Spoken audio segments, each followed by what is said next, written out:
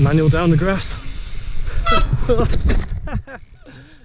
Alright everyone, this week I am doing something I have not done for a long time. Years ago I used to do comps and I've had a break for about 3 or 4 years now, but I'm going to do my first comp for a while. I thought I might as well film it.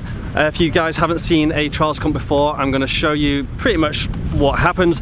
This is the first round of the Scottish National Champs and I'm here with Gordy and Ross, and basically I'm just going to show you what's going on.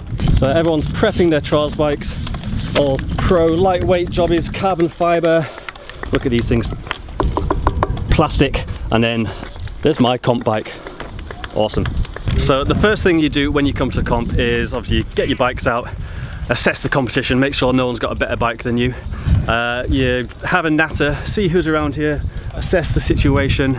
Is there any rivals here? Are there any enemies? And then the next step is to go and sign on and get your wee little punch card. Tell you what, looks like I've got some tough competition today. Alright guys, this is the point where I sign my life away, give some money in exchange for a little punch card. I need to see your signature and I need to see your address.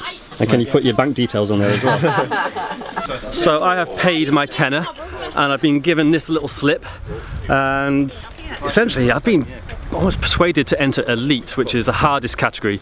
I'm going to get my ass whooped. Aaron, who's up on the hill there, is pretty good. He's going to be whooping my ass today, but should be pretty good fun. Thanks very much to all the observers for giving up their day. Thank you guys. 3 laps of 5. There's one just here, one just on the corner of the rocks on there, and then there's 3 at the far end. Don't drop litter, it's council land, and go and have fun. Right, so that is pretty much the starting pistol. We can go and look at the sections now, so let's do that. When you have been given the get-go, you come to a section. This is section 1 of 5, and we do each section 3 times. There we go. So I'm starting at number 1, and essentially what you do is you go in, walk the section, make sure you know exactly where you're going.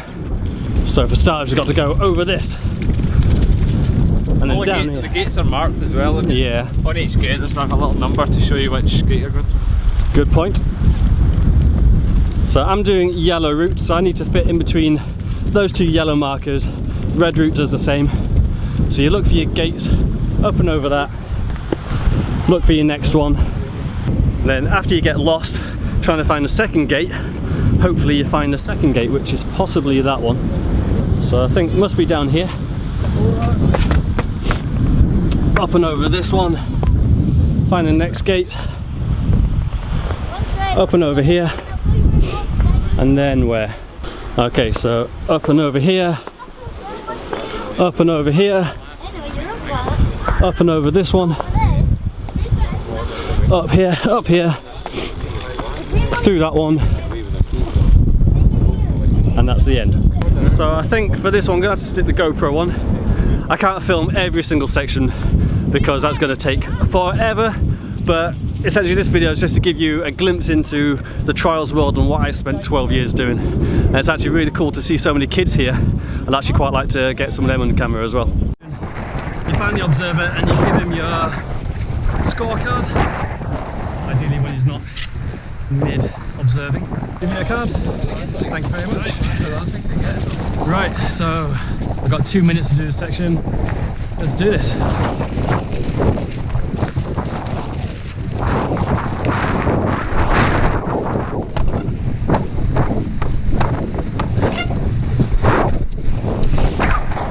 Tricky. Right, I have no idea whether my tyre pressures are good enough for this to let them down a little bit, but I don't want to get tyre fold.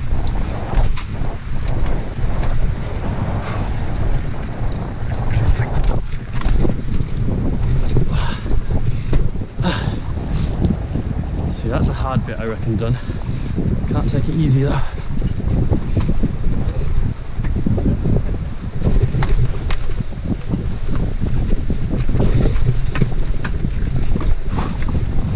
This is where I start to get amped already.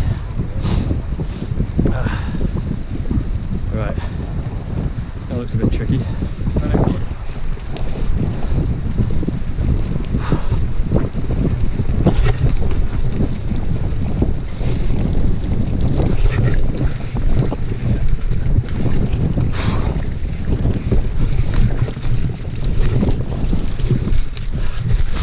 And that is the section.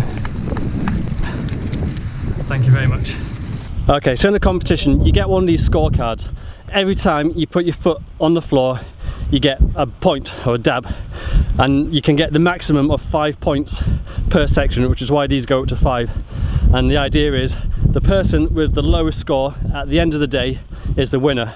So as you can see, I got a 0 on that first one, which is the best score you can get, and then the idea is hopefully you get full zeros, but I very much doubt that's going to happen. Aaron is my rival today.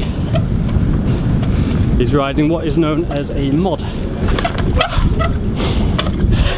Better on the bike than my feet. Ross's turn. Confident? Not really, no, but I do have my little elastic band here to stop my arm pump. I need one of those. And it has started raining. Ideal. Thanks for observing.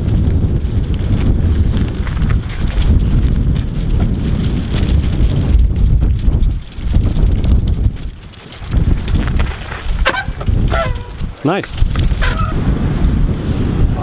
These rocks are actually really tricky to ride on. They're really niggly. You've got lots of little nooks and crannies out to get you, lots of off camber. Fortunately, they're pretty grippy. So I'm riding my Inspired today, which is a trials bike, but it's a long way off being a competition trials bike. The main thing is, it's just quite short. You see a competition trials bike, they're a lot longer. They don't have seats to save weight. They've got rim brakes because they're a lot more direct feeling. You don't have any flex in the spokes. They have a lot longer stem, again for a longer room, you can get more leverage, and a lot lighter carbon fibre forks and stuff like that. But I think in a day like this, one of the biggest differences is these guys have quite wide rims. So when your tyre goes off camber, it tends to fold on narrow rims. Like my rims I got on my bike, absolutely brilliant for street riding. With my harder tyres, I don't tend to get much tyre fold, but as soon as I start to lower the pressure to get more grip, anything off camber, they tend to fold a little bit, so I'm going to have to be really careful with that. What happened, Ross? So I got a 5 in that one. Ran out of time. Too much fanning about.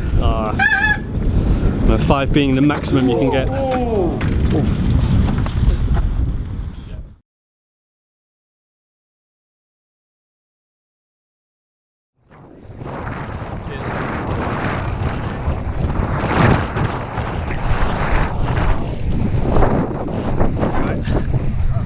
This section looks pretty damn hard. I don't really know how to do this bit. Get my balance.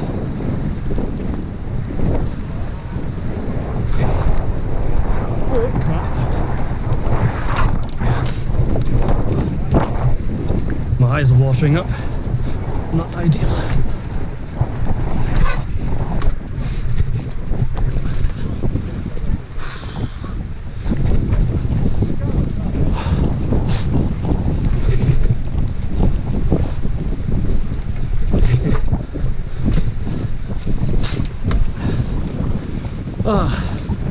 And rest. Minute 5 to go. Now I've got a side up. I hate side ups.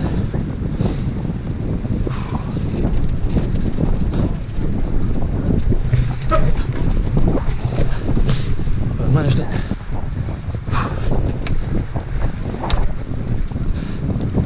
This bit. I'm not sure how to get over this bit.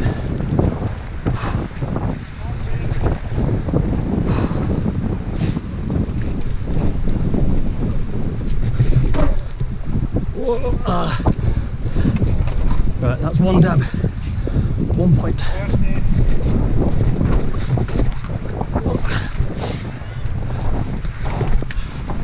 Serious arm pump now.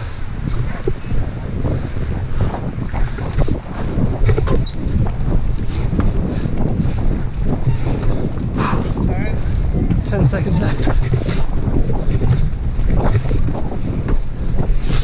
Whoa.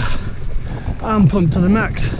Well, I put my foot down once in that section, so that's 1 point. I'm actually pretty happy with that. I wasn't too sure whether I was going to get through that one at all. There's nothing really big, there are no massive moves, but everything's like really niggly and tech, and I get really bad arm pump, but I'm actually pretty happy with that. It's raining a little bit too much for the big camera now, so I'm just going to have to do some stuff on the GoPro until it gets a bit better. I also forgot to bring my wing sock, so if I do get some wind noise, it's going to suck, but nothing I can do about it now.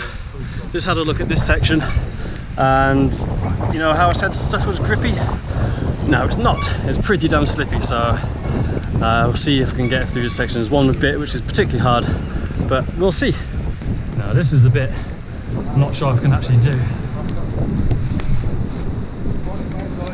Gonna have to try and be a bit sneaky here, I think.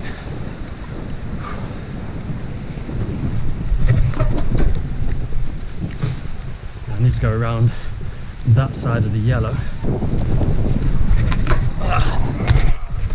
Close, but no cigar.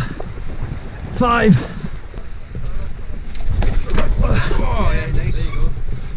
So I'm not sure if you guys remember, in a previous vlog I did a shout out for the Clydesdale Colts. Well, got a couple of club members. How's it going, guys? Probably going to get some rain on the lens, but that's the way it is.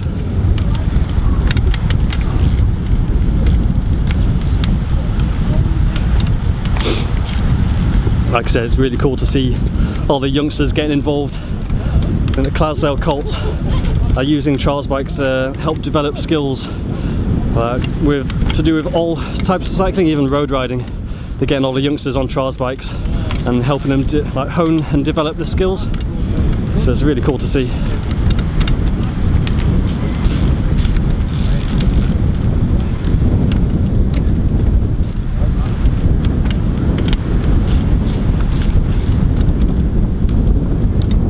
Go on, you doing well?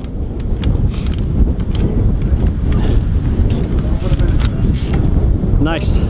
As a result of your very own self at the Royal Highland in 2014, Finn was the first colt to kind of get into this. Yeah. And as a result, the coaches kind of recognised that his confidence in the bike in general improved. And as a result, we now have a colts trial team, which at the moment is very much in the development stages. But we're just using these bikes to develop lots of confidence that the kids immediately then transfer onto their mountain bikes, onto the road bikes, but the mountain bikes in particular. So when they can track stand on these, front wheel lift, rear wheel lift, etc., they almost straight away move it onto their mountain bike. It's also been really beneficial from a cyclocross point of view, because some of the, it's a lot of mud and a lot of slippy stuff and slopes, and again the trail bike experience really helps. Awesome. Sweet. How's Gordo? He's sitting in an ambulance. So we phoned 999 for him. Yeah. And he's the gash in his chin's like that wide. Really? You could see his chin bone. Oh, not a good start. Not good. First move for the first section, smashed his chin on a wall. It's not good. Dangerous thing, trial.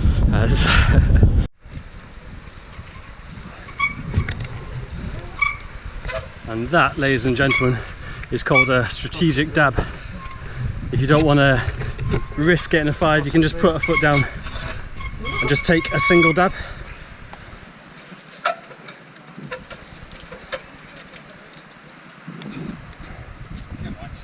Go on, Ross.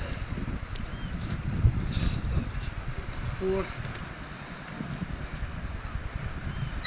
Oh, you're kidding.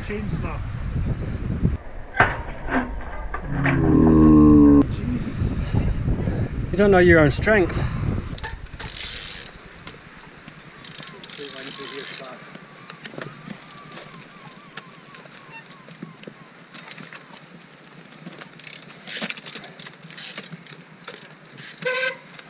That's a minute. Good work. Good stuff. Just the 2, not bad, eh? Bailey came and actually took part in one of the clan demos we did recently, so it's actually cool to see him in his natural environment. Doing pretty well at comps. Good work. These brakes warmed up.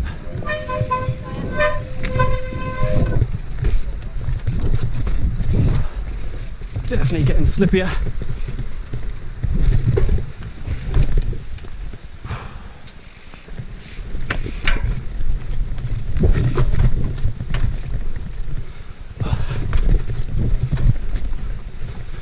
So you see rocks like that and then you hope it's just gonna grip. It's really hard to tell. I know. They're pretty grippy. I'm just getting mind over matter. I'm just trying to give them That a... one is grippy, exactly the foot. Yeah. Just kind of... Same as last time. Just trying to tippy toe on them.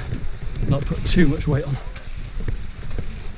Yeah, that just like the corner there is grippy. It's got a nice roughness to it. I hate this bit.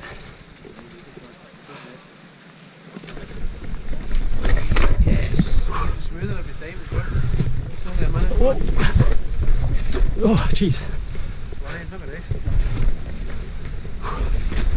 Whoa. Oh, knock you, it's slippy. Yeah.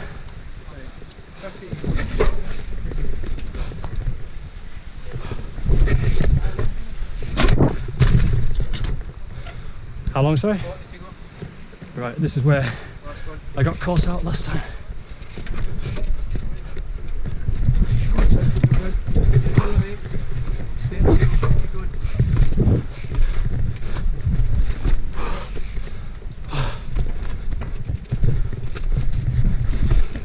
Yay! Clean! Oh, thanks for observing.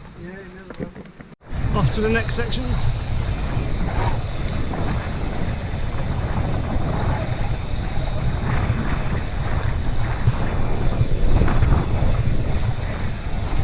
Right. Whew.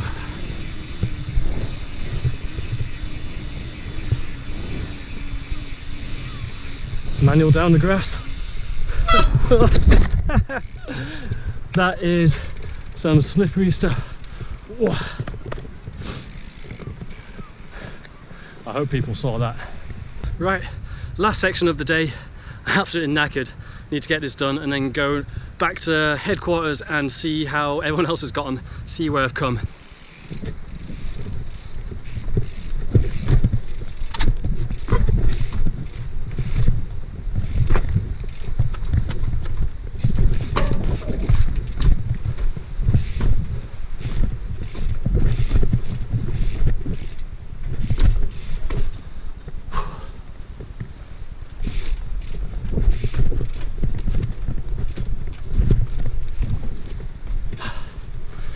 Gap.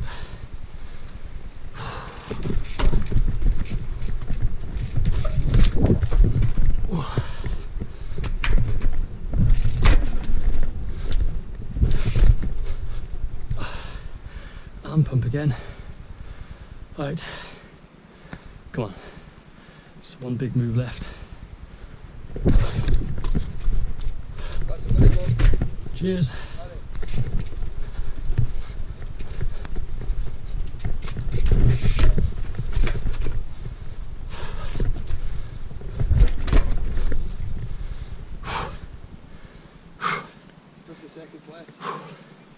Come on, don't mess up this last bit.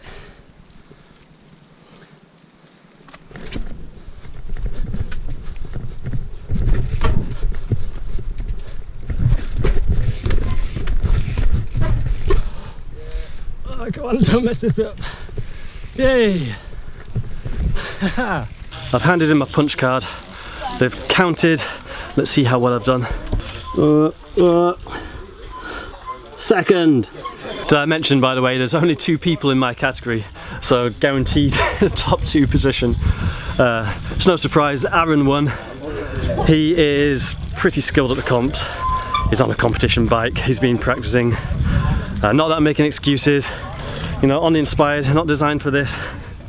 Nah, I was not expecting to win at all, but you know, second place, pretty happy with that. And got through a few sections, managed to clean some. So overall, pretty happy. How do you guys find it? Good. Yeah? Do you know what positions you came? Yes, first. First? Oh, we have a winner. How do you guys do? I came first. Ah, first. Oh, How'd you do? Second. Second, still really, really good. Well done, guys. This is the best bit. It's medal time. Hey.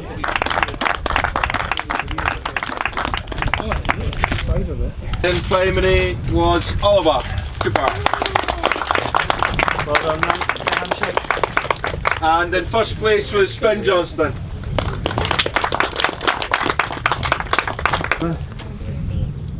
Hi guys.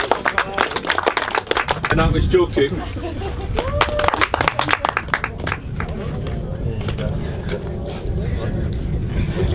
gonna stay for photos? Get you applause. Well done. There you go. And you're in. And second place in his once only a year event ride is Simon Duke.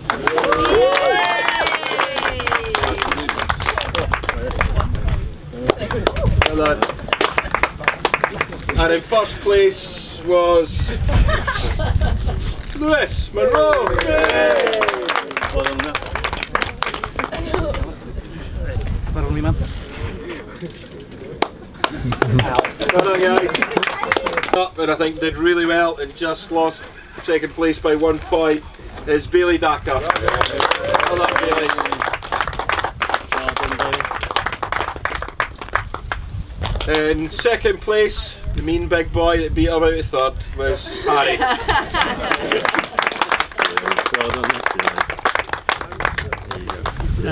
done, And in first place, by a wee way, was Stuart Robertson. Well done, man. There you go. And you're in. Well done. Yes. Really?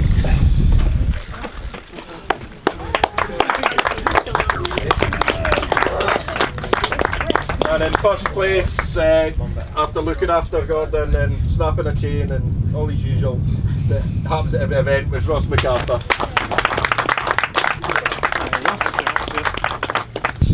Was Ali C. Alpha Good, thanks for coming, Ali.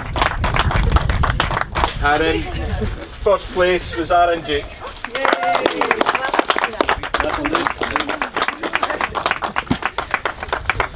So thank you all for coming. Thank you, Kevin. See you all next time. Thank you, Kevin. That is the end of the day. That is a bike trials competition for you guys. It would have been cool to have gotten a bit more on the cannon, but it's chucked it down with rain. You can't control these things. Ross had some mechanicals. He had to look after Gordo because he's got hurt. Hopefully he'll be back soon from the hospital. See how he's got on. But hopefully the GoPro footage would work. And that is essentially what happens at a bike trial competition. You have to go and ride 5 or more sections multiple times. Don't put your foot down, don't put your hands down, don't touch your bike parts against the rocks, and the person with the fewest points at the end of the day wins. So if you do want to get into comps, have a look on Bike Trials UK's website. What's the Scottish trials? I think there's a Scottish Facebook page more than anything. It's better to check out Facebook. Scottish trial. I'm not sure. I'll find it for you. Yeah, I'll put a link in the description if you want to get involved with any of the UK clubs. Have a look there. If you're abroad, just have a look, see if you can Google your local clubs and get involved. It's a brilliant way for kids to learn bike skills, even if they don't like continuing trials. It will help with every other type of bikes. So get to a comp, give it a try. If you don't like it, that's fine, but it's definitely worth doing if you want to get some skills. So I hope you guys enjoyed this. That's a goodbye from me, a goodbye from... Thanks very much, guys. Thanks for watching. Okay, that works okay. Is that better? That works alright. And yeah, I'll catch you guys next time. Bye bye. Keep it. Yo, so got a bit of a different video for you this week. This weekend there's actually 2 events I wanted to go to and I had to make a choice. Now, having the MX-5 kind of made the choice for me. One event was an enduro and they're usually a 2-day thing. You go, you do the day's practice, you stay overnight and then you do the race. However, I haven't got my motorhome yet, so The other thing that was on this weekend is we have a trials competition. So that's just a one-day event. I can just nip up in the MX-5, get the comp ridden, and should be pretty good fun. We are in Kinlochleven. Is that how you say it? Kinlochleven? And one of those. And this is a popular place for motorbike trials riding. If you are into motorbike trials, you've probably heard of this place or been here, and I've always wanted to come ride here, so it's pretty cool to be here today, and it's not raining, which is absolutely fantastic. This is the first time driving my MX-5 on these like B roads up in Scotland, and oh my god, I can understand why people love these cars. That was the most fun drive I've had for a long time. And if you are wondering, yes, my bike does fit inside an MX-5. So I'm gonna go sign on. I'll try my best to film as much as I can and let you guys know how the day goes. Ideal. Thank you very much. Thank you. See you soon. And absolutely brilliant to see so many taking up the challenge of the Chinese year of the returning trial rider. So special welcome to Tim and Ali. Ali did actually ride in a comp a couple of years ago, but I think this is your first time for 7 years. 7 years, so brilliant, absolutely brilliant. Have a great time, go and enjoy yourselves. So you've been practicing the sections, Ross? Not at all, no. No? It was set up yesterday, but never had a go at all. What bike are you riding today? I have a Mark II Ashton Justice with added LEC saddle with bolts from about 10-12 years ago. Oh, that was my saddle, everyone. So yeah, if you don't know, I actually rode for Ashton bikes, I can't remember, was it 2006 or 7? And yeah, Ross actually got one of my old frames not that long ago, which is now obviously taken apart and stolen the saddle off. Why aren't you riding the long comp one? Well, I like the steep head angle on this one, the short wheelbase, and yeah, just the style of it really. Fair enough. I've had Tim in the video before, haven't I? Yeah, I've had Tim in the video before.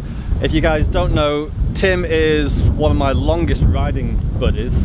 We met in Wales way back as like 2004 or 5, something like that. I think it was even before that. Was it before that? It might have been before that. It was a long time ago.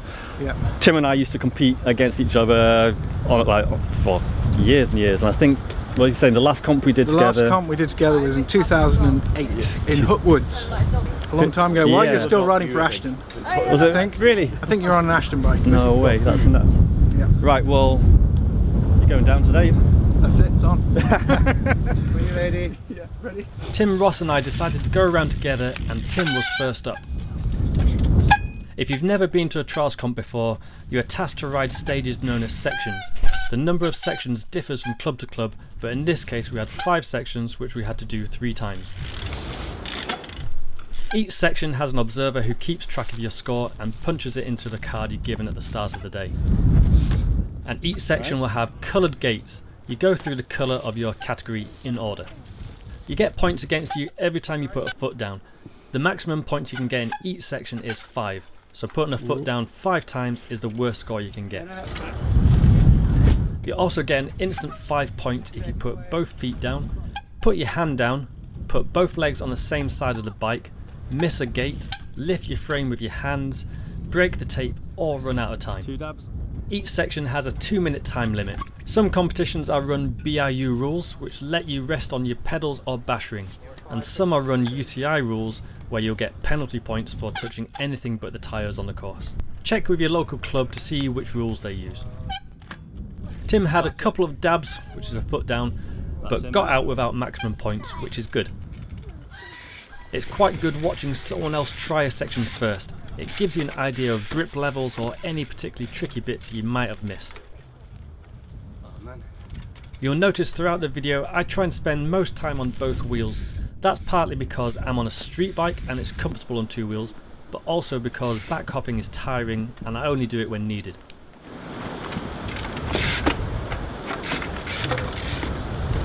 Now the end of this section was a bit of a concern to me as it was pretty tight. If my bike was longer, I could attack it from the right and just put my front wheel on top of the high rock, but I had to try something else. Annoyingly, the flag post got stuck at my wheel, which threw me a bit, making the end of this section pretty messy. In the end, I dropped 1 mark, which is actually pretty decent. By the way, it's always good practice to thank the observers. They're usually volunteers and they've given up their time to come and do this. Ross was up next. This side up had a small takeoff which made it harder to be accurate. Ross lost one mark here, but noticed that once his foot is down, he makes sure he gets his bike up and into a position that allows him to continue. That was awesome. It's good practice to make the most of each dab. Nice. Some comps will tape boundaries to each section and some will leave them open. This comp had open sections which leaves room for some pretty sneaky lines if you've got the time to do them. He's got a plan. Ross tried to take advantage of the lack of tape by getting up past the gate on the top rock and approaching it from a better angle. Unfortunately, it meant he had to ride further, which tired him out and made it really tight for the time limit. Ross ended up running out of time and getting maximum points. Unlucky. I wonder if he'll try the same next time. After he caught his breath, Ross was the guinea pig for the next section. This one was shorter but had a particularly tricky side up that favours the left foot rider. Ross, Tim and I are all right footed. This is the most difficult part of this section. The difficulty of riding natural never really shows on camera. You can't see the way the floor has little bumps and dips that catch the wheels, or the angle of the rock we need to get up. This wasn't a big move, but it was technically hard. A good effort, but a single dab dropped. There was a smaller and less technical bad way side up after the first one, but Ross dealt with it with no issues. It was a simple route to the finish which caused him no further dabs. Nice. Tim had a good try but lost his balance when on the bash, which is easy to do especially with bigger bash rings. Old school bike, old school technique. Again, like Ross, Tim comfortably cleaned the rest of the section. Nice. Now it was my turn. I wasn't feeling particularly confident about the side up, but was hoping it would look nicer once I was on my bike. Unfortunately, it didn't look any easier once I was there. I decided to try a bad side up like the other guys, but I just couldn't commit to it and ended up losing my balance and getting maximum points. The most awkward, horrible thing. The next section started with a big jump which Ross missed the timing on, resulting in a quick 5. Well, I still got 3 more tries, Ross.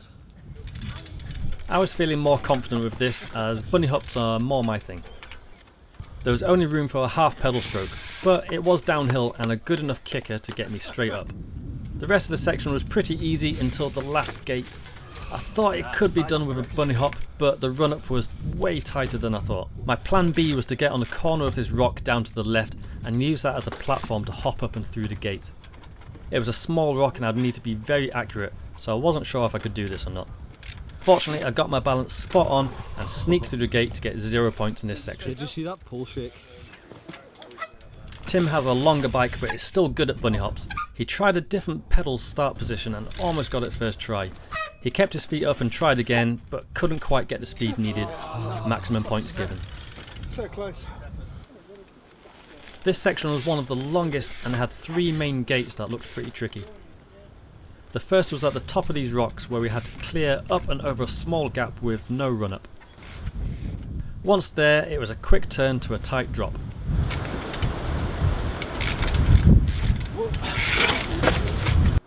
The biggest obstacle was this bigger rock. Again, there was no tape, so sneaky lines were allowed, but I wanted to try and side up to the top. Unfortunately, the rock was a bit slippier than I thought and I dropped 1 dab. A steep roll down followed. I don't think enough people do roll downs these days. And then a fairly tight side up. This was to my good side, so not as hard as the previous ones. But it was a windy day which didn't help. It wasn't a stylish hop, but it worked. All that was left was a few easier moves to the finish line, although it's often the easier stuff that can catch you out, especially when you're tired or in grass that can hide small rocks. I managed to get out for a single dab, which I was happy with. Tim made the first gate look easy by going to the lower ledge rather than straight to the top.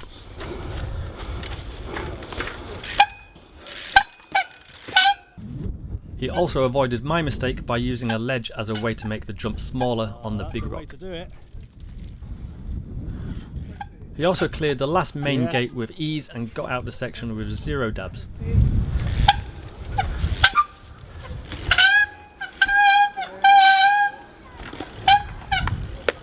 Nice. Ross thought he'd try my idea, but got the same result. Same as me. He tried a different idea on the last gate, which didn't work out either. We were up against some pretty skilled young riders today. We've got to keep an eye on them. This was the most difficult section of the day in my eyes. It had a technical drop near the start and then 2 difficult gates later on. This was another technical side up. It didn't have a great takeoff and the gate on top was too tight to fit a bike sideways through, so you had to go a lot straighter than I'd like. Tim tried to go to his bad side again, but had to drop a foot. This was the last big gate and was super tech. Tim resorted to a strategic jab. That's where you put a foot down in an optimal place that allows you to lift the bike up to the top of an object. It's less tricky than trying to move and potentially dabbing in an inconvenient place or even falling off, but you throw away any chance of cleaning the section. Some people are more willing to strato dab than others. There's a skill in doing it, but I'd rather people try to clear sections rather than play it safe, although I might have to eat those words.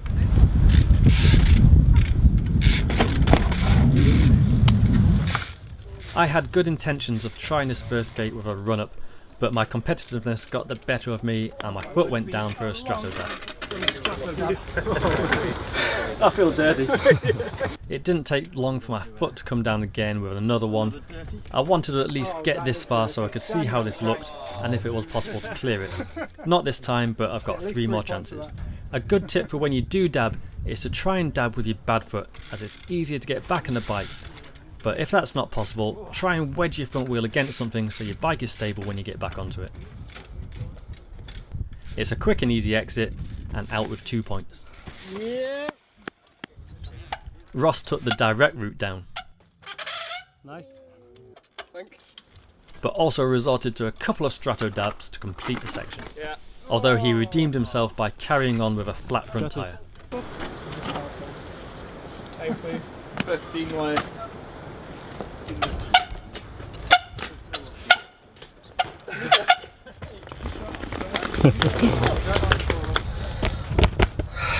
Good effort. Got through, cheers. So that's 1 lap done. Now to do it 2 more times. This section went the same as on the first lap. However, I wanted to try a different approach to this last gate that I struggled with before. I felt like a straighter attack would give me a better chance, and I was right. It was a bit of a risk, but it paid off. 0 dabs this time. Tim tried a similar idea to my last lap, and it may not have been the prettiest, but it worked out for him. Ross did try his sneaky line again. He was still very tight in time, but fewer mistakes saved him seconds, and he got out of the section.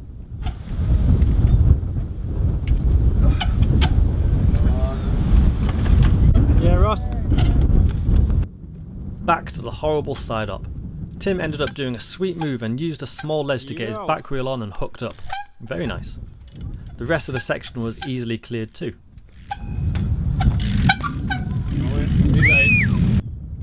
I chose a risky strategy, trying it to my good side. Doing it this way made the jump a lot bigger, but it felt like I'd have more control. It kinda worked, but I'm not very happy with it. The second side up was nastier than the guys had made it look.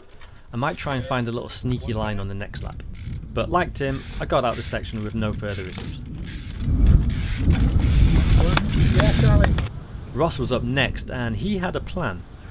He got a couple of hops run up and actually did a really cool wheel swap straight up to wheels. Definitely the nicest one yet. Oh. He did make a silly mistake elsewhere, but got out of the section with a good score. Good work. I feel Tim was annoyed this section beat him last time, so I wasn't surprised he got it this time round. On the last gate he ended up going for the main straight line up the rock. I'd considered this, but thought the angle would be hard for the tyres to grip. Seems I was correct. I really enjoyed this section last time, especially the first gate. Even though I cleaned this on the last lap, the final gate wasn't a guaranteed clear. I tried to repeat my line, but my accuracy wasn't as good and I couldn't put all my effort into the jump. I thought I was going to fall back for a 5, but I spotted the tree and made an unusual dab which actually saved me. Ross's luck from the previous lap didn't improve. An unfortunate dab made it impossible to save despite his best efforts. Oh, I've got seats over here. Yeah, we're semi-street. I know. Back to the longest section, the first few gates not causing too much difficulty.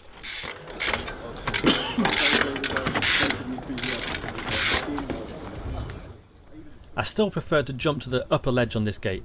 It feels nice and is a move I do a lot. Unfortunately my camera batteries ran out before I got to this point, but I took the same line Tim does here, although I think Tim got it a bit smoother. I managed to get out for 0 points, which I'm really happy with. Tim tried a sneaky line across the last gate, but the rock was angled so much his tyre folded and threw him off balance. By this time he was getting tired and only had a few seconds remaining. Yeah, it's an unfortunate 5. Strategy. Ross was determined to get this side up, but had the same result as last time. He then had an unfortunate crash when his back tyre got caught on a root as he kicked up the back wheel on his drop. Another unfortunate 5 points. I managed to be a little bit more controlled on the first drops in this section.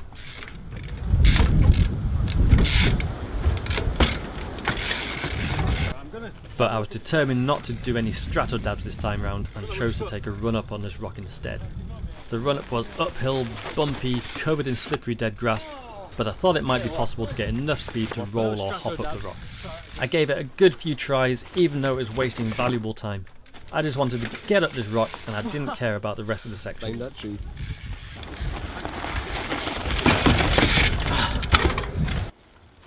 In the end I had to admit defeat. I'll dab up it next time and see if I can clean the next gate instead.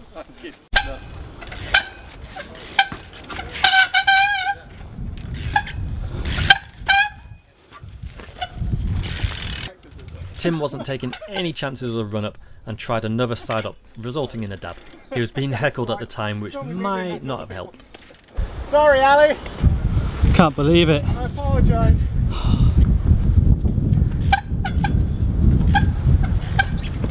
More tyre fault almost cost him points here, although it did lose him his style bonus. You're having a moment there. Cheers, Ross.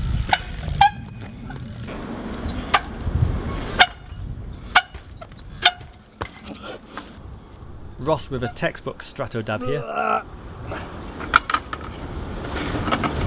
Disco stretchy jeans on. But to be fair to him, he gave this one a really good attempt. Oh! No, you get respect for that. Dirty left. Nice. Just to add some confusion, we decided to ride the last lap in a different order to save some time. So we're back at the long section again. Definitely noticing a little bit of tiredness creeping into Tim's riding now, although he did smash the sneaky line around the last gate. No sneaking from me on this lap though. I want this hop. The attack paid off, but only just. I ended up doing a combination of Tim and Ross's ideas to get through the last gate. Ross was also determined to get this hop on his third attempt, and he actually got it spot on. Yes. Unfortunately, he couldn't keep that momentum going, and cracks were starting to appear. Because of that dab and general tiredness, he was getting tight on time.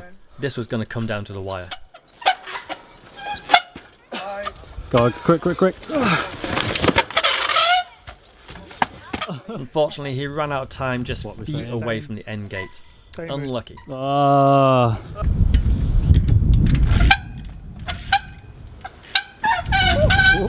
Tim repeating his strato dab success one more time.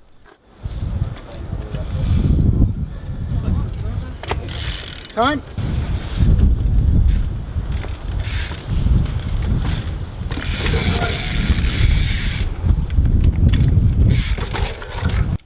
I also stuck to previously successful strato dabs as well. You can do it. However, that strategy changed for the hardest gate. I wanted to go for glory and try and clean it. Come on, Ali. Show us how it's done.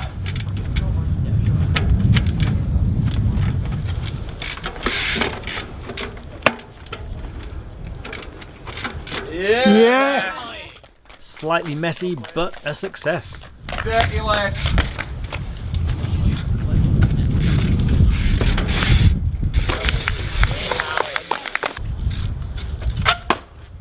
Ross with a valiant effort too. Good effort. The tiredness really starting to kick in now. Trials is extremely exhausting at the better times, but especially if you've not ridden for a while.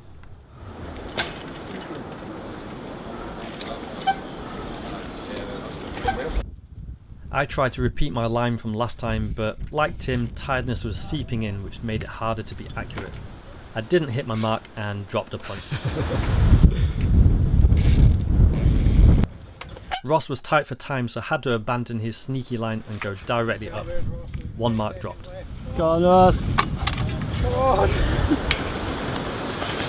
Yeah.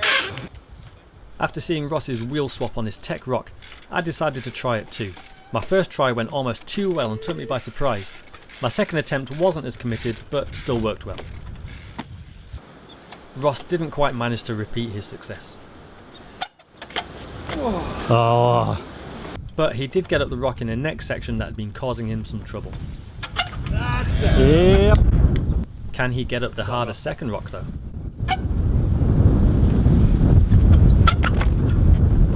Oh. Not quite. Looked like his pedal got caught on the rock when he wasn't expecting it. For the third lap, I thought I'd try a sneaky line from the opposite side. It's risky, as if I lose my balance I'll have wasted a lot of time. It's also an awkward setup without much space to ready yourself. It's a one hop and go type move.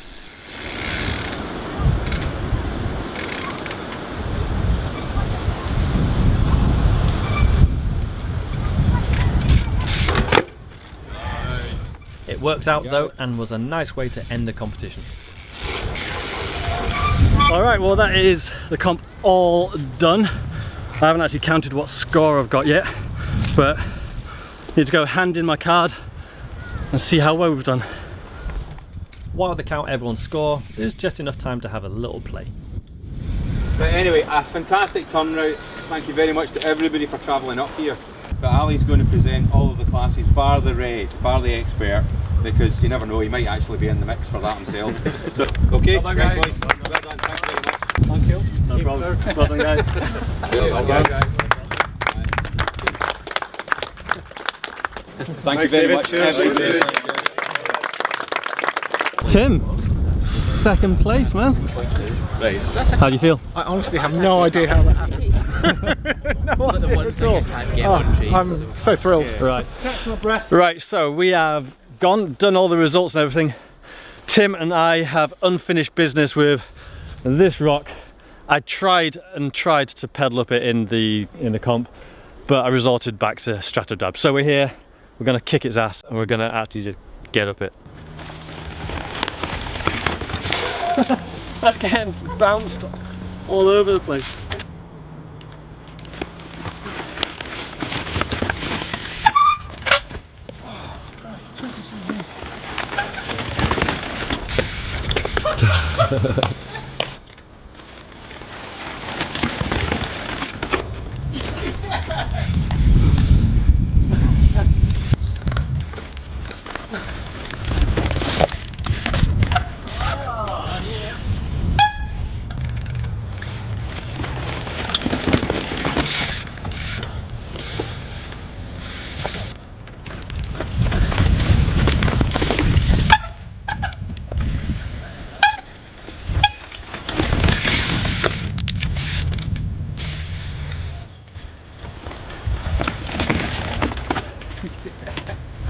Oh man, that was rad.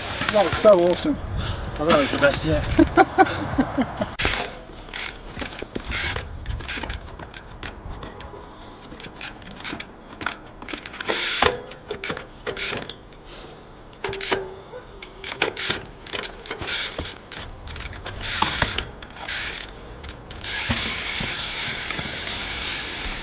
Right, that is the end of the day. I am absolutely stoked to have got first place, even though Aaron, who is an elite level rider in Scotland, yeah, he wasn't competing competitively. I'm still stoked to get first. That's awesome. Maybe a comeback for the comps now. I just want to say massive thanks to all the riders that turned up, the organisers, all the observers. Yeah, without those guys, this just wouldn't happen. And if you are interested in getting to some of the comps, if you're in Scotland, I'll put a link down below. If you're in England and you want some comps in England, I'll put links to some clubs down there. So even if you're a street trials rider, get into a comp. Absolutely brilliant. It's good for your fitness, it's good for your bike skills, great for your balance. So yeah, even if you've never done a comp, I'd recommend it. It's good fun. I've now got an absolutely fantastic drive home in the MX-5. I'm actually really looking forward to this. And yeah, I don't know what next week's vlog is going to be. This was a surprise one. Hope you enjoyed it. Get out, ride your bikes, and catch you next time. Oh, and if you want, I've got Patreon, so yeah, link below. Join that if you want. Cheers, bye bye.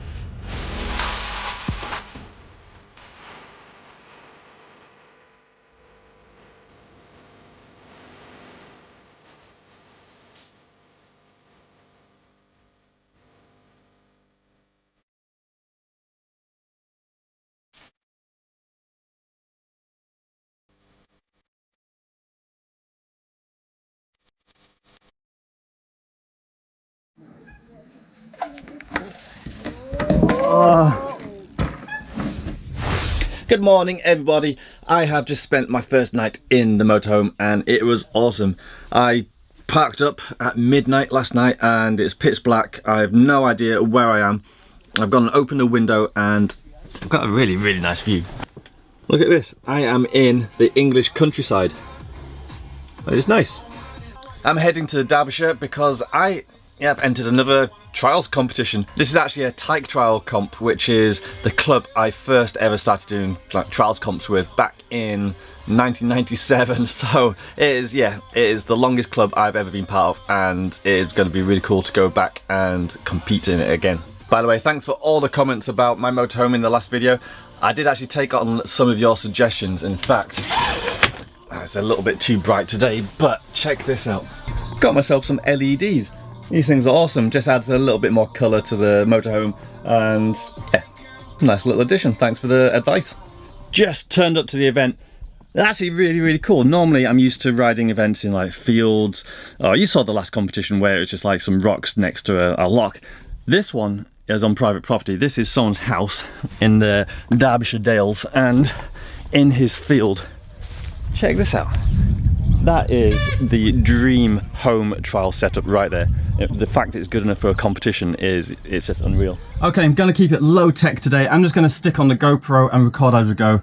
Last time it was really handy because I had the Canon camera, but that did mean I had to steal people and get them to hold the camera and stuff, and it also made a really long video. We're gonna start in 5 minutes. Here we go. First section.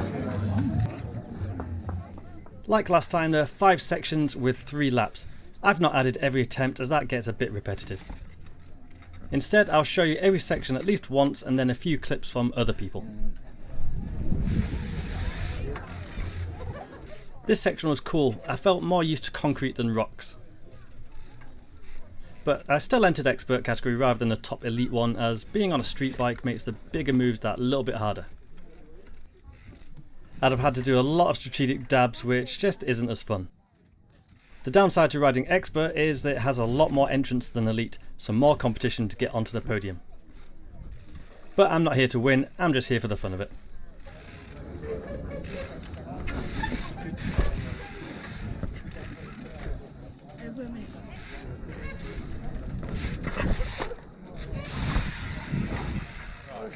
This is Cap, who works at Tyre Bikes. He's wearing some pretty baggy trousers that I had to try really hard not to tease him about. Turns out riding in skinny jeans isn't such a bad idea after all. This is Andrew Chai. I've not seen him for about 10 years. He's been a regular on the British and World Cup circuit for years now and is a big hand in helping try and promote the sport. Another rider from the good old days, Stan Shaw. I used to work with Stan at Tyre Bikes. He's not ridden trials for about a year, so it's good to see him back.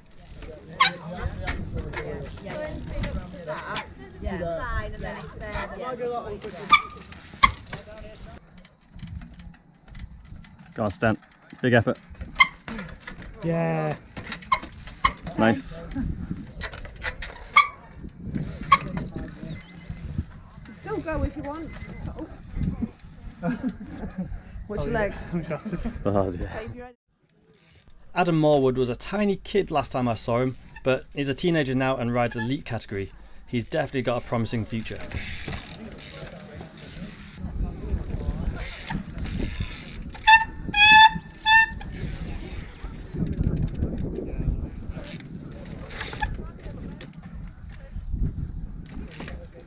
Nice. Aye.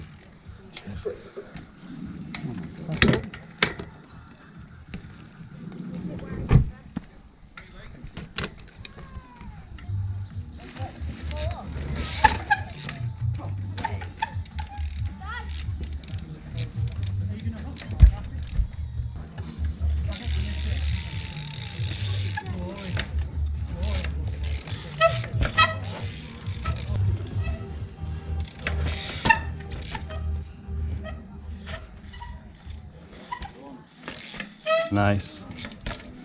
Time, please. 1 minute. We've got chickens over here.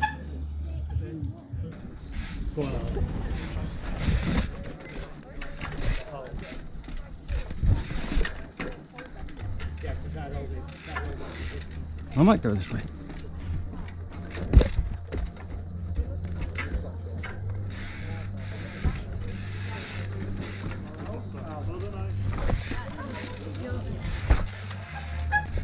Big run up.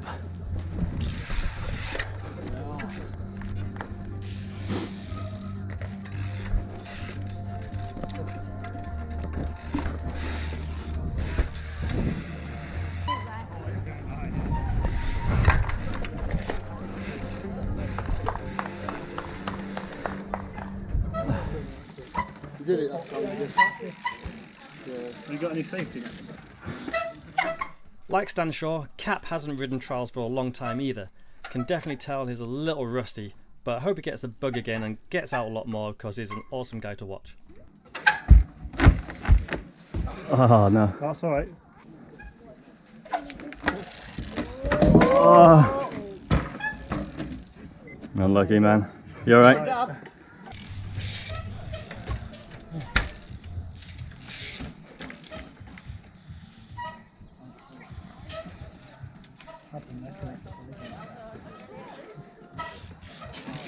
Nice.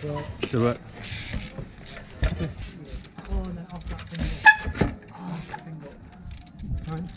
One forty.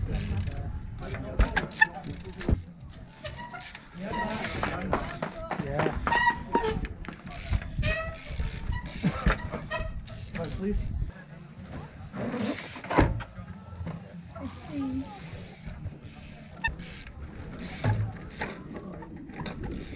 I didn't know I get to go back.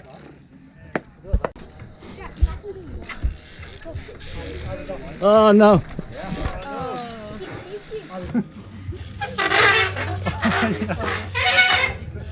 Keep it, keep it. Yeah. That was a bit hard, that one. Yeah.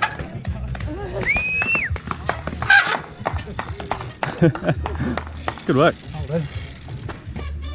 Thank you.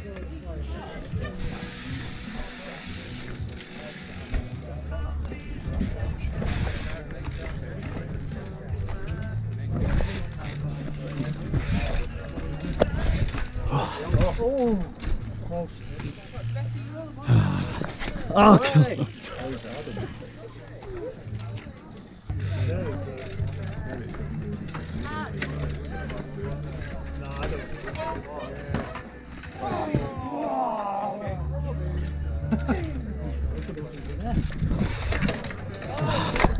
No, too much for me. Nice, keep it.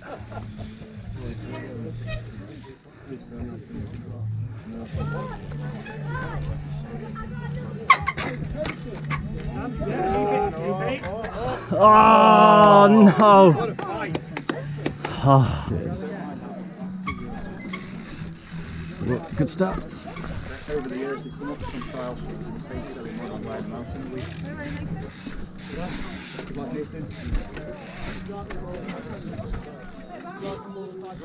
What's this side up malarkey all about?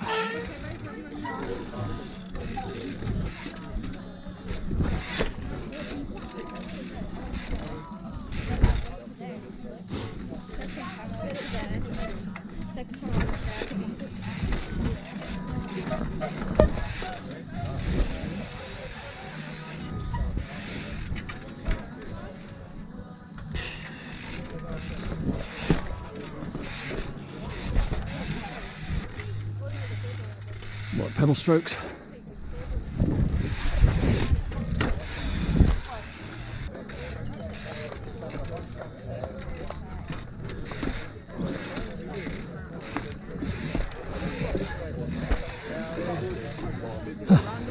Cool, you good? Yeah, good. Nice one. I'm now one of the last riders left, so I tried doing this section a little faster so the results could be given and I could have a bit of a play afterwards.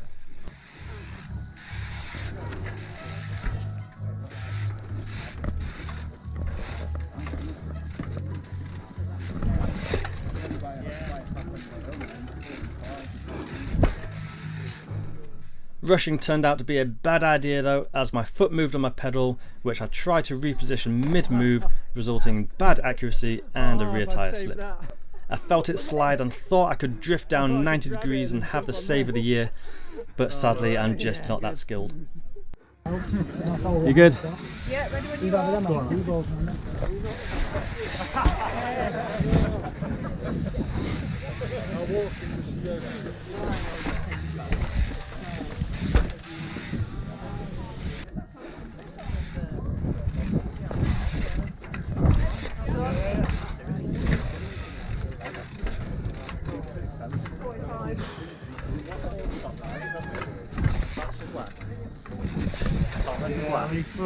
Cheers.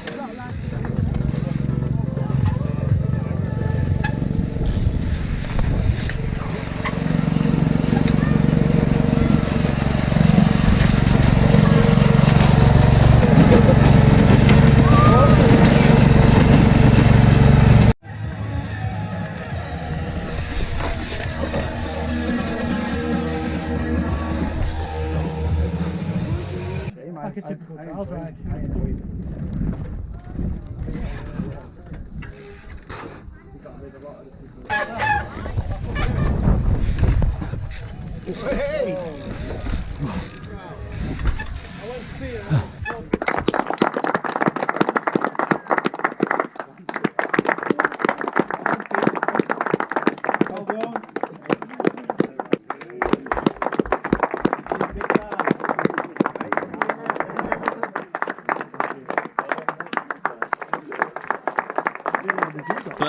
Yeah, comp's finished, so now it's playtime. And before we do that, I've got a friend.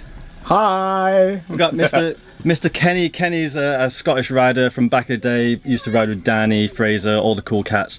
And he actually lives pretty close to this event today. 20 miles away, so yeah, thought I'd come across and see what's happening. A wee nice surprise. So yeah, made him a cup of tea and he's offered to potentially come and film a couple of things. So I'm going to do this on the posh camera and try and make stuff look good. So yep. Let's do it.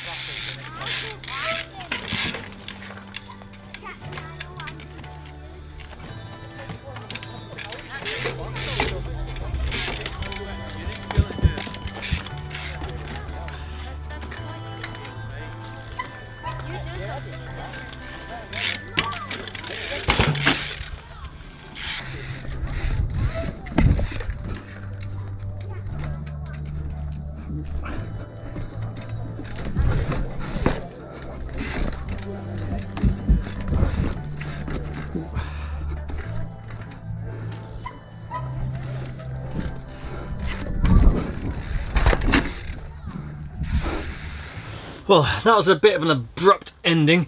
Essentially what happened was I got absolutely knackered. We also had the UCI Downhill World Cup on at the same weekend, and the owners of the Darbyshire Bike Trial Centre kindly let me watch it in their house. So, finished the comp, absolutely knackered, watched the UCI Downhill, then I had a 5-hour drive home. So yeah, I kind of forgot to do an outro to that video. So I'm now back in Scotland, back in Glasgow, and I'm actually parked up on the street outside my flat.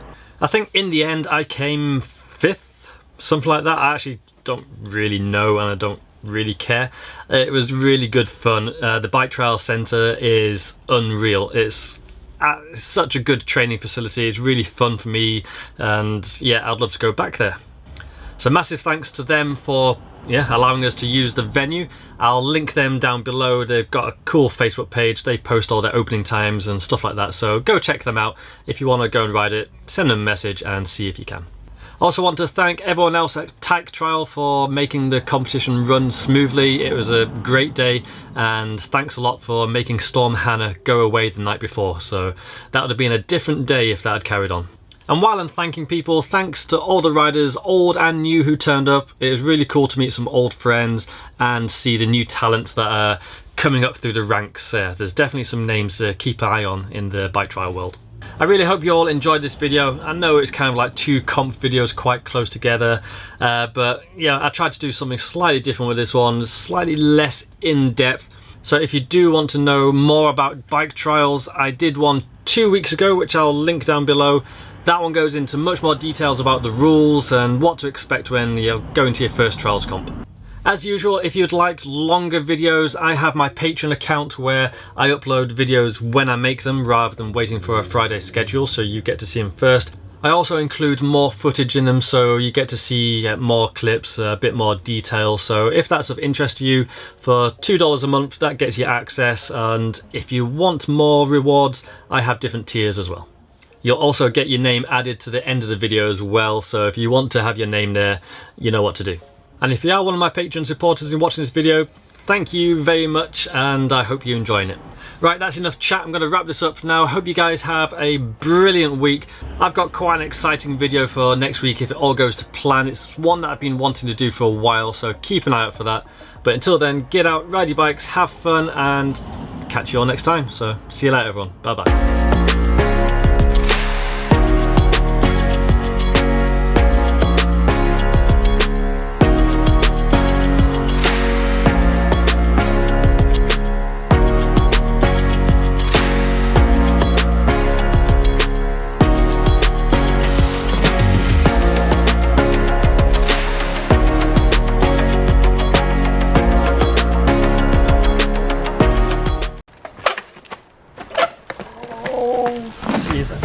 Good morning everyone, or good evening by the time you're watching this. I am doing another trials competition.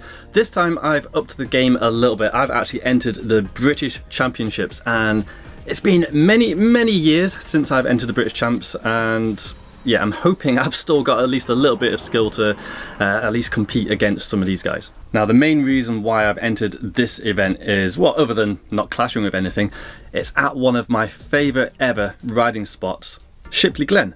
And if you've never been to Shipley Glen, it's where Jack Carthy, current world champion or multi-times world champion, trains a lot. Chris Akerig rides here a lot in a lot of his videos, and it was really close to where I grew up, so I used to come here most weekends. I've made a few changes to my bike to make it a little bit more like the competition bikes I used to ride, and I'll show you that in a second. Now, I'm a bit of an old school rider, and competitions are where I first started doing bike trials. And I started on a 26-inch bike with a saddle and stuff, and it wasn't actually too different from a modern day street trials bike. But to bring it old school, I've actually changed a couple of things I want to show you. Now, the first thing you'll notice, and this is something you don't see at all these days, is I've got a little tiny saddle on it. Now, back in the day, all trials bikes pretty much had seats other than a few 20-inch bikes.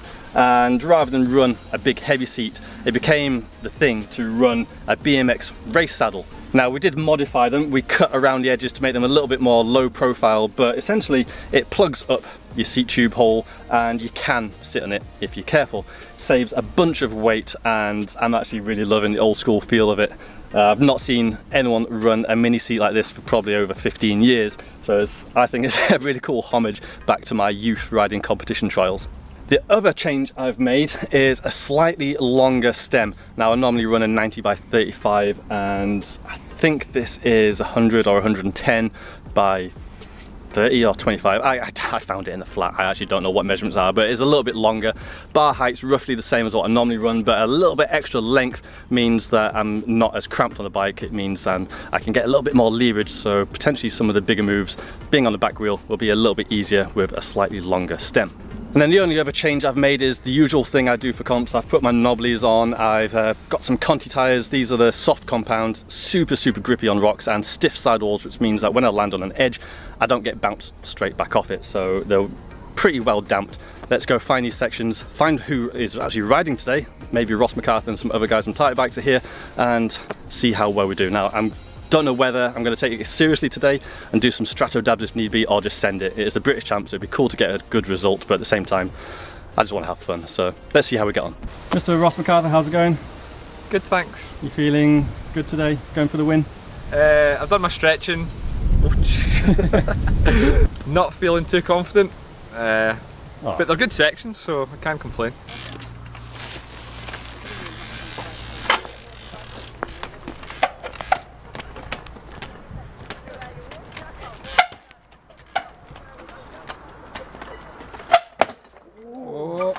Ah, Ross.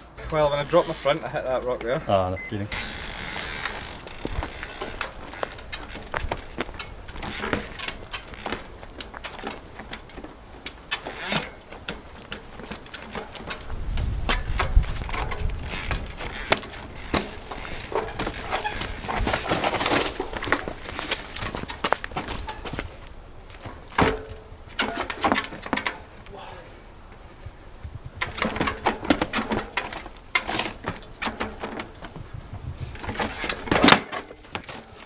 Got it.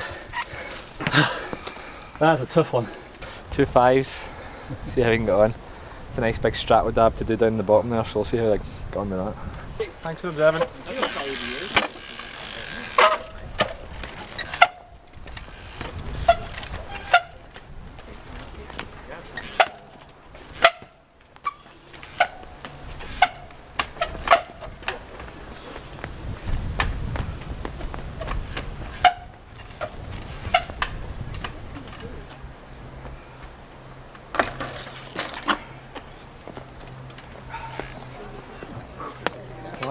How's it going?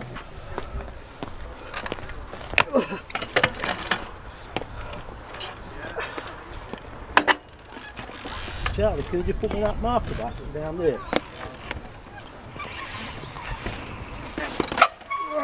Ah, Ross. This looks like a really hard section. Strato jab down there looks disgusting. And yes, I am going to strato jab it. I feel ashamed.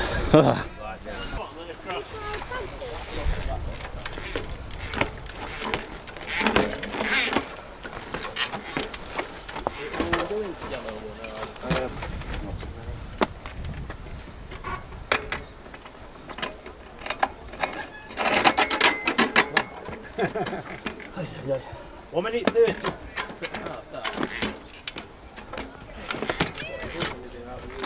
Oh, you're kidding. Did not expect that.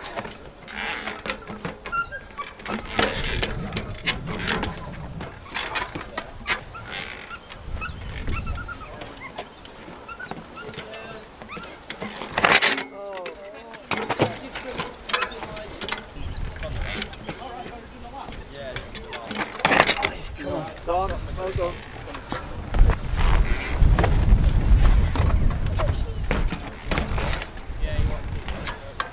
15. 10 seconds left.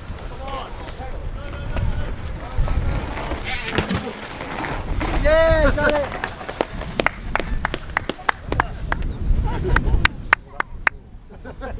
Definitely out of practice at the minute.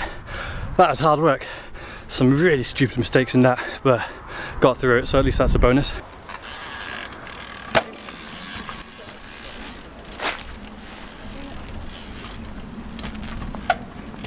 Yeah, Ross.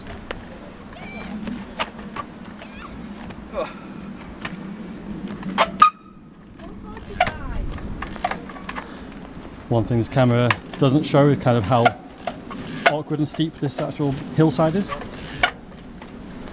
It looks really small and niggly on the camera, but you're actually on a bit of a slope, which makes it pretty hard. This gap to front's bigger than it looks as well. Nice, Ross. Smooth. 125. Yeah, Ross. 10.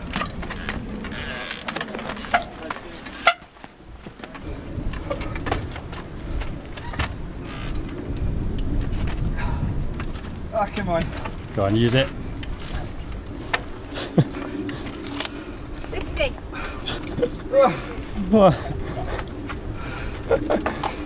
There's some shapes there, Ross. 40.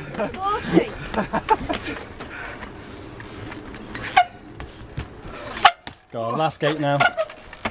30.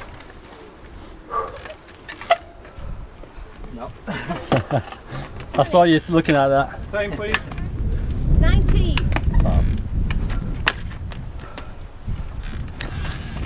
Nice.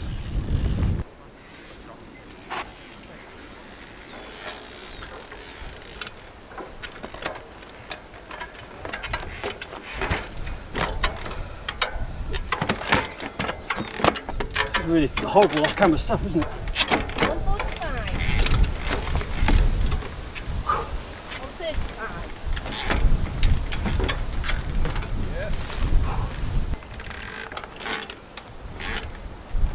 120.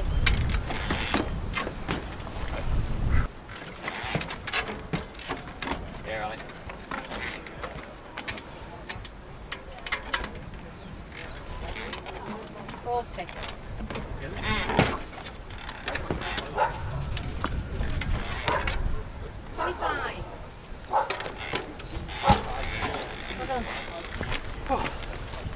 That's a bit better. Cheers. Okay. What was that, a clean, Ali? Yeah. That was a clean.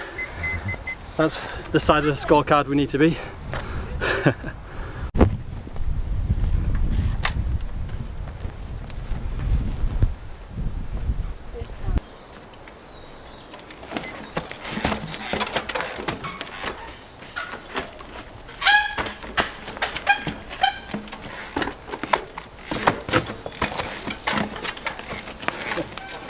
Sketchy.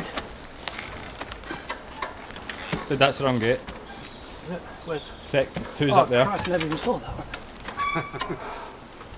Really? Yeah.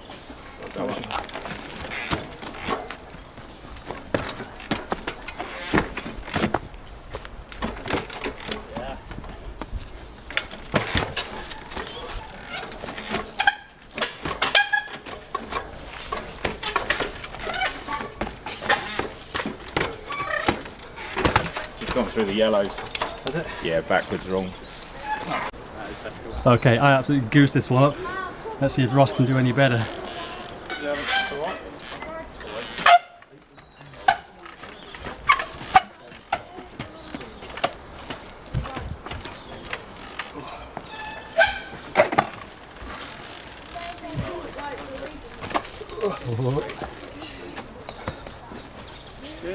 Trying to watch where I put my feet as well.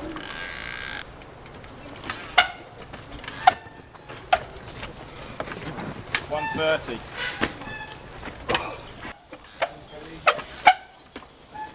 Nice.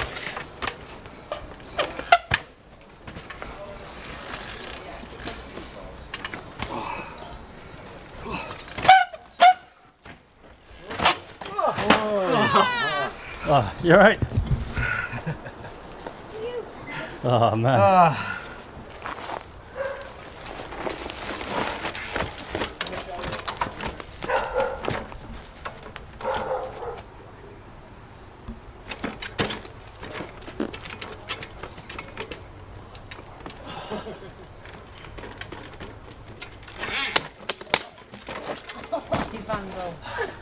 Yeah, that is a horrible first gate.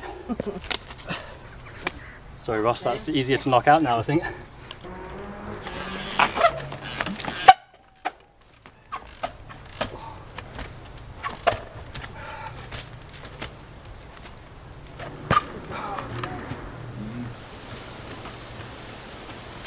Go on. Yes. Oh no. Yes. Right. 1 minute 27.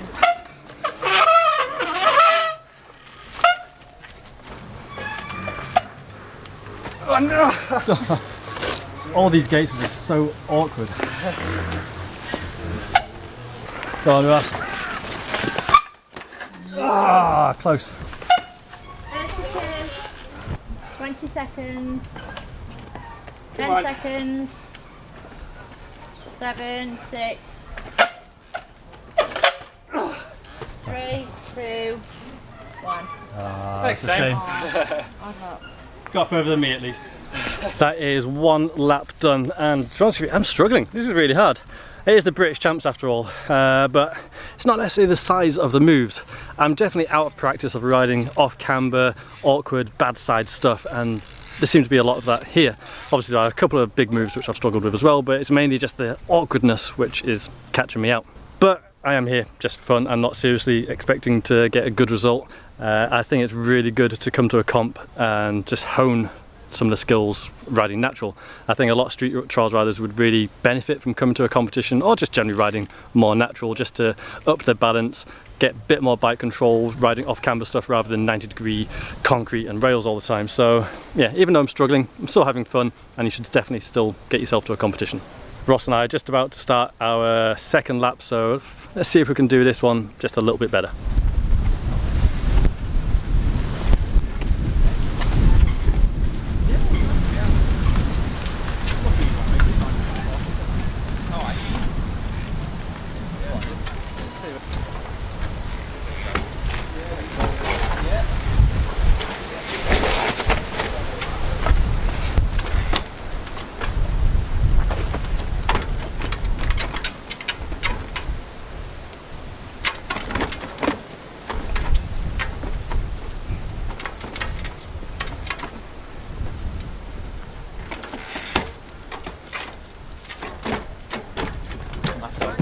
Yes, Sam.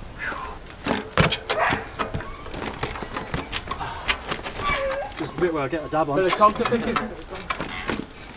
What? Conkers.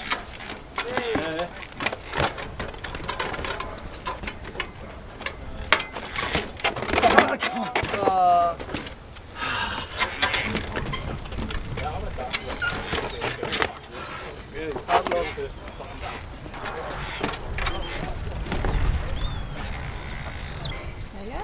Thank you very much. Cheers.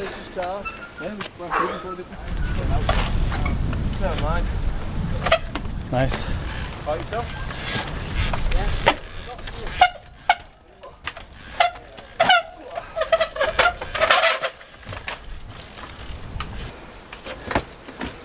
Pretty horrible, eh? Yep.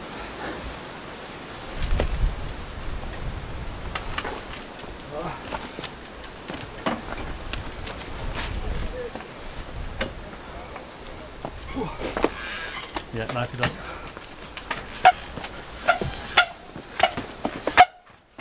I can't see, I can't see. How was that? Well kept. Ah, well kept.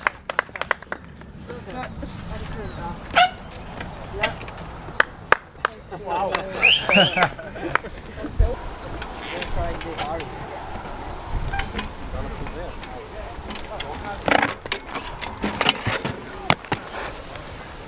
Fail. 10 for style, going enough. Just had to go for a wee jog, you know. Struggling with fitness, so need to go build it up a bit. Yeah, well done.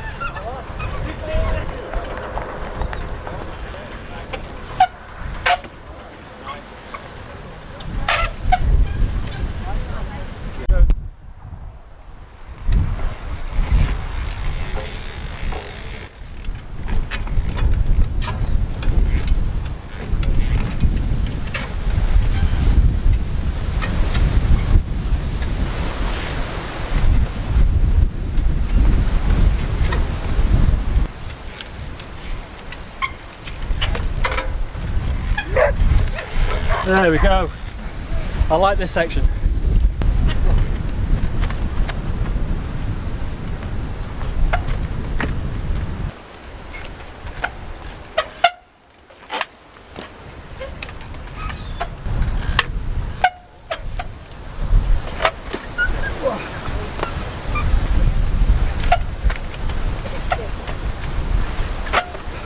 Yes. 45.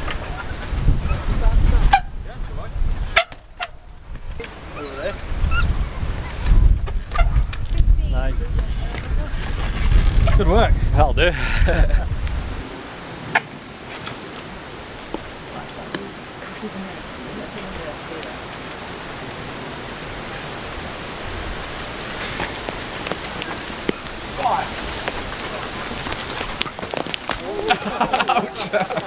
Getting hit with conkers here.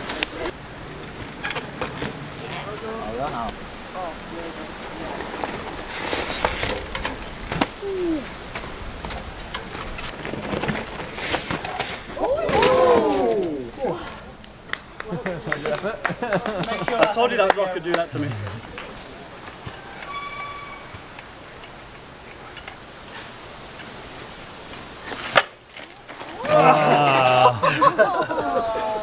Slippy rock. That's a Ross for you. Ah, Ross.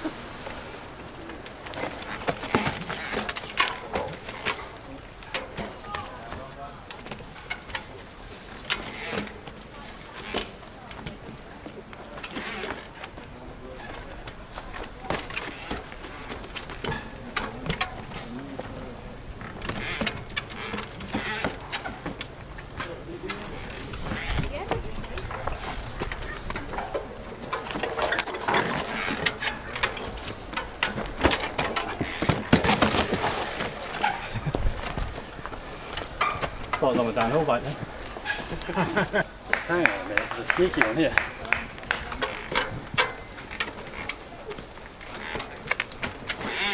Nice.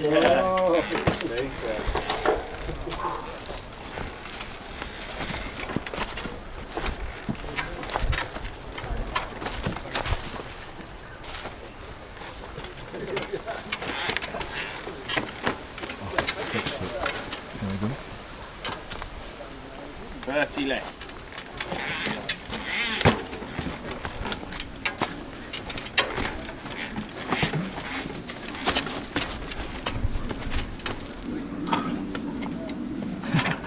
Is that what the mini saddle's for? 10.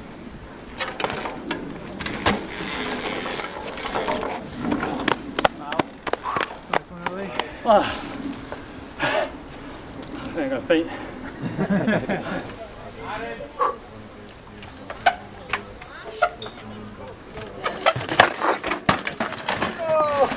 Ross. Ah. Alright Ross, last lap. How are you feeling? First section of the last lap. Not too tired. Had something to eat, had something to drink. Not feeling confident though. God, you got through this with 2 last time, get a 1 this time, you reckon? Yeah, it was a scary dab on the second one, but we'll give it a go. Send it. Oh Ross, what's going on? My knee. Oh, knee.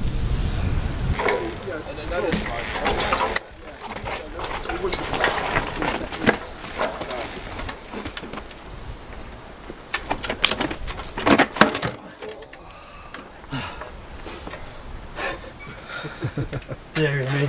It's completely stuck now. How do you even dab from this? Second dab. Oh, my foot's just in the worst place.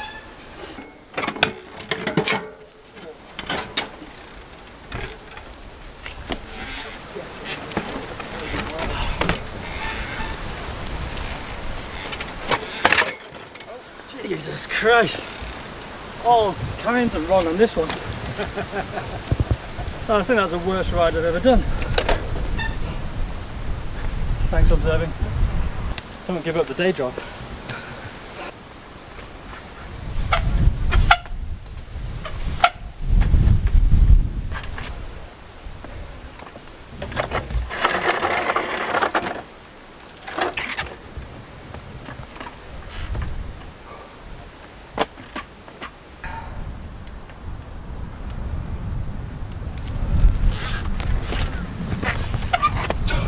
Ah, Ross. Ah. Gutted.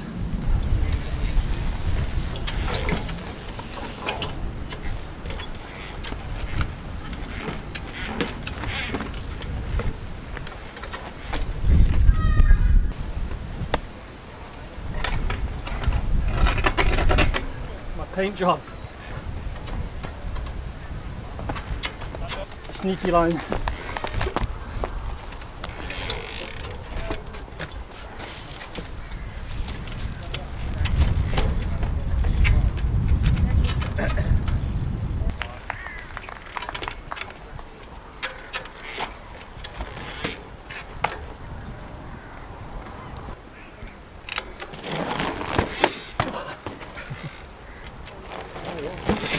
Oh, come on. What the hell? 25 seconds left.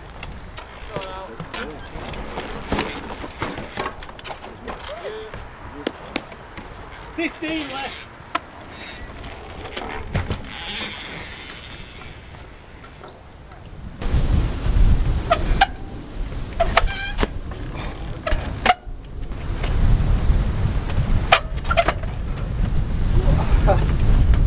Minute. 15. 10. 8. Oh, Cutting it close. worst ride ever. 145.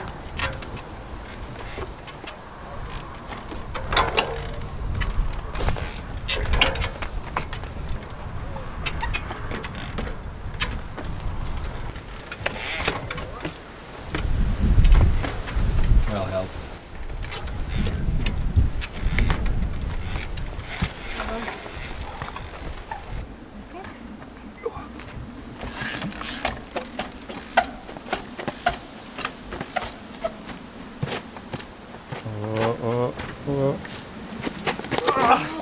Oh, Ross. I'm afraid I still have to put that in the vlog. Yeah.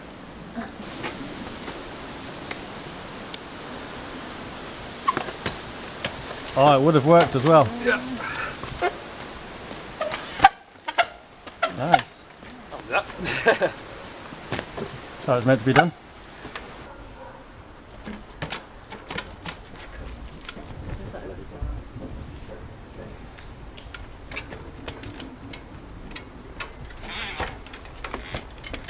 Out.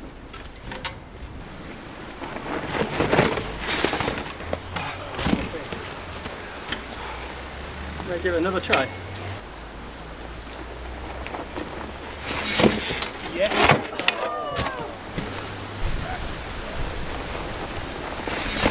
Ah, come on. That was it. Last section, Ross. Yep, one more to go. This one's definitely my nemesis. First time I took a big diving header right over the bars, and then the second lap just in the first rock. Yeah, over the bars again. Well, third time's the charm. We'll see.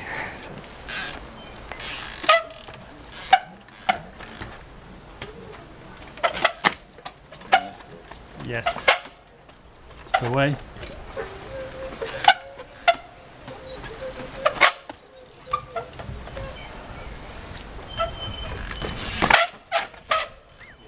Nice.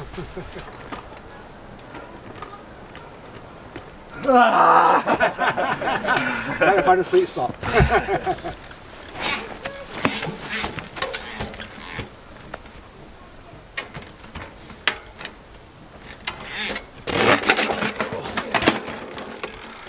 You did it better. Right, tea time. That's the end of the day, and it's so good having motorhome. Making a bit of soup for Ross, having a cup of tea, and then we've got some results and awards to go and potentially accept. How have you found the day, Ross? Tiring, quite challenging. The sections weren't too long, but very technical. Once the awards are done, had a bit of tea, a bit of food, it'd be quite cool just go and have a little bit of play before we get away. So yeah, need to see where we've come and then playtime. Well done, guys. Not here to enjoy yourself. Cool, well done, boys. Okay, you. Well done, guys. Thank you. Well done, boys. These guys compete in China in a few weeks' time live, and it is awesome to watch when they're. Whoa, whoa, whoa. See? So the day is done. Somehow managed to scrape a third place. I think just scraped it off Ross. You came fourth, didn't you? Yeah. So Ross came fourth. I came third. It's kind of a close one, but Ross came third overall in the British Champs, just overall, which is really, really good. So fair play with that. Win it. Yeah, exactly. And yeah, obviously the comp's done now. I've come back to basically this big thing here, which I really wanted a bunny tap up in the section, but this rock at the bottom here is getting in my way. So let's get rid of that and give this a proper try. Should make that a little bit easier. This is such a classic Shipley Glen line. I remember the Charles Kings doing this probably back in like 2000 or something.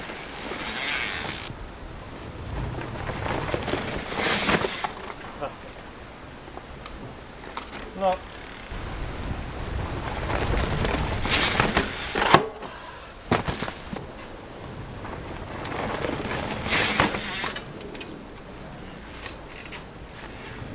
That's better.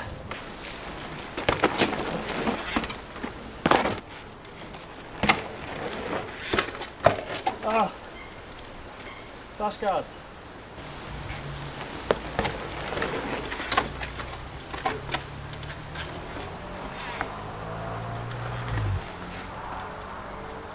That's better.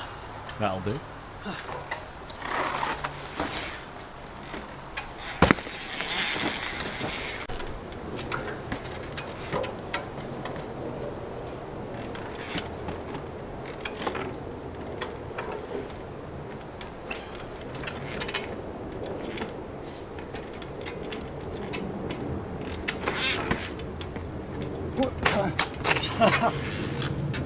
Not sure about the execution of the gap, but I'm happy with it up to front.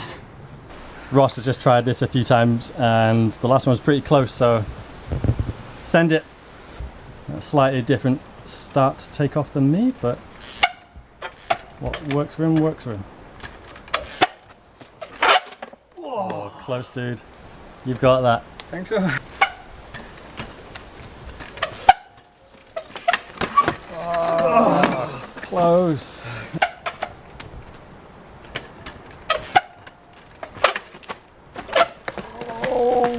Jesus. What? That was scary. That's what I was scared of doing. I think we've got the opener to the video. I think I'm too scared of it now. Oh, I'm going to leave that. You sure?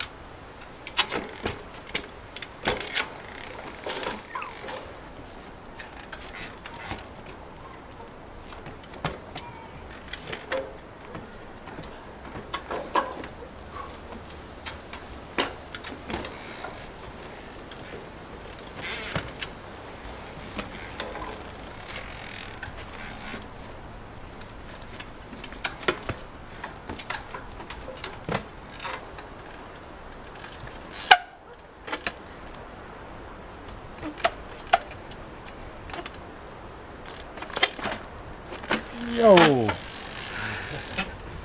That was sweet! You can actually see where my back wheel's hit. Right in that wheel edge, just like you said. Yeah, that was cool, man. Cheers.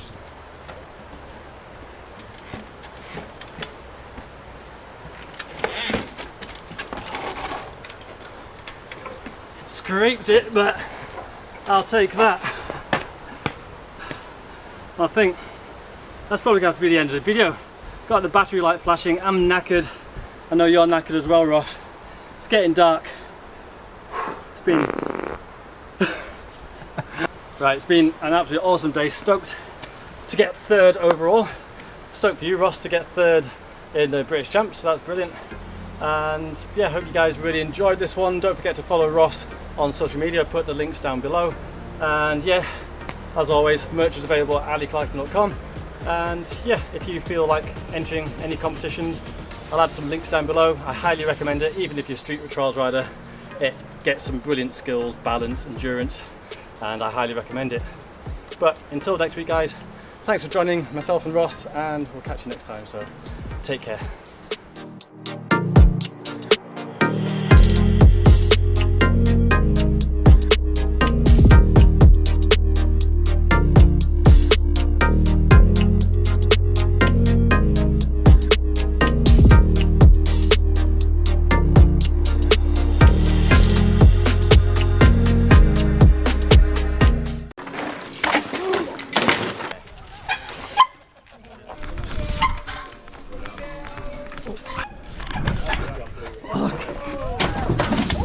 Hey everyone, how's it going? Hope you had an amazing week as usual. This is actually quite an exciting video for me. Obviously COVID has been an absolute pain in the ass for everyone. I do feel I've been really lucky. It hasn't affected me too much, but one thing I have really missed is competitions. And that's exactly what I'm doing today. I'm here down at the Bike Trial Academy down near Cambridge in the UK. This is one of the best trial centres in the UK. So of course, this being a competition, I'm going to be riding my comp bike. This is its second ride. I'm in at the deep end. I don't know how well I'm going to do, so I've gone and entered elite category, which is the hardest category there is. So this is, trial by fire. Now I've filmed some comps in the past, but this is, I think, the first one that has a positive scoring system. In this system, rather than just counting how many times you put your feet down, you get points for going through gates. That means that if you, with a normal comp system, if you get through every single gate and then mess up the last one, you get 5. Exactly the same as someone who messed up the first gate. Whereas with this system, if you get through to the last gate, you've picked up all the points for the previous gates, and it's the person with the most points at the end of the day that wins. I'm doing an absolutely awful job of explaining this, but hopefully once I film some people doing some stuff, going through the sections, it'll make a lot more sense. So good morning and welcome to the Bike Trial Academy UK.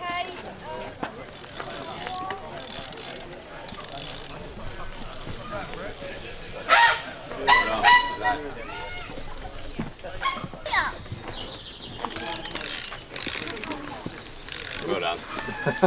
You got another obstacle there.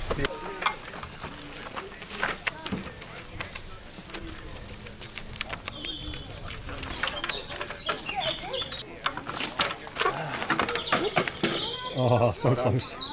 Okay, so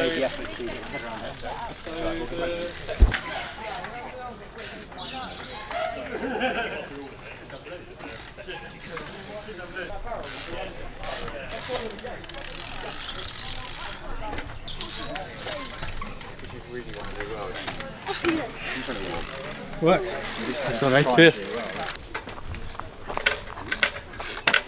Cool. Yeah, good. You? Not bad. Well done, mate. Straight on. Good.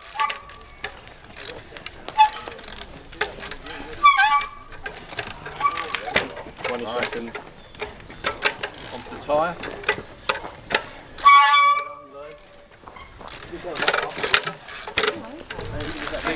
Good work. We'll run up if you want it, Sam. Do you want to go backwards or not? Yes. Really nice.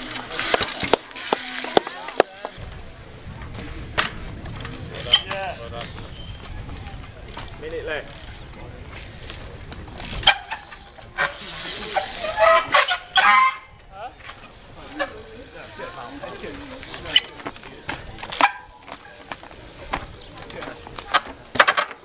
Am I going down straight forward? No, don't go straight, go sideways. Danny. That's it. That's it. 10 left. Well done. Nice one.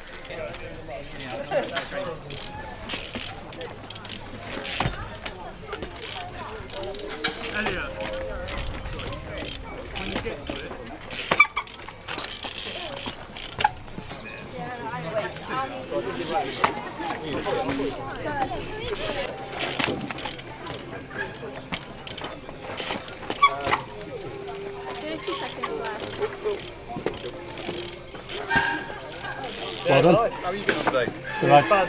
So that's the white, green and blue sections all done. I've done a bit of warming up, trying to get used to the bike because it's my second ever time riding it. And a special guest has turned up. Mr. Kenny Wilson, how's it going? Good, thanks, how are you? Yeah, good. I didn't realise quite how locally Kenny lives. Kenny's an old friend riding from back in the day from up in Scotland. Great to see him. Yeah, it's good to see you. The weather is stunning. It is stunning. So Kenny has a Pashley Gigahertz. That is such a sweet ride, man. Proper old school. I've actually never ridden one of these. I think I've seen one in the flesh once, but that is a sweet bike, man. So guys, it is on. We've got the first section coming up, which is actually section number 3 because, yeah, it makes total sense to start section 3. This one looks actually very difficult. I don't think I'll be able to get out of the end of this section. Hopefully I'll be able to get through even the first gate, but yeah, we'll see. They get harder as they get on. So got a bit of a queue and then gonna give it my best try. See how we get on.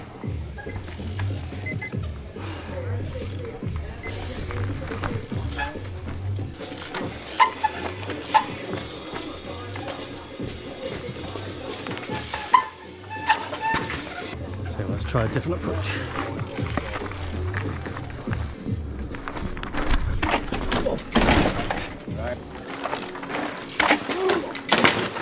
Right, well saved. I don't know, I like this up there. People flying about. Yeah, a heart attack. Yeah. Oh. There we go, all good. Okay. Oh well. Cool. Cheers. So, first section done. What a great start that was. Literally ate so much crap on the first gate, but yeah, I still need to get used to this bike. That's my excuse. So we're straight here. Next section. Gonna give this one a good shot and see if I can get through the first gate. So honestly, this first gate looks really hard. Whoa. Come on. Right, that's the way, but more.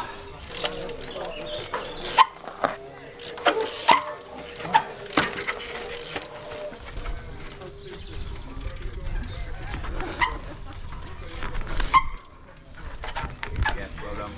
30 seconds gone. This one looks hard.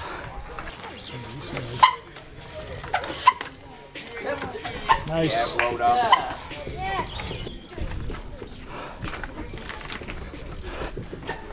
Doesn't get any easier, does it?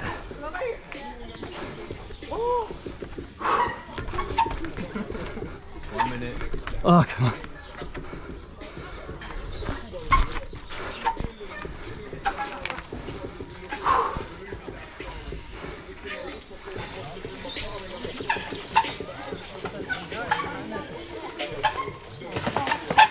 Lucky are you? No chance. Good save. Cheers. 20 points. Yeah, these are hard. See how we get on. You good?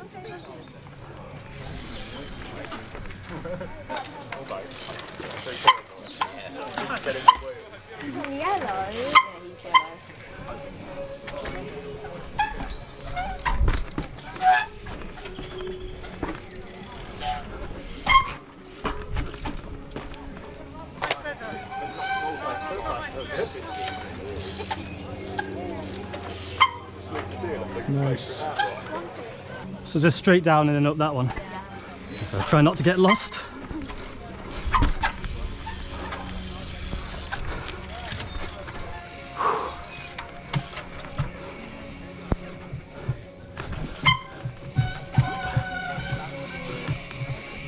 Feel it, come on.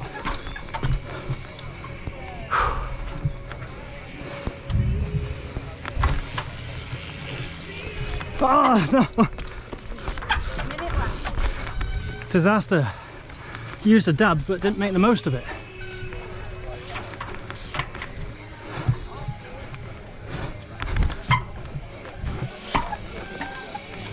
There we go. Right. Big old gap next.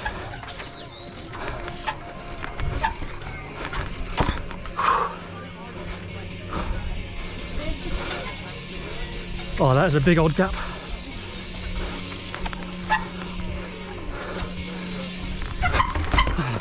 Ah, there you go. I'd have been too exhausted to carry on anyway. Thanks for observing. Take care. Oh, bye bye, Kenny. Bye. There goes my cameraman. Is that your videographer? Yeah. Nice. We all ready to see it when you are? Alright, here goes. Brum.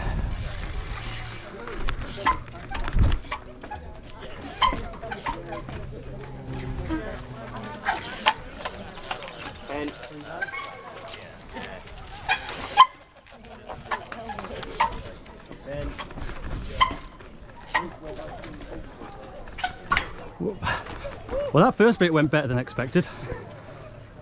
Now it starts to get serious. Minute 33. Cheers. Oh, that's bigger now than it looked when I was looking at it.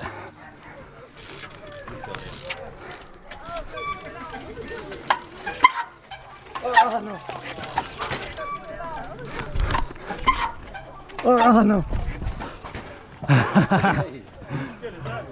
So close, but oh well, next time. Got another try at it.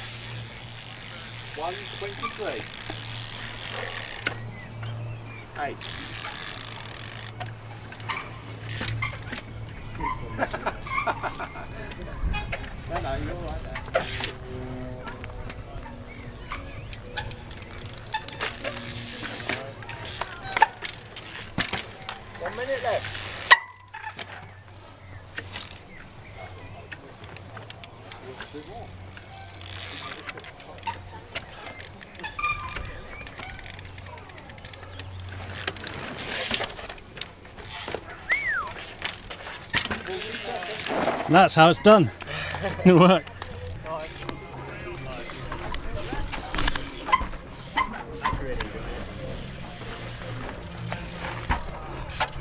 Hate side hops.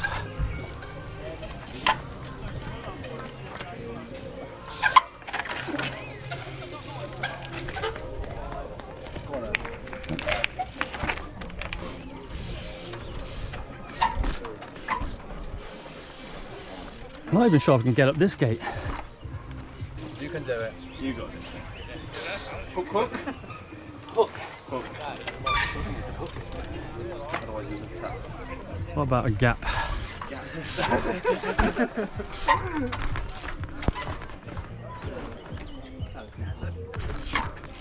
Oh, that's... Yes! Oh! Gutted, That's a monster! Why did that corner have to be cut out there? That's a monster, Oh dear. You good?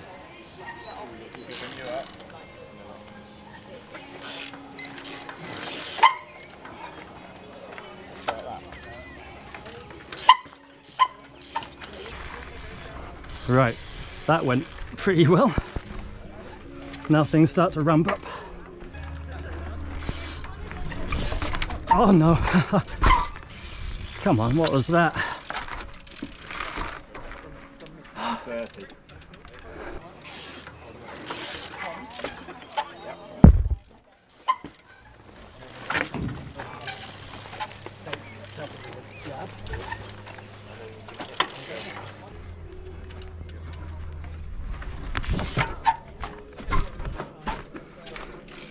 Man, pedal hooks feel so weird.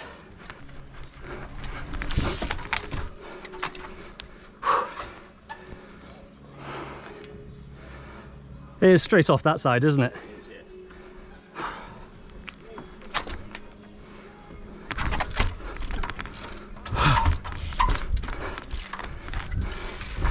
Right. Gonna be honest with you guys, I am not expecting to do this one.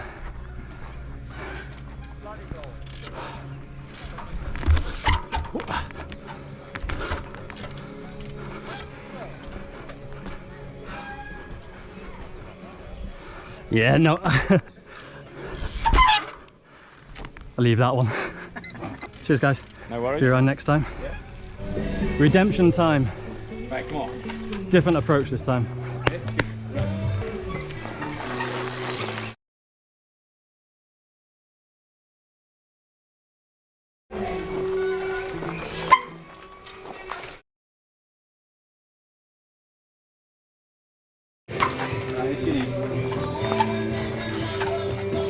Sneaky. I was thinking about this gap to front, but it's suddenly looking a lot bigger.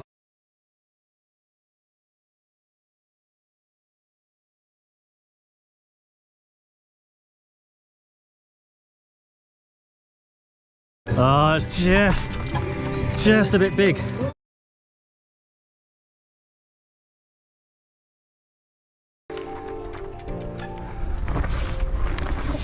No chance. Oh well. Couple of gates. That was unique. Yeah, well, that's a gate A and that's gate B, so it's not a sector until you get through that one. So just one gate. One gate. Better than last time. Thanks for observing, guys. No, pleasure. Right.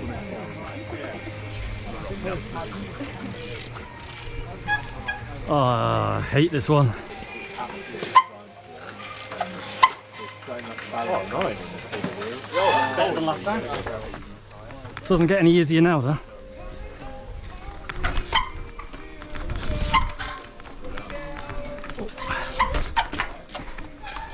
Not happy with. This one got me last time now. 30 seconds go.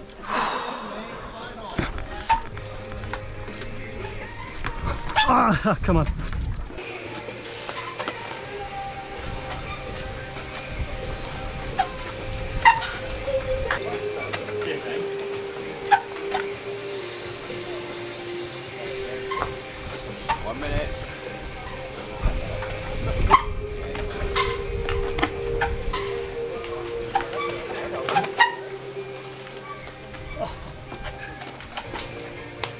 I don't really want to even try this next one. Give it a go.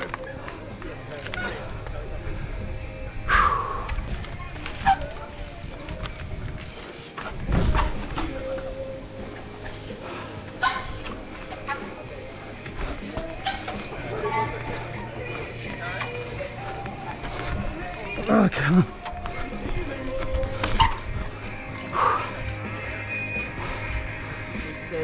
Which way is it from here? Straight down. Straight down. 5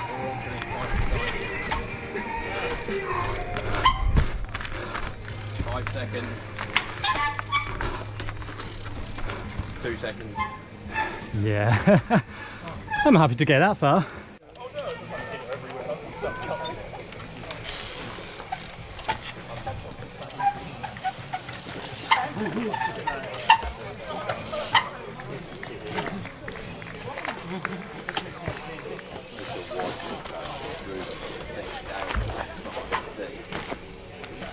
So far, so good.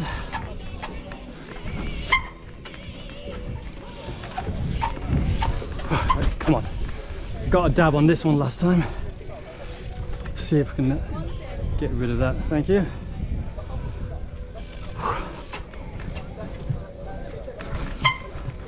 Not like that.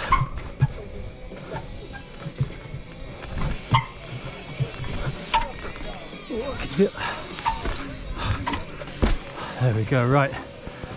Big old gap now. Get my breath back. Thank you.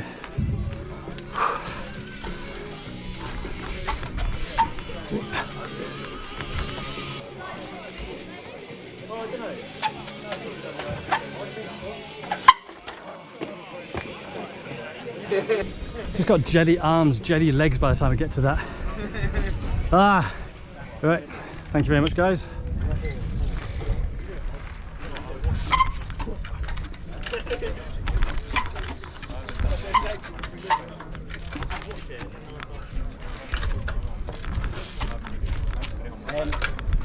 Oh, come on.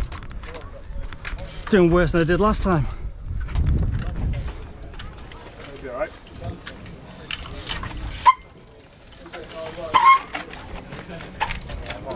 I think brake wouldn't have slipped. Oh hell.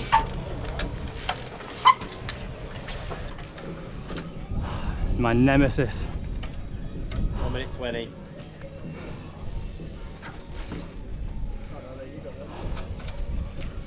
Come on.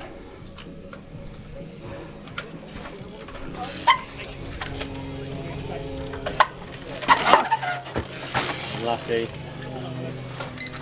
Can't commit that weight. Ready? Thank you.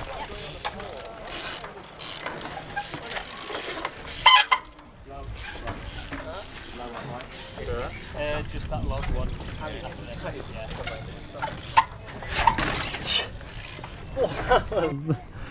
How did the tyre not grip to that?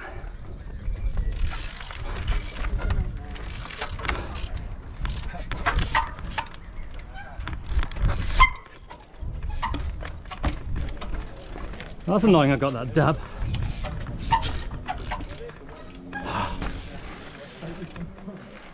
$121. Thank you very much. This is a horrible gap.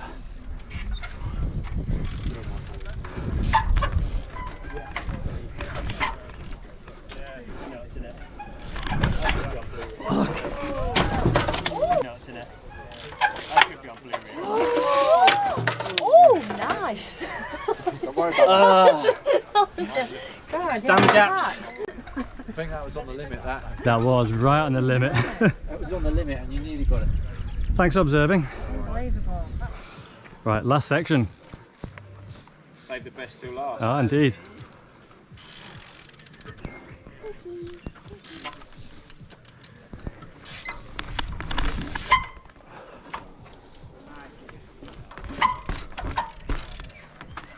Right, pleased with that.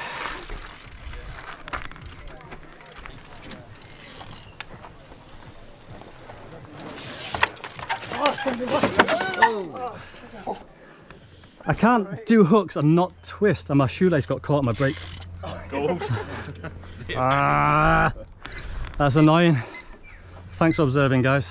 No worries. Thanks for riding. Cheers. Well, I'll be back again tomorrow for some practice, because I need it. So that is the end of the comp. My performance, poor. As you may see, I had some absolute clangers in there, some real just beginner mistakes. But I had fun. I didn't come here to win. That was never really going to be an option. But yeah, I would have liked to have done that a little bit better, but I actually don't know how well I've done yet. Everyone's gathering up now and we're going to announce some positions, but I do not think I'm going to be on the podium. I know for sure I'm not going to be on the podium, but yeah, let's see who will be. Okay, so third. So we're going to do the white route first, the primary route. Hugh Smith. So in second place, 630 points, Harry Little. In first place on 650 points, it's Harry Hall.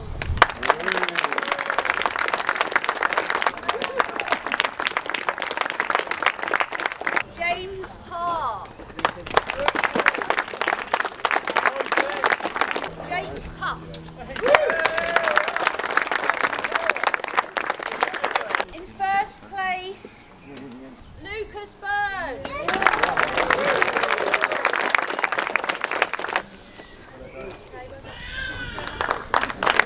Okay, so on to the intermediate, the blue car. Thomas Shepherd.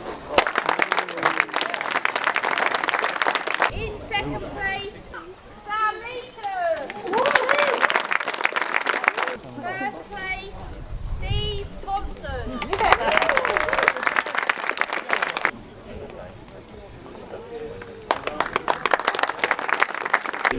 Make use out of them. We're on to the red route expert, James Bragg. Richard Smith. First place, Ryan Edwards.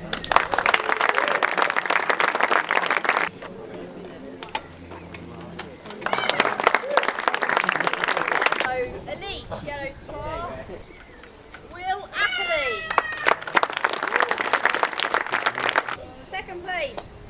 Ollie Waitman.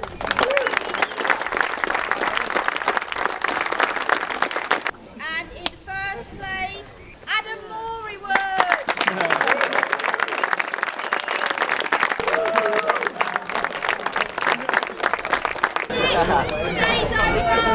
You beat your brother. Have fun and thank you.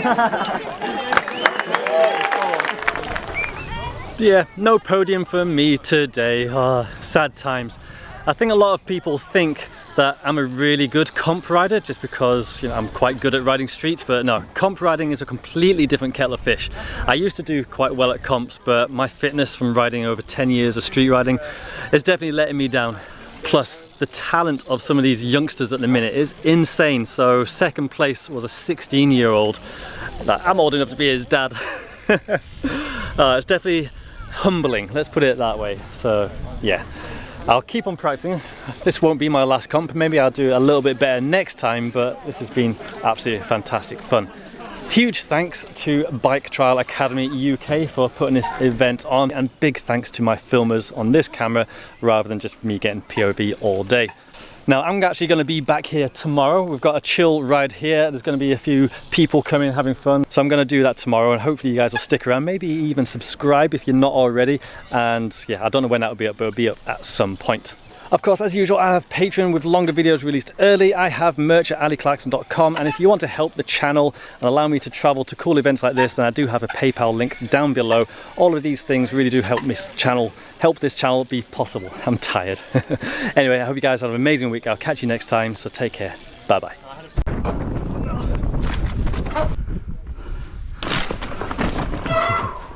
Rampage!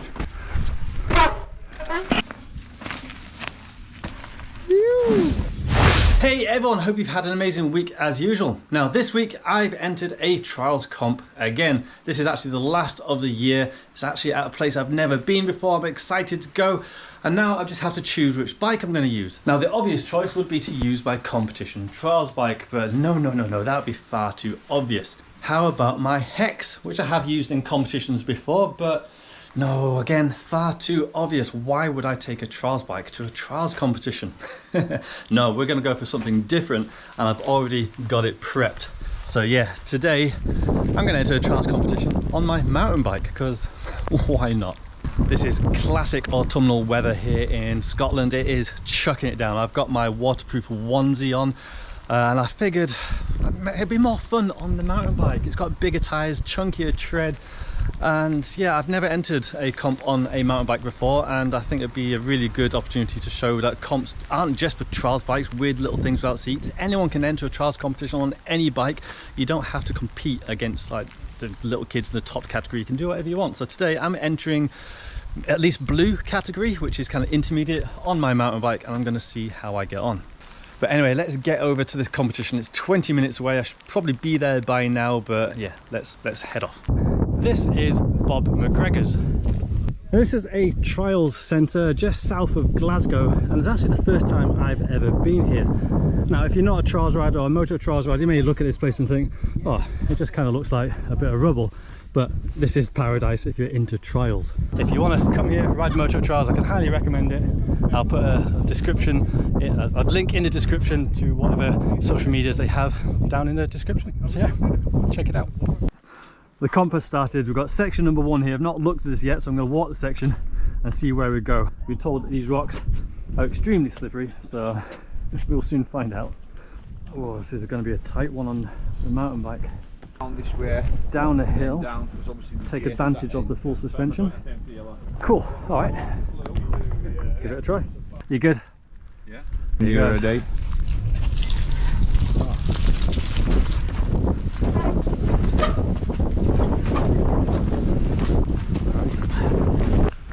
Cool, that's one gate done at least.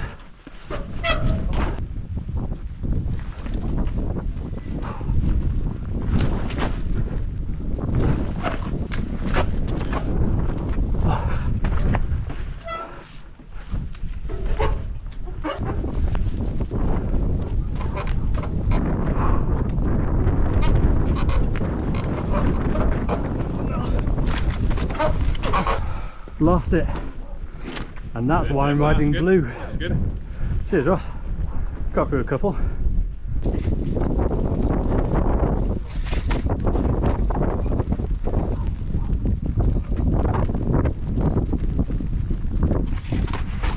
Oh no.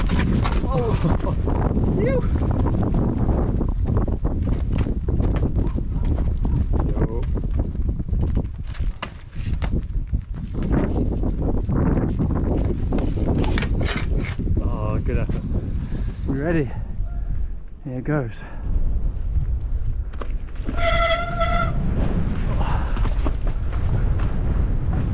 So actually this bit's the bit I was least looking forward to for stuff like that. These little rocks just catch you out.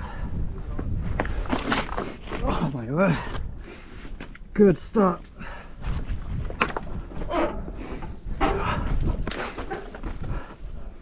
It is so slippery. Then that's where the suspension actually becomes an advantage.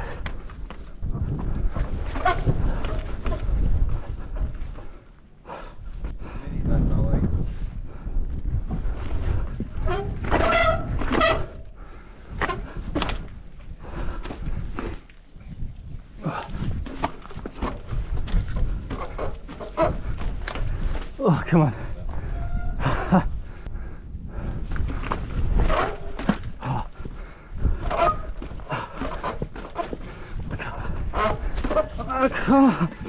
Oh, it is insanely slippery.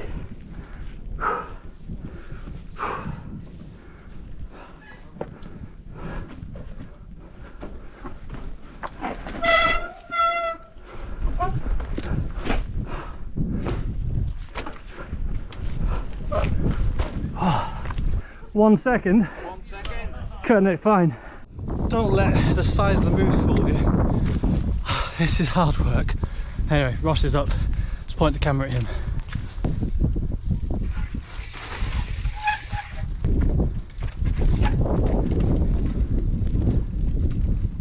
Go on, Ross.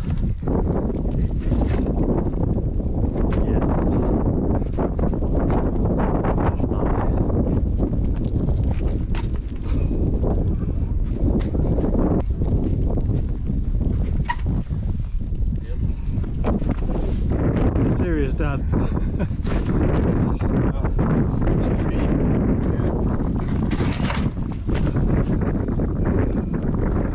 Go on, feet up from now on.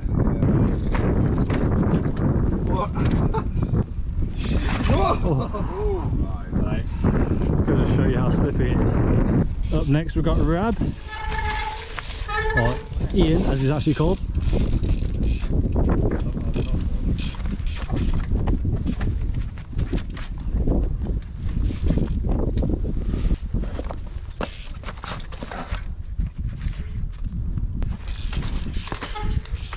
Very nice.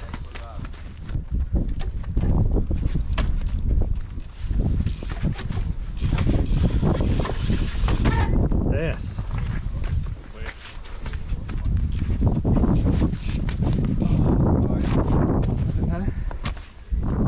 Section number 3. Short run up to a couple of quite big steps.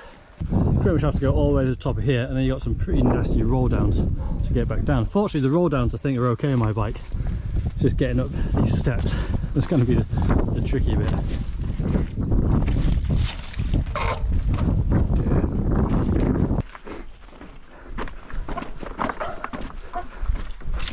Upcut.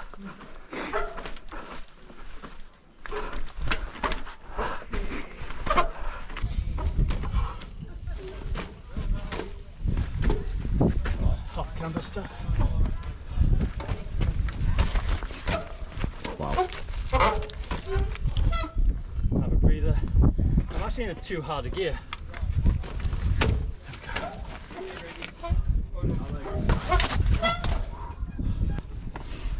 Oh, keep it, keep it! Ah!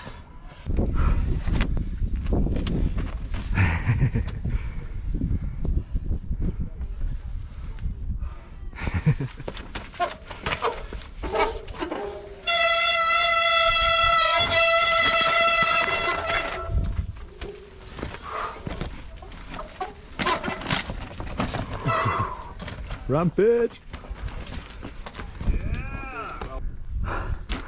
Ah, I thought I'd totally taken out one of the blue gates rolling down there then.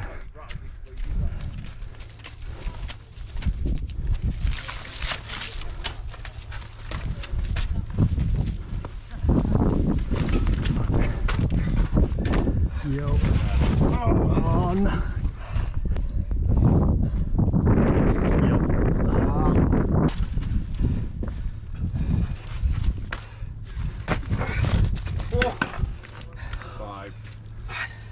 Unlucky, dude.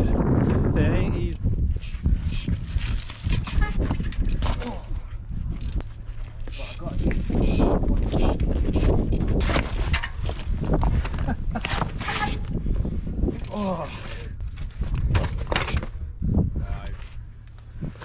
Unlucky, dude. Is that 5? Ready? Section number 4. So this one, the reds and yellows just have to get to the top of the hill, whereas blues, which I'm in, we have to go halfway up and back down again.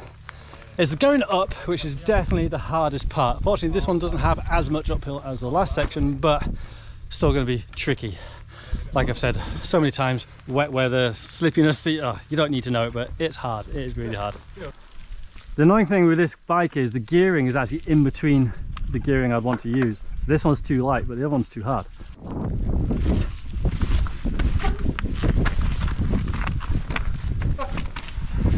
I think this gear is definitely too easy.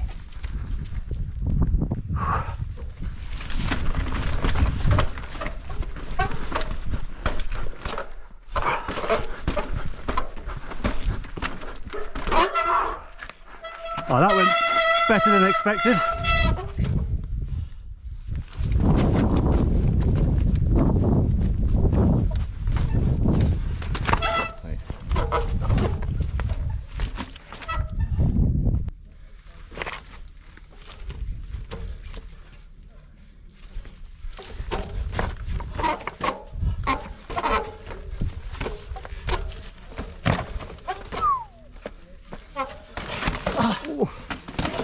Oh, come on. I wanted to have a rest then.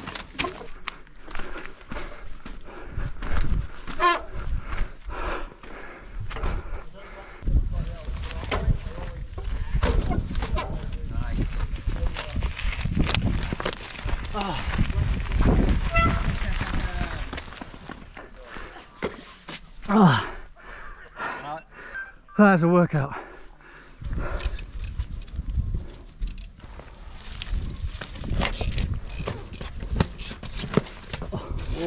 Oh no. That's it. God's sake. Oh no. Should have gone round. Tough luck, mate. That sucks. That's unfortunate. Oh man. You got 2 more tries at it though, Colin. Yeah, I know. 2 more laps. Aye.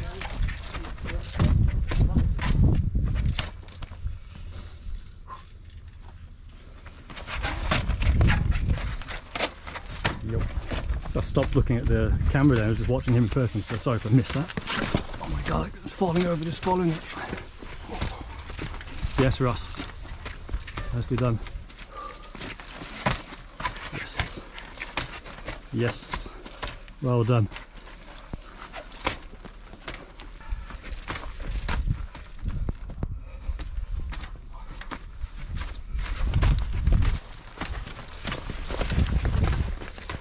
Yes, Ross.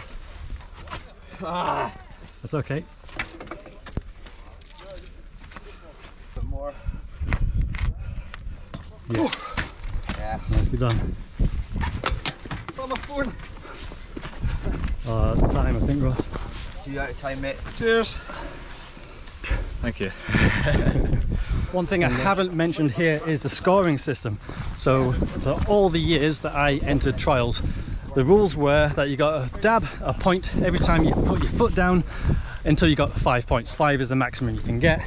So that meant that while you may have got through some of the first sections, if you ended up getting a 5 before you got to the end of the section, then you got maximum points. And that means if you got towards the end of the section and failed at the very last bit, you got the same points as someone who failed the section right at the start gate, and that's a little bit unfair. This is a positive scoring system, which means you actually get points, which you want, every time you successfully get through a gate. So that means if you fail the first gate, you don't get any points, whereas if you get to the end gate, you get 10 points per gate you go through. So that means if you get further through the section, you actually get better points, and the person with the most points at the end of the day wins. So different, but rewards better riding. All right, here goes.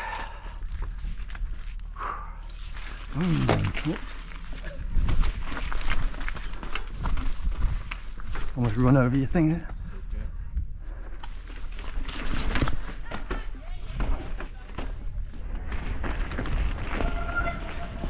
Change gear.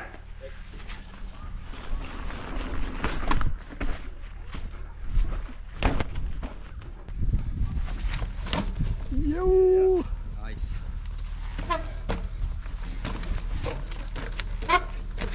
Oh, back wheel's not where I wanted that to be then.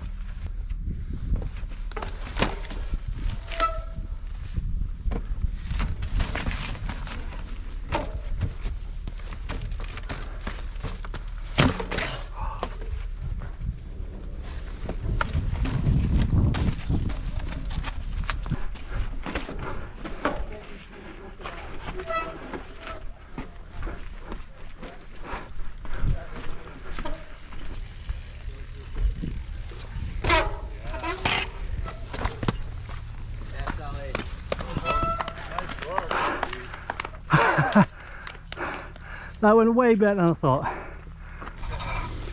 Right, battery's getting low, Ross, you're gonna have to do this section quick. Nice.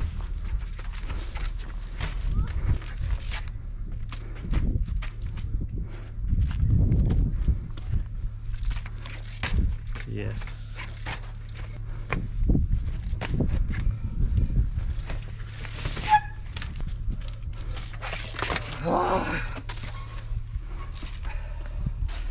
I'll do it.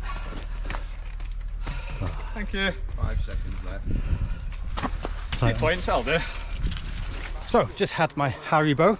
Other sweet brands are available, and we're back at the section that we started on. Now, I'm not going to do a walkthrough this time because you guys have already seen that, but I will let you know that it is not raining. Last time it was really hard to keep the lenses clean, whereas now you better see this horrible section in all its glory, and hopefully I'll get a little bit further than last time. Yo! Oh, it's muddier for sure.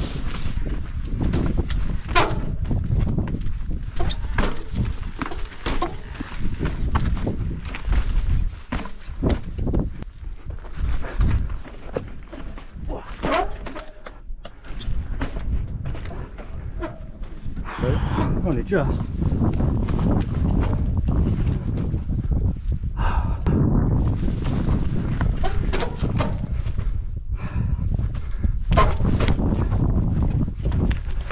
Easy.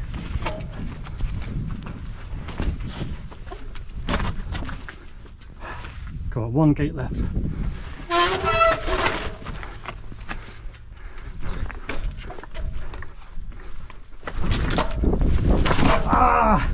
I wanted a cleaner section.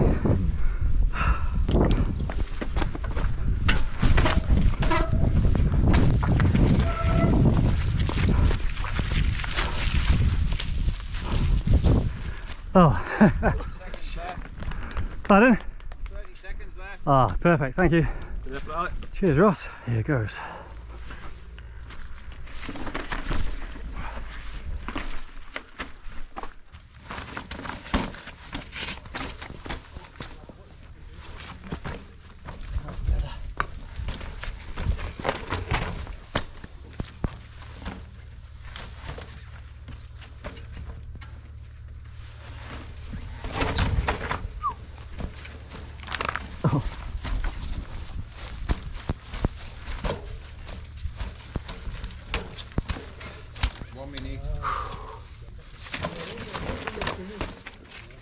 Yeah, oh, you got it. Yeah. 30 seconds.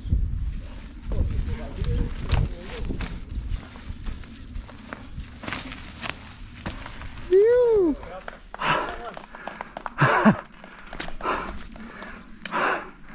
Cheers. Thanks, man. Oh, that's way better. Section number 3, the one with the big steps. The thing I was mainly surprised about was getting at this blue gate here. Again, you've got all this scree rubble to deal with, but I actually made it up, so see if I can repeat that process. Got some pretty dark clouds coming, look at that. Oh no. Right, I think we better do this section pretty quickly, eh?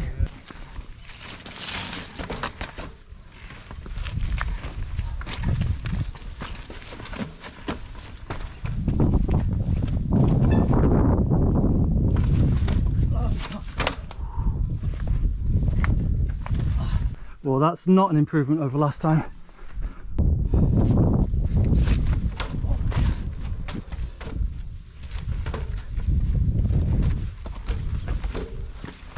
Finding all the slippery stuff this time.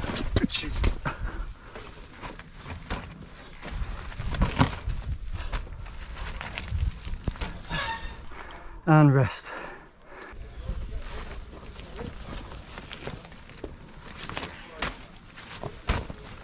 Oh, come on. You're kidding. Oh, come on.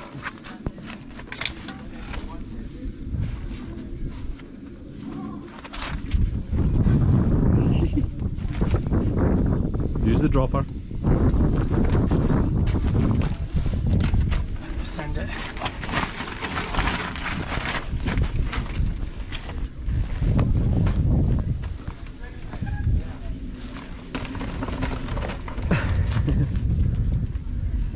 Made a mess of that, but got out.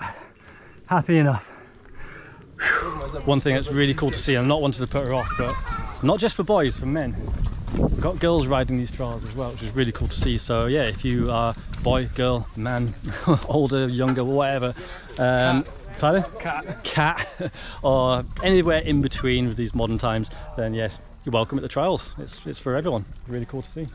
And I think she's just 5. So we are at section 4. This is the one with the pretty horrible uphill section, which I actually managed to do okay last time. See if I can repeat that. Here it goes. Hard left and reverse. So I just got a run up at this last time, and I was surprised at how well it worked.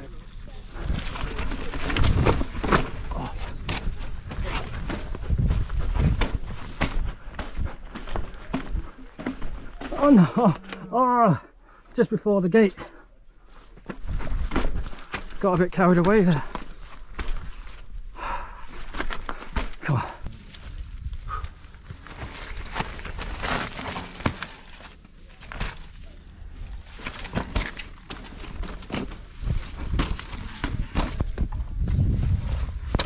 Sweet man.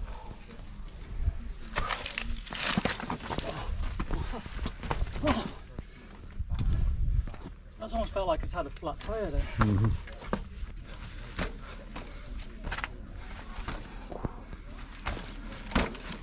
Yeah. Oh! No idea where my rear wheel went then. Oh, what the?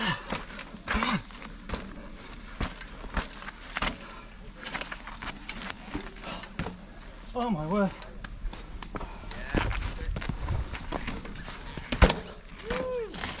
Ah! What is going on?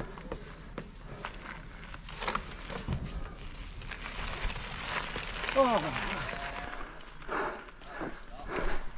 That was an absolute shambles. We had a great Last section of lap 2, and it's the one with the side up. A few surprises in this one last time that I managed to get up, and a few surprises last time that caught me out, so we're going to send it again and see if we can. To be fair, if I did the same as last time I'd be happy, so pass the torch over to Ross.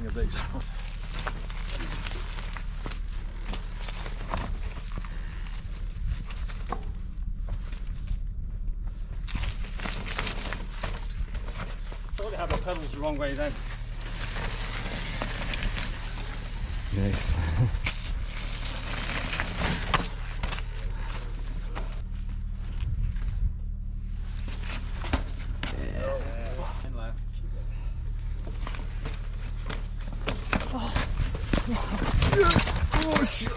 Ah, All good. gutted. Ah, disaster. Right, last lap, last chance to get some clean sections on ones that I didn't get before. How are you guys feeling? Oh, pumped. You're gonna get these ones? Good, yeah. I need to get these ones soon because I'm actually running out of space on this SD card. The rain has started, so the challenge has also started. Let's go. Let's do this.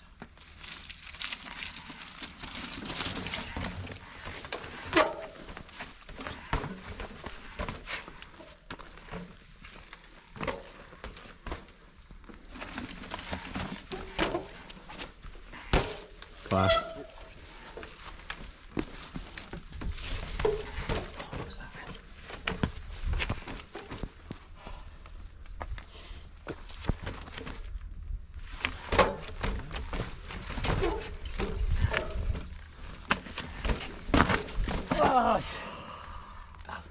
I've kind of got a risky plan. Last lap, I may as well have a bit of fun.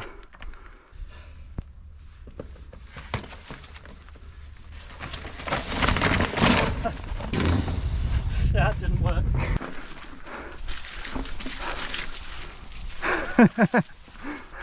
I'd have been annoyed if I didn't try that.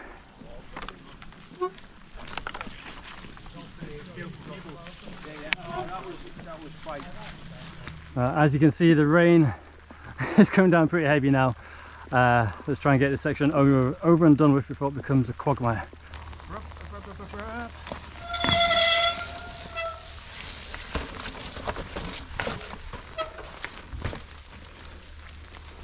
The less time I spend on that, the better.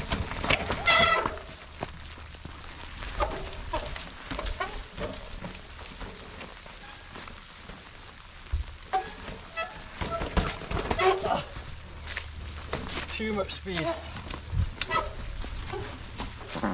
Oh.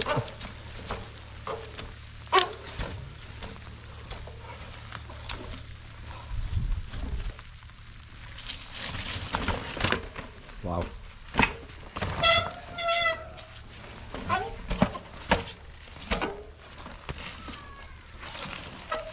Ew. Risking it with the front wheel over the end gate there, but cheers. Got the dab though, cleaned it last time, but I'll take it.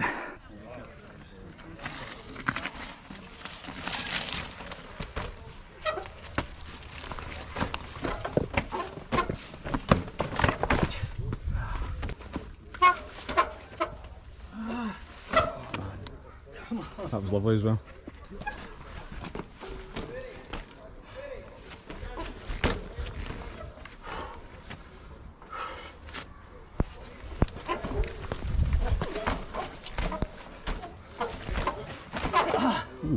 What? And now I'm bad foot forward. I hate being bad foot forward.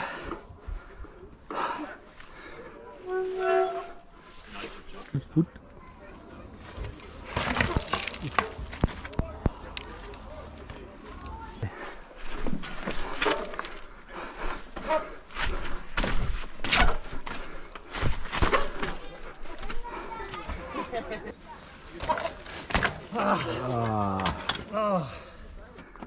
Getting worse. May as well send it.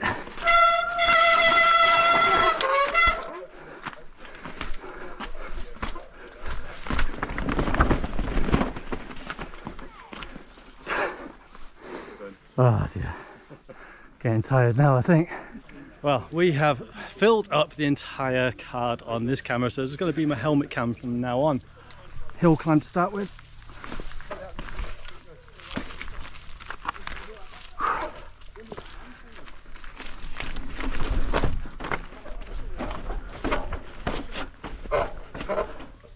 Oh. So much hopping. Wet brakes.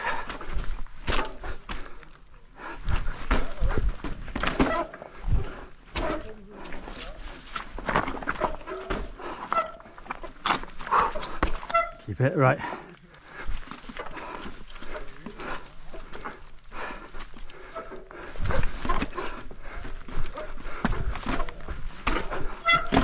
Ah, yeah. No, I cannot get through the tape deck.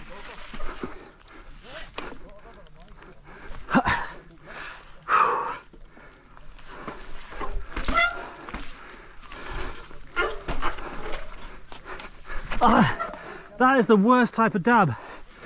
Come on.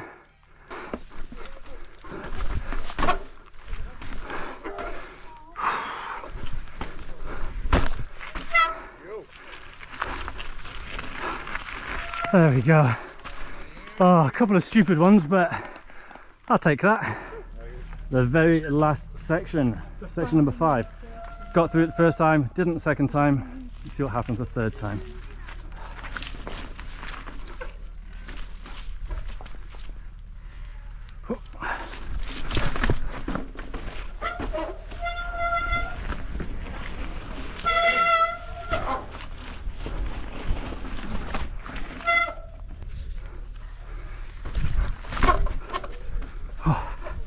Always surprised by that.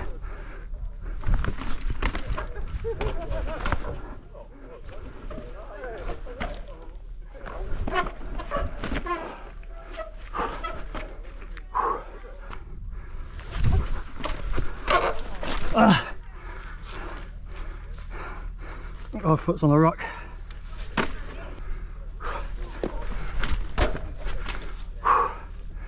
Right, almost done. Oh, how did that slip then?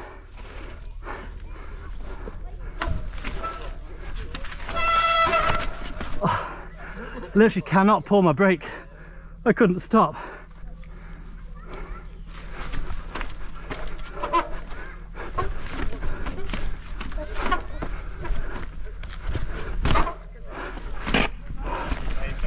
Ah, oh, serious arm pump. Cheers guys, thank you. So we are all done, and while they tally up the scores and see what the podiums are, we've been given the task as a community of trials riders to come and tidy up the sections. So as you can see, we've got lots of flags, we've got some tape. Just need to pull these up, take them back and make the place look tidy again. So that's what we're going to do now. I want you all to tell everybody that it was actually like this all day, sun shining, blue sky. Okay. Thank you very much.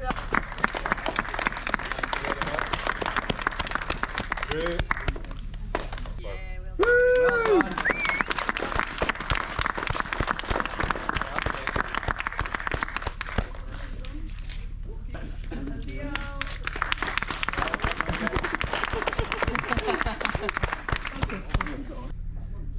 Yeah, go on, smile. Well done, guys. Yeah.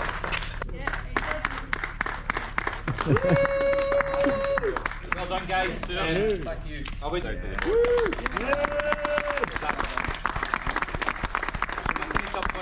And a big thanks and a round of applause for David for organising it.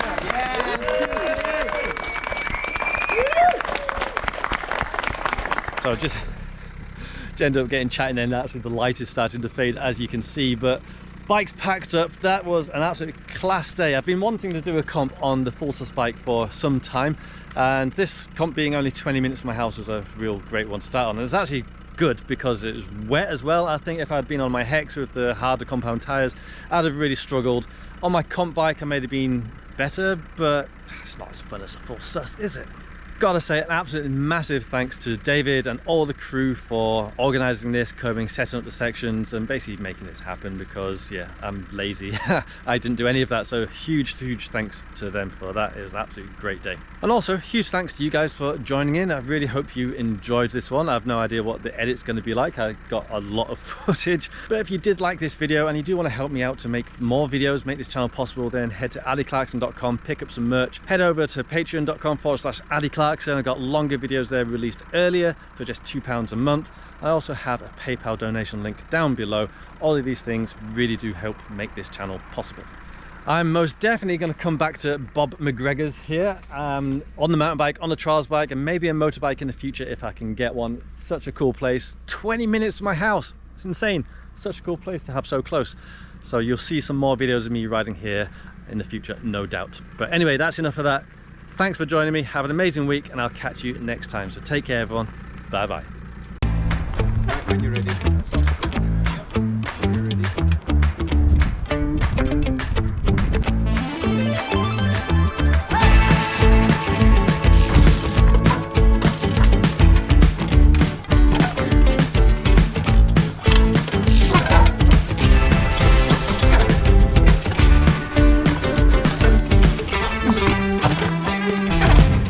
to a trials comp on the fat bike, they said. It would be fun, they said. Well, actually no one said it would be fun, but the reality is this was one of the most fun comps that I've done in years. I decided to give myself a fighting chance by entering intermediate category, the same I did on my full-sus bike last year. On that bike, the blue route put up a decent challenge, and having ridden Clarkson before, I knew it was a slippery technical venue, so I figured the fat bike was going to work me hard here. It certainly turned a few heads when I pulled it out of the car. I suspect this was the first time a fat bike has ever been ridden in a British trials comp. I got asked why multiple times. Now, when it's unusual for a bike to even have a saddle at this kind of event, it's downright bizarre to bring a fat bike. But I answer, why not? Trials isn't exclusive to small seatless bikes with honky brakes. Trials is a state of mind, and I'd love to see more people attend comps on whatever bike they might have. In fact, as I was to find out, the fat bike wasn't such a weird choice after all, and I discovered it had a few advantages over my seatless competitors. As I mentioned, Clarkson is a slippery venue, and today's rain added a decent level of mud to the picture. If you had grip, you had an advantage. And I haven't missed the irony of saying that just when I slip and get a dab. As you might imagine, 4.8-inch tyres at 6 psi have a big footprint, so grip was this bike's strong point. I have an almost muscle memory type instinct of how well my tyres on my street trials bike grip, and multiple times I was fully prepared for a slide when, in reality, I had nothing to worry about. Not even once did I slip on a run-up, something I saw happen to plenty of other riders. Nice.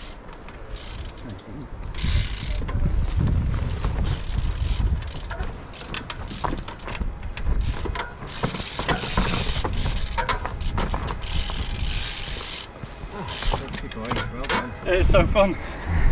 The only place it did struggle with grip was on the slickest of rocks, but even then it was coping better than other tyres.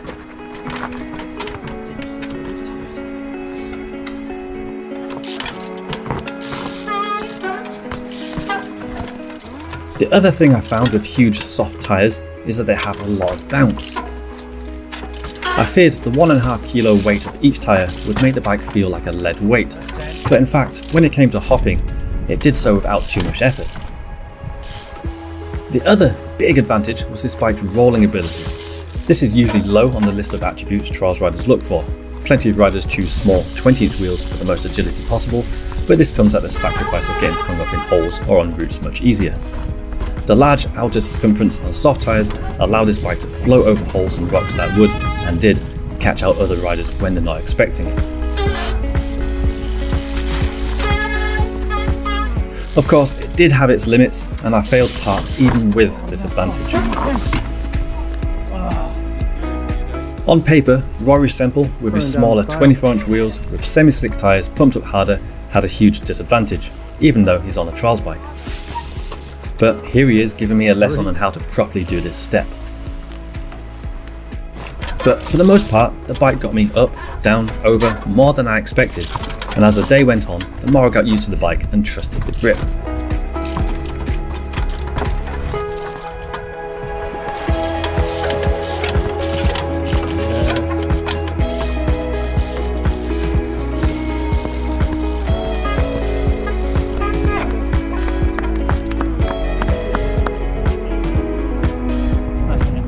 I even started to ride it more like an actual trials bike once the confidence grew. After the comp, I wanted to see how I'd have coped with some of the bigger red gates. After a couple of tries, they were certainly possible. Maybe I should have been braver and entered red route instead.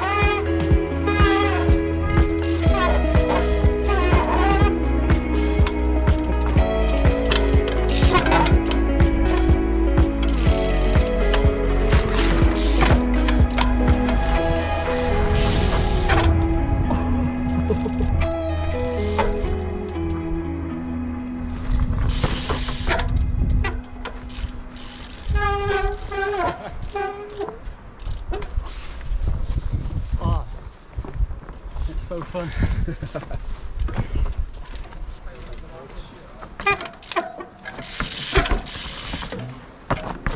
That was cool, man. Cheers. I wasn't the only one riding though, so let's share some love for the other riders.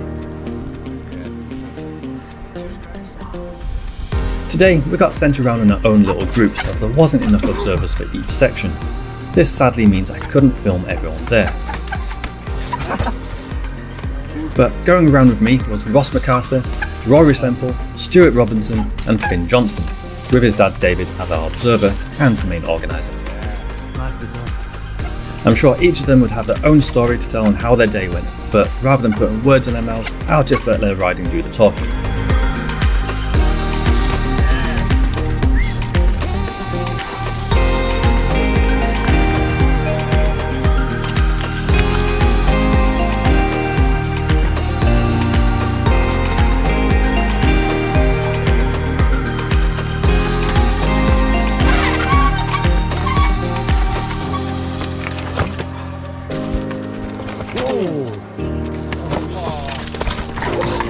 Cheers, man. Yeah.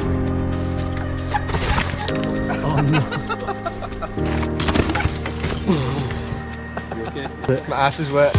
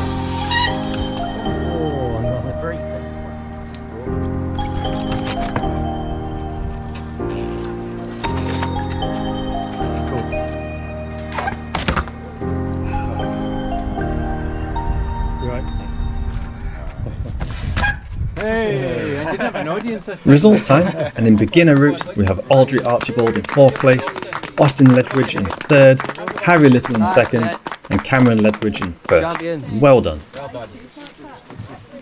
In novice we have Nathan Jackson in 3rd, Murdo Miles in 2nd and Craig Little in 1st. Well done to you too. In intermediate we have David Mitchie in 3rd, Rory in 2nd and yours truly with the win. Thank you very much, guys. Well done. In expert, Stuart got 3rd, Ross in 2nd and a very well done to Finn for getting the win. Okay, that is the day done, and what a day that was. I was a little bit worried that I was getting in over my head trying to ride a fat bike at a trial, but actually that was really good fun, and of course, first place. I think I would have done better on this bike than I would say my Hex or something riding Blue Routes. That was class, really good fun. Of course, absolutely huge thanks to everyone who came, helped, set out the sections, observed, made today happen. It was, yeah, a lot of work gone into it and we really do appreciate it.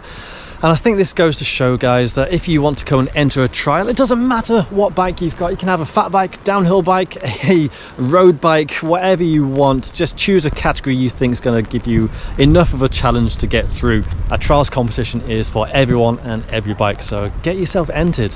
So I hope you guys enjoyed watching this video as much as I enjoyed making it. It was such a good day. If you do want to see longer videos, of course, hit me up on Patreon. If you want some merch, head to aliclarkson.com. If you want to donate to this channel and just help me make these videos, then I do have PayPal donation. All these things will be linked in the description down below. But as you may tell, I'm cold, I'm damp. I'm gonna get changed, head home, get a nice warm shower, nice hot meal, and I'm gonna catch you guys next week. So have an absolutely fantastic one, and I'll see you then. Take care, everyone. Bye bye. My frame. Whoa! Hey everyone, hope you had an amazing week as usual. Now last week, hopefully you saw me build up my new dirt jump bike as a street trials bike. Well, today I'm going to put it to, well, basically the ultimate test, a test by fire. I'm here down at the Seymour's Trials Arena down in Oxfordshire for the first round of the British Trials Championships. I don't know what I've got myself into today. Now, I have built this bike up as a street trials bike, not a competition trials bike. So yeah, I'm not expecting to win today by any means. And in fact, I'm not entering elite category like I might do on an actual comp trials bike. I'm entering expert route just for a bit of fun. And yeah, to put this bike through its paces. I've already signed on, so I'm just going to do a bit of warming up, make sure the bike is working, and then we're going to go straight into it.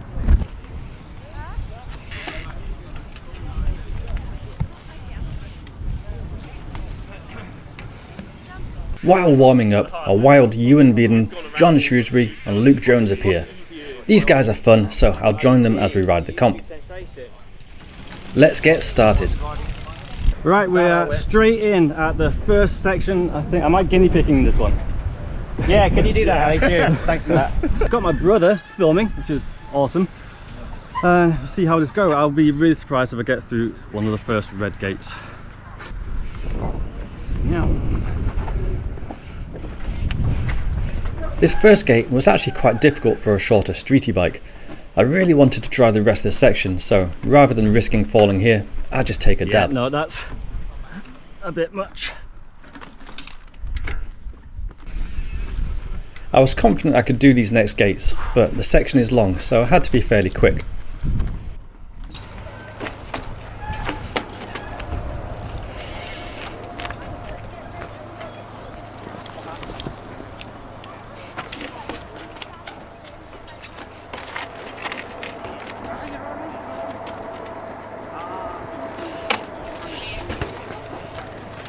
Oh, this looks hard.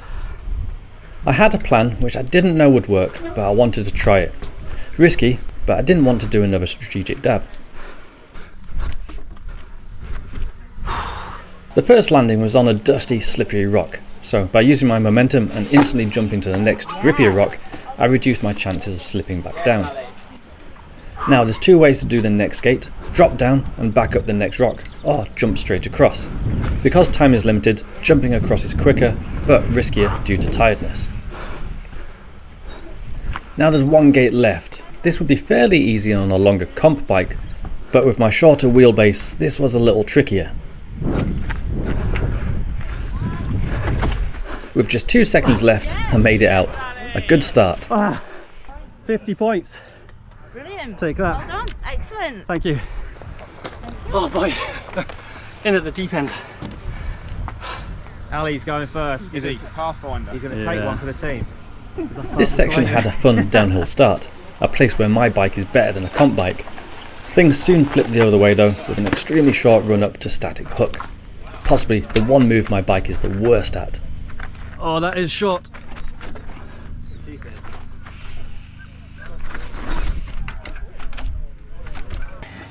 I felt like I could get up it if my position was just right, but I ended up leaning too far left, and rather than fight it and risk falling back, I just take the dab so I can move on.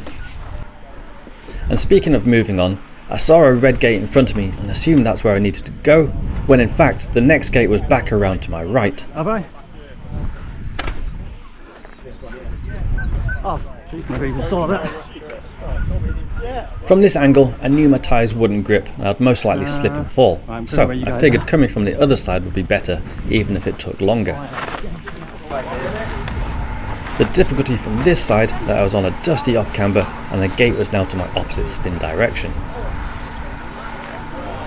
But I figured there was just enough grip to jump from, and if I dove my front wheel into the edge, it would grip and allow me to get up and over. Unfortunately, a lack of commitment meant I didn't get my weight far forward as needed. The slacker head angle was definitely a disadvantage here. I didn't know which way to go. I walked the section beforehand and I saw it. Completely ignored the fact there's a red gate there. Yeah, not easy. The next section started with 2 tightly spaced gates, which, again with my shorter wheelbase, proved to be tricky. I managed to get through them, but felt I got pretty lucky. I'd have much rather tried a yellow gate here.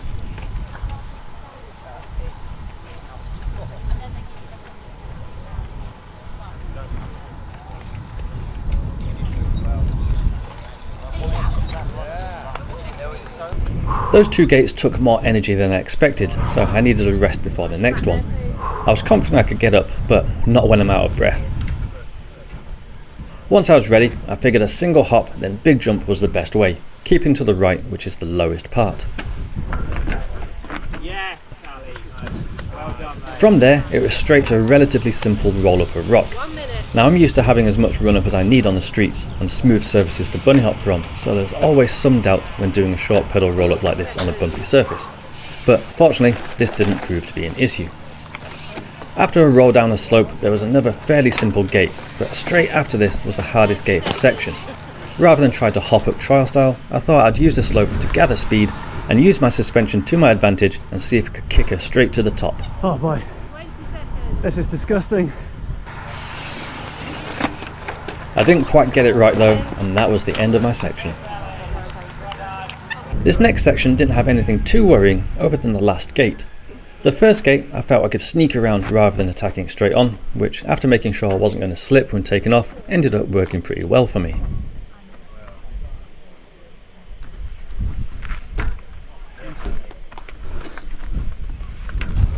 There was no sneaking around this next one, but there was a nice looking kicker. I'm so new to this bike, I don't yet know how well it bunny hops, so annoyingly I got taken by surprise a little bit and ended up with a foot down. I'll have it next time. The next gate was a side hop if you're good, or a static hook for me. Again, my bike isn't going to be great at these with the suspension, but it did have a nice solid lip on the other side and it wasn't too steep, so I did end up getting through clean. The next two gates are both side hops.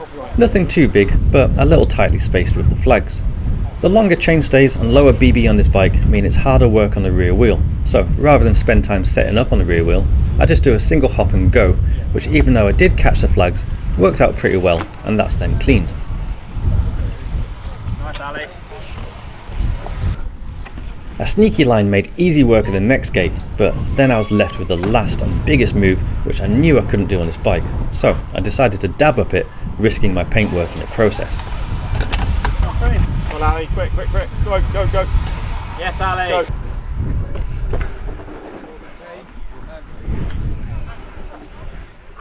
Nice, Ali. Cheers. The last section of the first 3 laps seemed fairly simple. A couple of red gates in these first few blocks didn't need anything too special to clear them anyway. Oh my god, it's Ali C! Yeah, it's on red route! He's riding the most inappropriate bike on the red route. And he's still Can he make this line?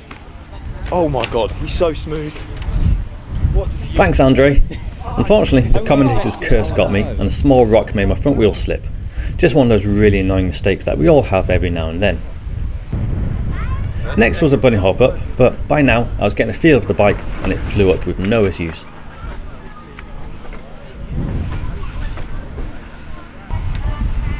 These next 2 gates were pretty fun, nicely spaced for my bike and didn't cause any issues. Ali C. Oh yes, nice one, Ali. Yes. I need to get all the way around here. This next gate was easily the most difficult, with a downhill takeoff and big hop. My low BB meant a hook would be impossible, as I'd hit both my bash and crank on the top, which isn't allowed with these UCI rules. Oh, unlucky, mate. Yeah. At least you didn't eat the brick. That's good. I'm happy to have gotten this far though, so smiles all around and on to the next lap. Thank you very much. Nice one, mate. Ah, what was that? 40? 40? I'll take that. That's fine, isn't it? Nice one. Woo! The next 2 laps had their ups and downs. As I got to know the bike more, my confidence grew and I cleared some gates that caught me out previously. But at the same time, I started to get tired and made new mistakes that should have been avoided. I'm glad I chose red route though. It pushed me and forced some mistakes, but I also finished a few sections. If I'd cleaned everything, then that's a clue I should move up a category. However, yellow route for me on this bike would have just been too hard, and failing everything just isn't fun. And speaking of the bike, what did I think of it? Well, actually, I thought it was great fun. Like I mentioned, it's more set up as a street trials bike, with it being relatively short with a high front end, short stem, dual disc and bigger bash guard. All of this is fine on the streets where bunny hops are easier and being smooth is more important than ground clearance and absolute accuracy. But in comps, the opposite is true, and a comp bike will be much longer with a long stem to give a super stretched out feel, which helps comfort and accuracy on the rear wheel.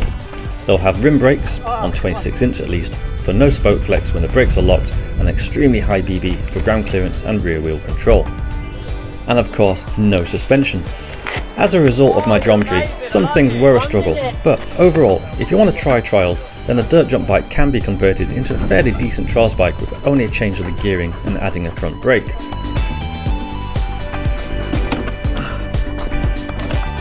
For me, it was just really fun to get back to an old school style of comp riding where back hops are a last resort and rolling around using kickers and two-wheel control gets results.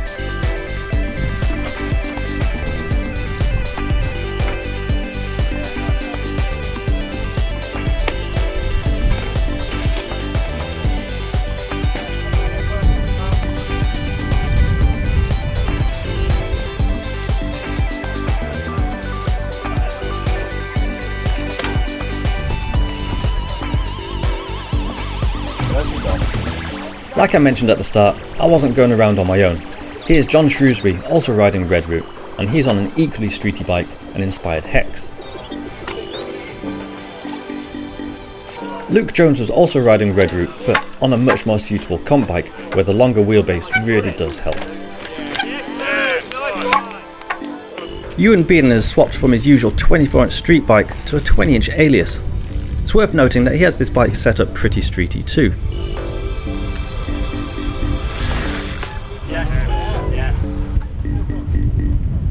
No doubt these guys have their own stories on how their day went, so I won't put words in their mouths. Let's just spectate instead.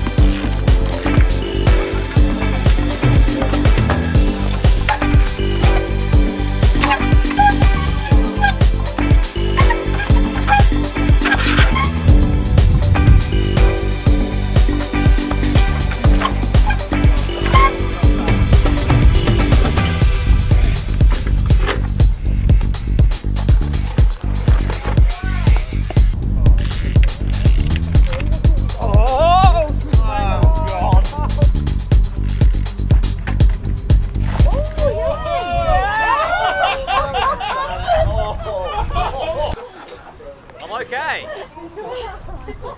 So many stinging nails! Ow! Oh, that kept going down. You just kept falling. It kept falling. Right, so in third place, Harry Craig. Second place, Harry Little. First place, Alfie Shaw. Well done. Now White Route Senior, third place, Liam Brooke Lewis. Second place, Stefan Williams. And first place, Daisy Craig.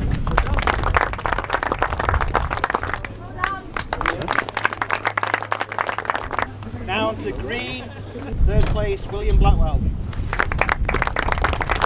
Second place, Ronnie Burge. First place, Nathan Jackson.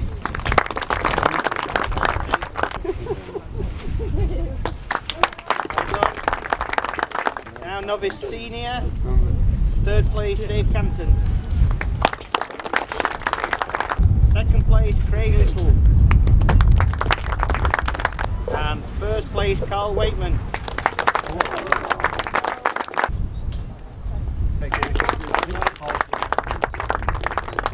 Now Blue Route Intermediate, second place, Lucasburg. And first place, Ben Shepherd.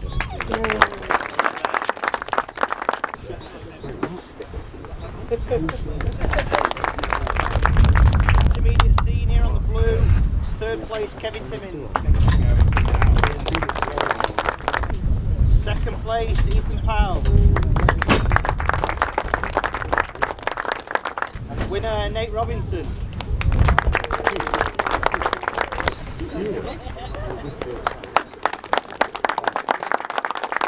Red Route, third place, Ali Clarkson. Oh. Three. Second place, Eddie Waitman. And first place, Sam Shepherd.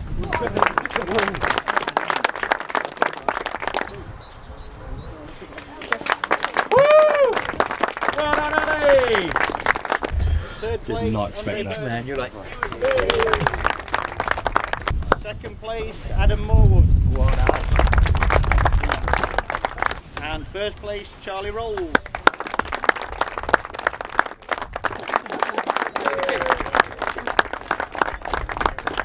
Thank you, everybody.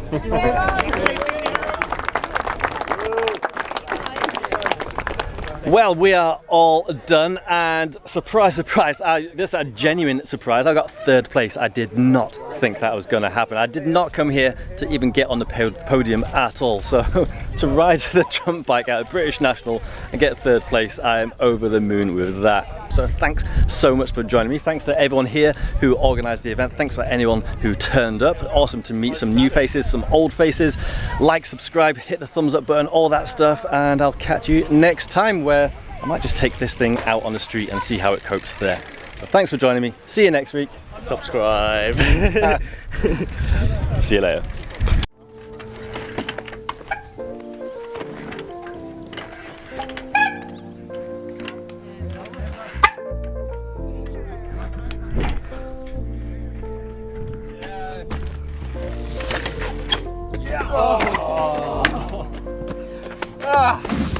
Hey everyone, hope you've had an amazing week as usual.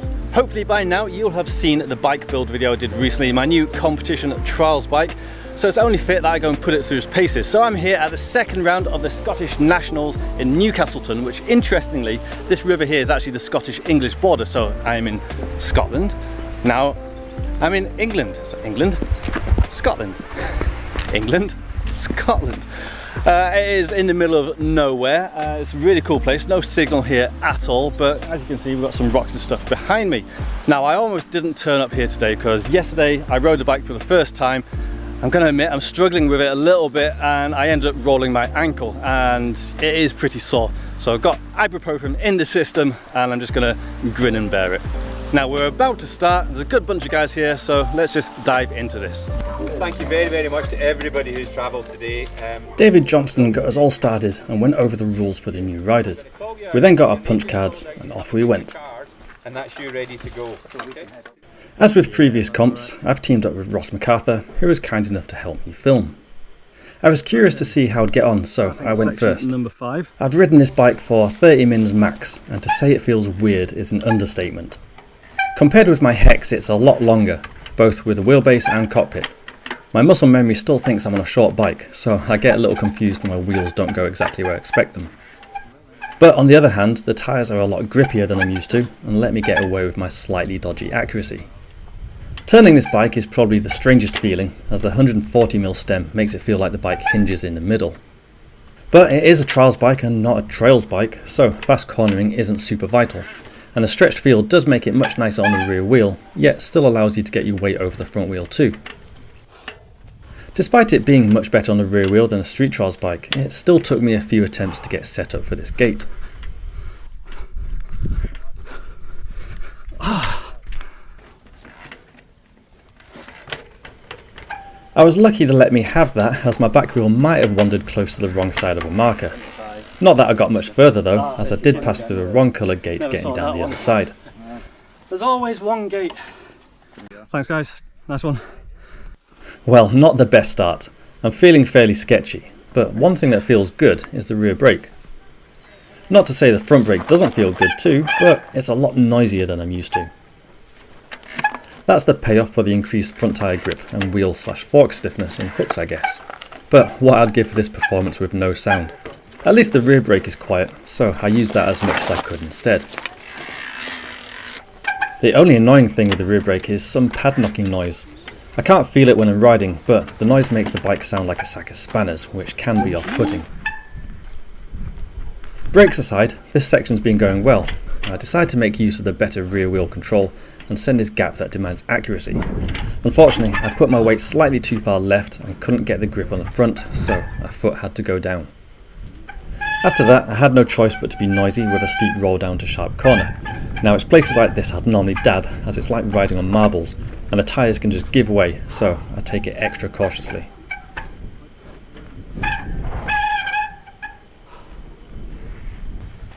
This bike's such hard work.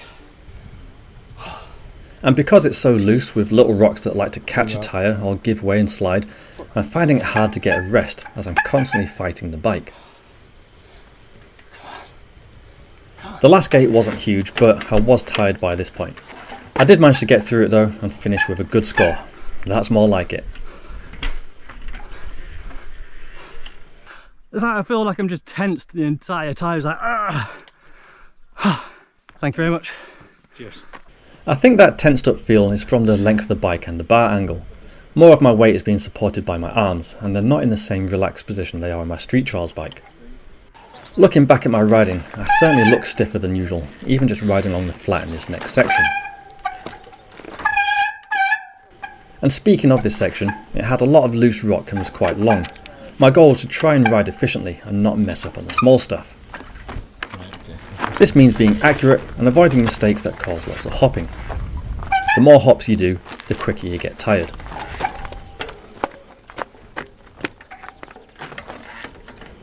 These were the first bigger moves, and actually quite nice, because they were solid rock and it was easier to trust the tyres would stay where I put them. As soon as I hit the loose stuff, it becomes a lot sketchier again.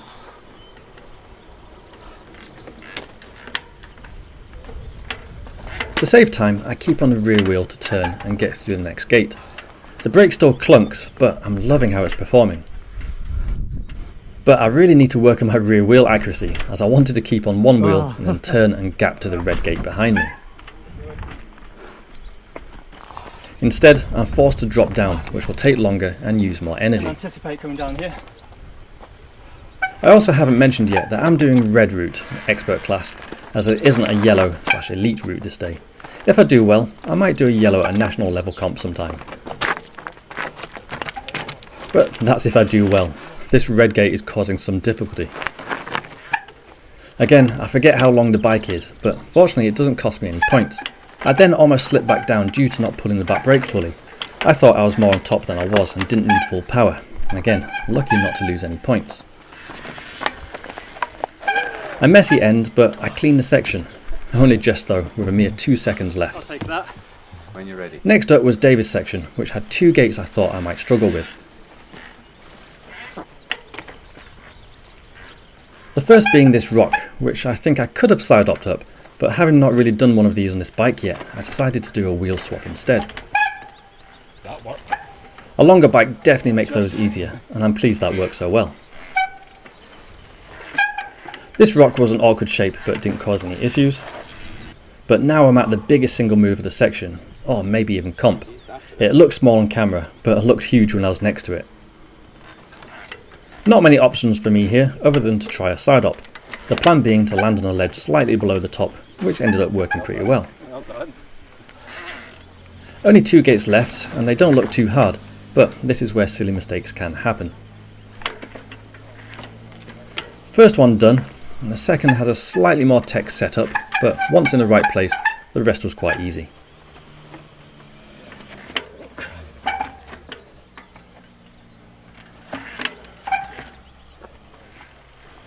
Another section cleaned, and I'm starting to get my groove now.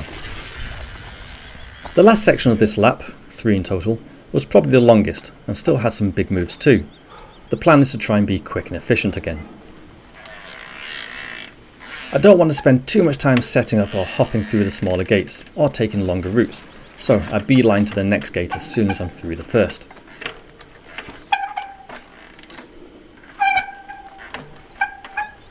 Again, not much time spent setting up looking, I get straight onto and through the gate. I wasn't as efficient up to the next gate as planned. I thought I was going to hit my pedal, but I'm quick enough for it not to matter too much.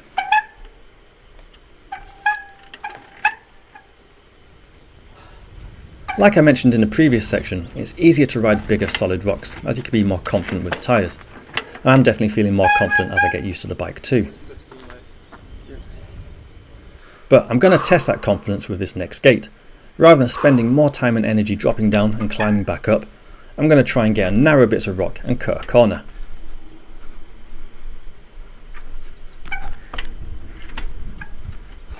A test of accuracy and certainly a risk, but it paid off and that was a good time saver. Amusingly, I actually found turning around facing downhill to be almost as hard as the gates. Long stems and tilted bars don't help with this. Only 2 gates left now and the tiredness is kicking in. I thought I could get into a wheel swap position on this first gate, but made a bit of a mess and dropped my first dab. Super annoying.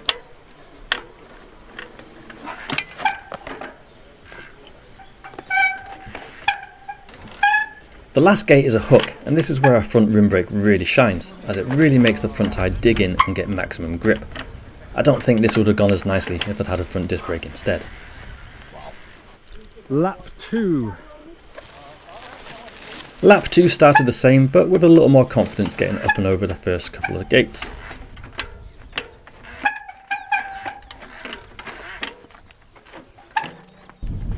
The side up still took me a couple of setup attempts, but once up I head a different direction to avoid going through the wrong gate like last time. The last gate looks small, and it is, but I've not done the technique needed to roll up this on this bike yet, so I made a complete mess of it. Come on.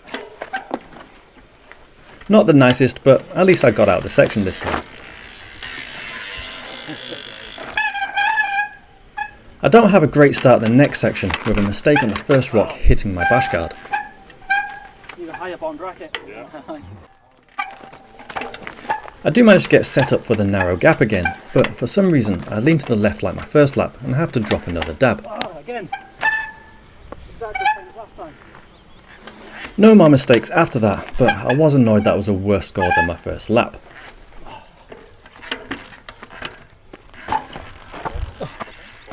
Bit messier than last time. Thank you very much.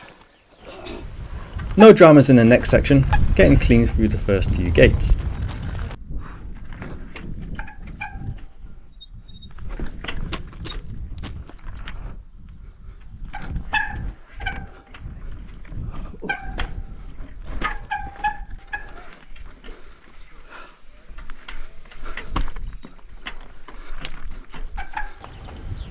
I did want to get the line I aborted last time on the big rock, but ended up doing even worse. That was very close to failing the section. If your back wheel goes through a gate, you can't reverse back through it. My rear hub was right on the line. But so far no dabs, however I have made this harder than it needed to be. I did try to keep it to rear and turn and gap like my original plan, but I didn't get close, so I had to drop down again. I ended up rushing this next part and getting an annoying dab. I was clean down to the finish, but like the last section, annoyed I did worse than last time. Just the one dab, 50. I was a bit concerned with this section, as it had 2 big moves I wasn't sure I could repeat from the first lap.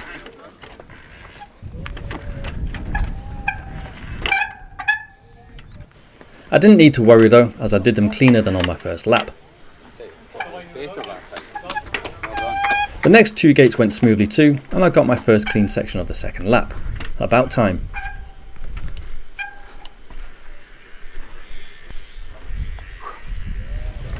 This next long section was also a concern, as I knew it was going to be tiring, but the process was the same. Be quick and efficient.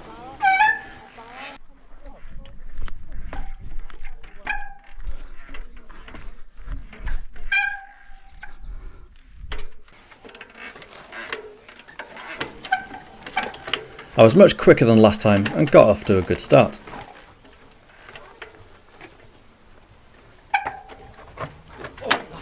A silly mistake trying to get set up on the narrow shortcut cost me a dab, but I haven't dropped down, so I continue with my plan. This is the rock I dabbed on last lap, and rather than try the same move, I go for a simple side up, which worked out way better. I make use of the front rim brake again by hooking the last rock and making it out to the finish, one dab worse than last time.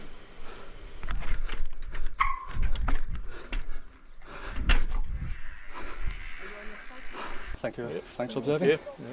Cheers. Time for the last lap, and I was comfortably clean up to the side up in the first section, which I then got up with no issues.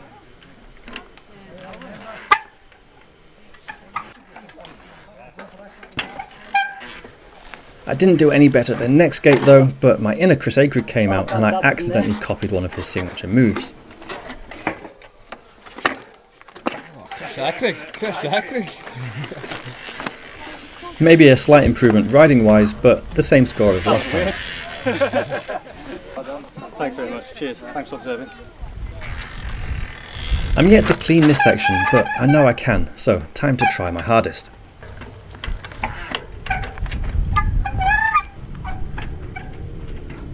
I tried to set up for the gap I've done previously, but I lose my balance and drop down. Turns out a side up back up is easier than the gap, and I probably should have done this the last couple of laps. So far so good. I'm feeling more comfortable on the bike this lap, and still loving the brakes. No issues with arm pump, which is amazing. Took 3 laps, but I eventually get a clean in this section.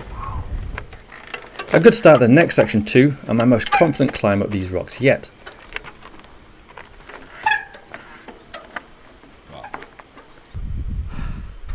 I was determined to get this turn on a big rock, and after a little rest I managed to stomp it. Stoked. Just wish I did it like that for the first 2 laps. Out of the end, and another clean. Third time's the charm. Thanks so much for observing. That's not a problem. Cheers. Next, the only section I've cleaned on both previous laps. Can I get a hat trick?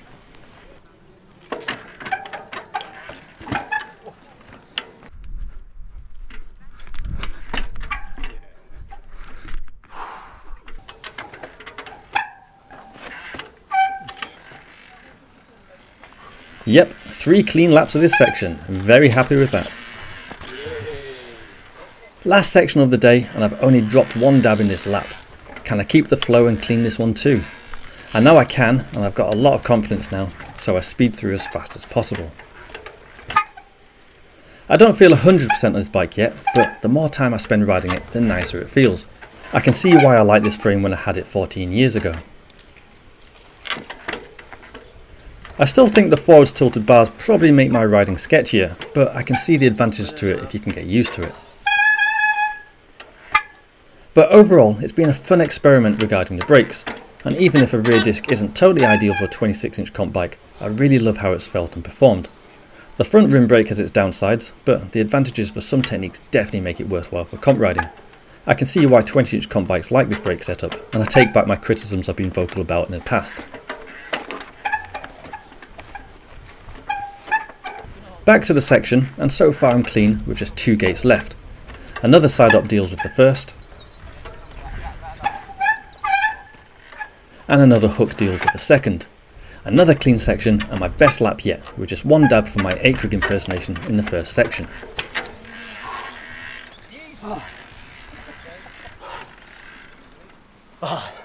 Stoked. Good ride out. Cheers, Ross. Thanks for observing. Time to hand my 3rd lap card in and wait for the score to be calculated. Yeah, you feeling okay now? Thank you very much. Before we get to the results, I'm going to share some of Ross's riding. Now, a full disclaimer for him. He had fallen off his mountain bike a few days ago and had a hefty bruise on his thigh and a very stiff leg, so it was a bit of a struggle for him to ride. I also had to go on his bike and was amazed at how bad his brakes were. The rims had a worn grind and the power just wasn't quite there. I'd have really struggled to complete any sections if my brakes were like that.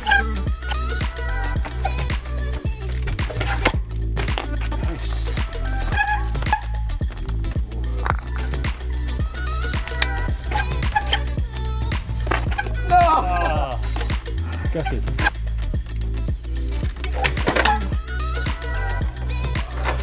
But despite his struggles, he's still a great rider, and between some unlucky dabs, he did some real nice moves.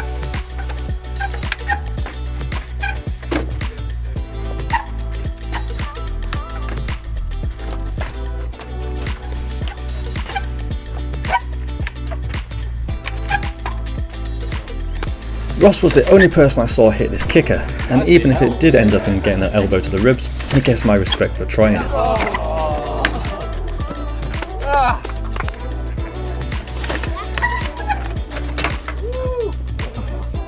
Just like elbowed my chest. I'll give that a go again, I think, yeah.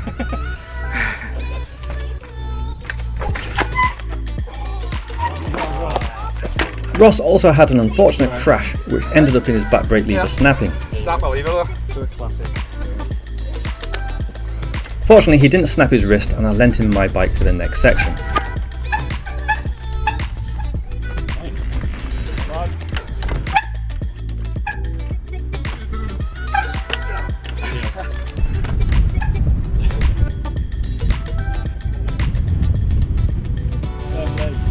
Of course, Ross and I weren't the only people there, and it was great to see kids of all ages, girls and parents all riding.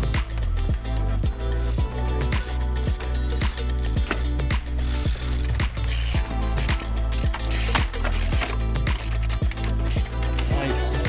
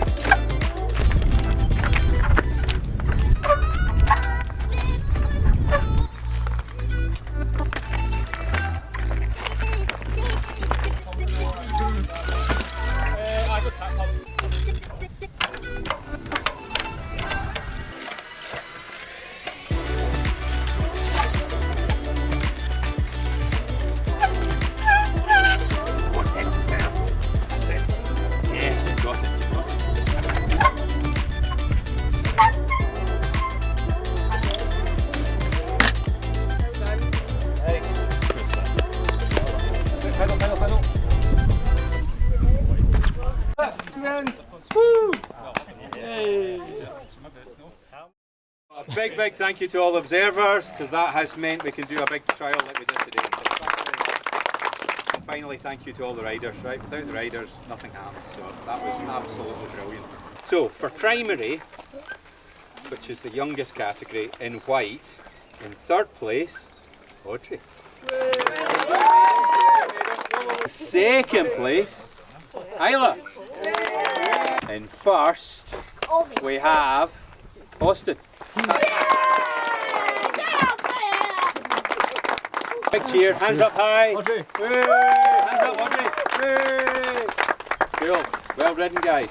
Okay, and then we have primary senior in second place, Joshua. And in first place, Finlay Boyle. Right, well done. Cool. Well done, guys. So novice category, but the younger ager category. So in third place, we have Harry Little. In second place, we have Cameron. And in first place, Sarah.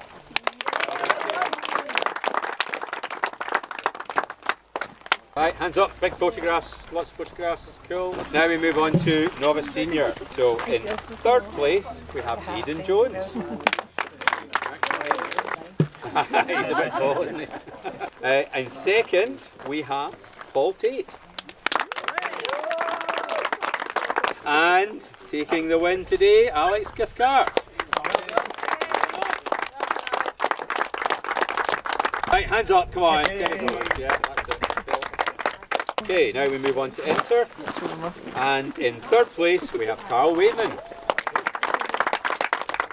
Yeah, well done. And in second place, from Cumbria, Oliver Cooper.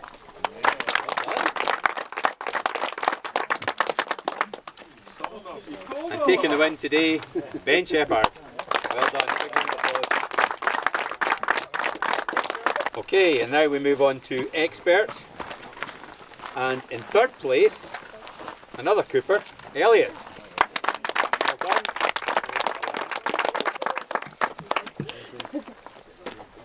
In second place, Eddie. Well done.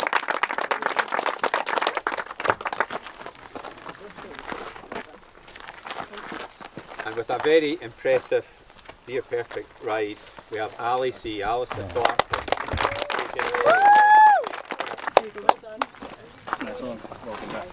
Yeah, it's impressive. Hey.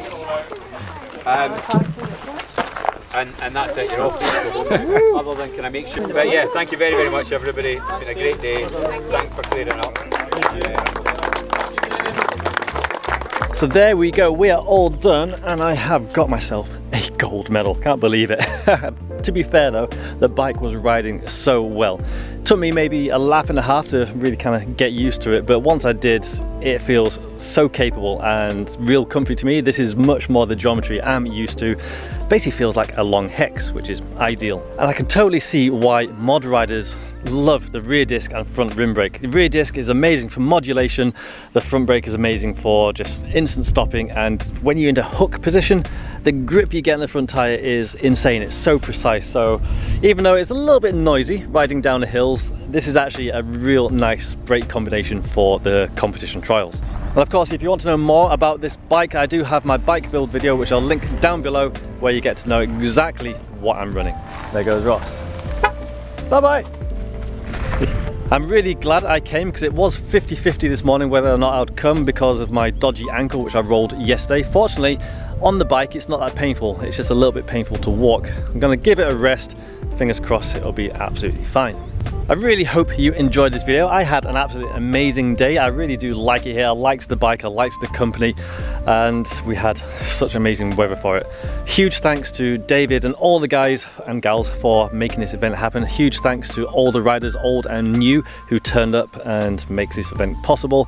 If you guys do want to enter some competitions, I highly recommend it. Doesn't matter your skill level, doesn't matter your bike, doesn't matter your age, just get to a competition. I'm sure there'll be one locally to you.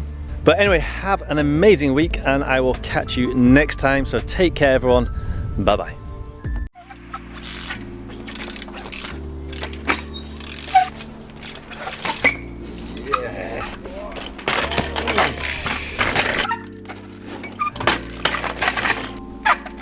Oh no! Oh! Oh, it's blood dripping out of it now. Yeah. Hey everyone, hope you had an amazing week as usual. Now, as promised in my last week's video where I built my Silver Bullet, my Retro Giant, I'm here at the Nationals at Shipley Glen. I absolutely love Shipley Glen. It's one of my favourite places in the UK. I travelled down here last night with Ross McCarver, stayed at my dad here nice and early, and yeah, I'm really looking forward to this. Now, if you haven't seen last week's video, it'll be linked up on one of these sides here. Go check it out. It was actually really well received. I thought it'd be a total Marmite bike, but people seem to be loving it. Since then, I've had a little test ride and there has been a couple of changes. Notably, the rear tyre. I've changed from the Conti to Kaiser. It was just so heavy, combined with this heavy rim, heavy hub. The back end of this bike was just an anchor. So a quick call to Tyre Bikes got me a Jitsi reverse tyre and that saved quite a bit of weight there. You may also notice I've changed the brake levers from the LX ones to some of my favourite levers for V-brakes at least, the Avid SD7s. Now, the eagle-eyed among you also know I currently have a black cable. The reason being that the linked cable just didn't really work that well for the back. It was kind of smooth, but I've felt smoother brakes before. But just the links, as I explained in the build video, they just can separate a little bit and they just don't feel that great for a long brake. When I put in my order for the rear tyre at Tyre Bikes, I got some Shimano oversized gear cable and that back brake feels amazing, so stoked. The last thing I added is a brake booster. This frame doesn't have any reinforcement around the brake mounts like a lot of modern trials frames, so the back brake was a little bit on the spongy side, so an old school Shimano XTR carbon booster has done the trick just to stiffen it up a little bit. Ross and I have already signed on. I'm probably going to go around with him as usual. I won't be able to film everyone here. I will try and make this as quick and easy to watch as possible, but it's going to be a long day. I'm riding Red Route and I'm really looking forward to it. Quick warm up. Hey.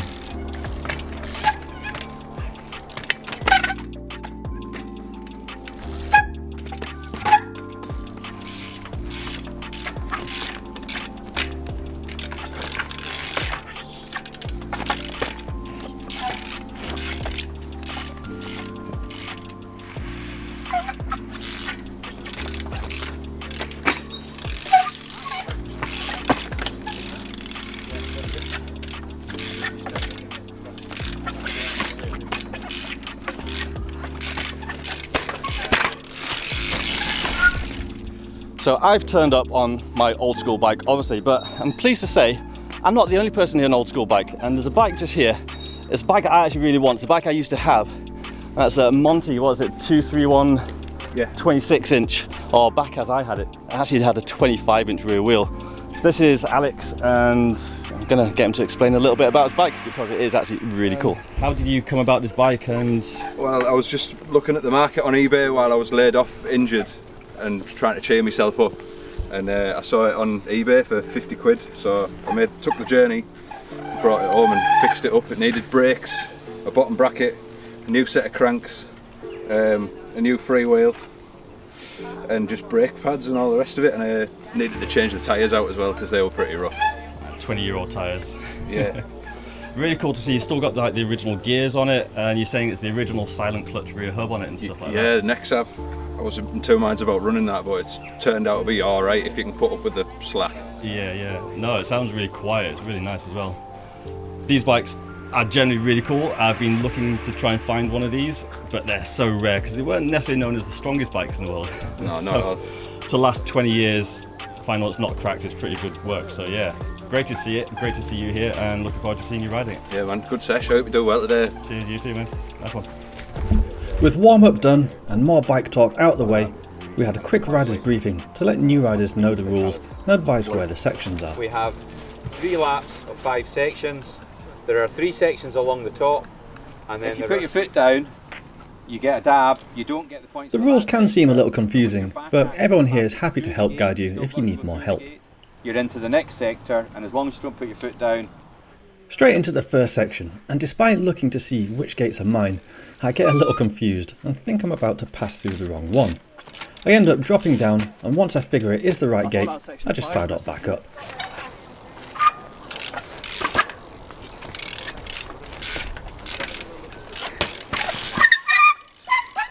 The next gates were a little hidden, but I had made sure to know where they go. Despite this bike being no pogo stick, I decided to stay on the rear wheel to save some time.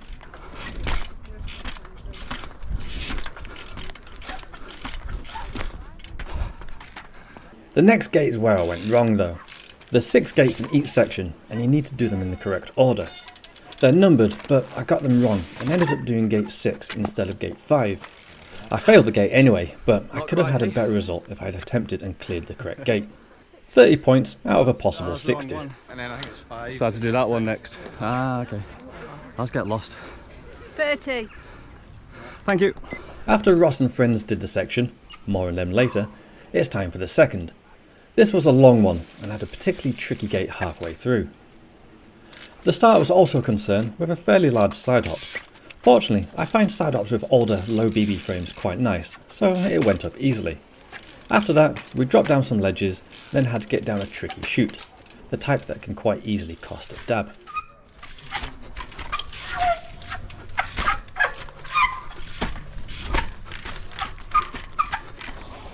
The big rocks are the safe points, but no time to rest. A tricky drop onto some rocks and roots takes me to the next takeoff for the hardest gate of the section.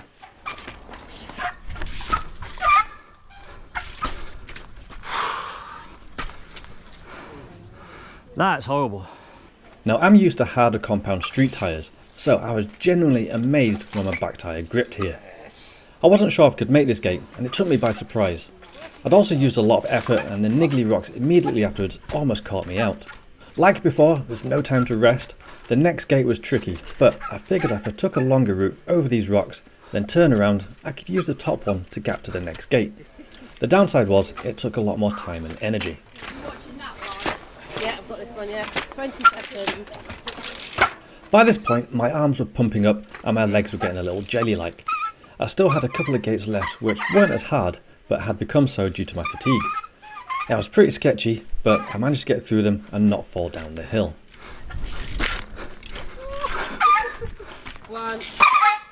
I did run out of time though, so didn't get maximum points. But 50 out of 60 isn't bad at all. Thank you. The third section had a fun start. I always liked this area, and these first couple of gates are lines I've done dozens of times before, even if they were 15 years ago. No drama getting through these.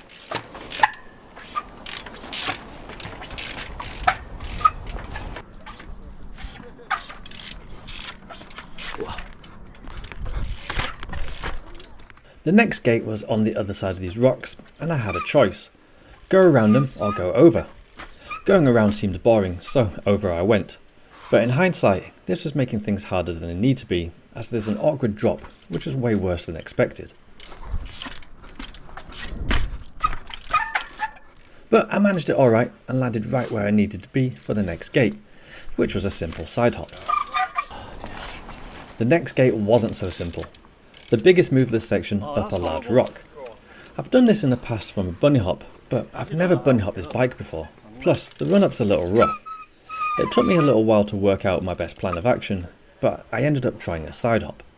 I knew I couldn't make it to the top, but I did see a bit I thought I could hook my front wheel over, and perhaps a small bump in the face for my back wheel to grip. This was wishful thinking though, as I didn't get the grip and came sliding back down.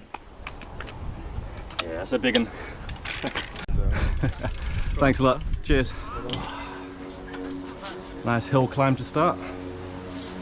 As I just mentioned, this section has a hill climb start. I used my bigger wheels and more relaxed geo to speed over the small lower rocks, and then simply tried to get to the top as fast as possible. The more time spent hopping up this, the more tiring it will be.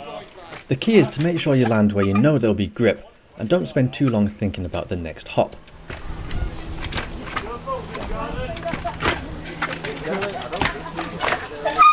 Once up the hill, we had to go back down. The gates took us over a steep rock, and most riders would use the rear wheel control to hop down on the back wheel and try not to gain too much momentum, as they might shoot past the next gate, wasting time and energy getting back up. Once my extra dog obstacles were out of the way, I decided to be old school and simply roll down instead. This was risky, as I could go over the bars and crash, clip my bash guard on the rock and lose points, or simply not be able to stop. Fortunately, none of these things happened, and it all went well.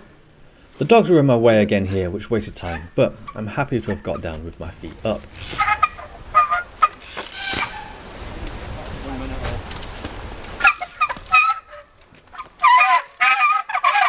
It's sections like this that make me wish I had a front disc brake. The noise is horrible.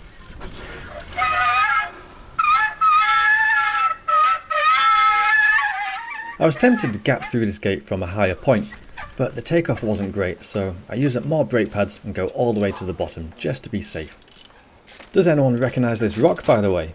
Yeah, it's the one I did a gap to stoppie over on my Hex last year.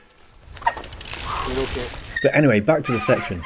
Only one gate to go, but from walking this section, this is one I know I can't do. It's a large side up to my bad side and from a tight takeoff. I look at it anyway, but it just confirms it's out of my league. Yeah, no chance. Oh, cheers. Noisy brakes. I miss disc brakes. The last section of the first lap, and one with no gates that give me any serious concern. If I do it fast enough, I see no reason why I can't clear it. The first couple of gates were quite fun, especially the second, which was a nice gap up to front wheel.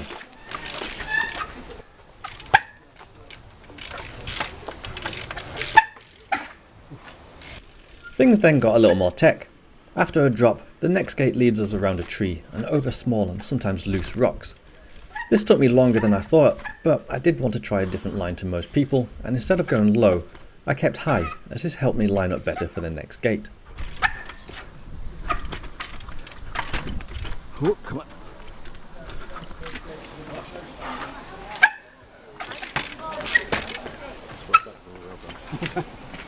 Oh, that's disgusting. Even though I was now nicely set up, this next gate was nasty. It was over an off-camber rock which had a very sharp edge, as I'll personally find out later. I need to be very controlled over this and land exactly in the right spots to get grip and line me up the right way for the next gate. Nice. That ended up going perfectly and felt pretty fun as a bonus. I'm a bit rushed for time now though. This gate didn't look that hard before, but with some energy spent, it suddenly looks a lot harder. I figured I could get my back wheel to land on top of it, but with it being round and mossy, I didn't know if my tyre would grip. To a little surprise, it did grip, and away I go to the next gate, with only a few seconds left. 7 seconds. 4, 3, 2, yes. 1. No, you don't. I was so close to cleaning the whole section, as I only had a slope to roll down to the exit. but 50 out of 60 is still a good score. Got the front axle out of the section. That time went really quickly. We did the second lap in a different order. The first gates on this section were again cleaned without much issue.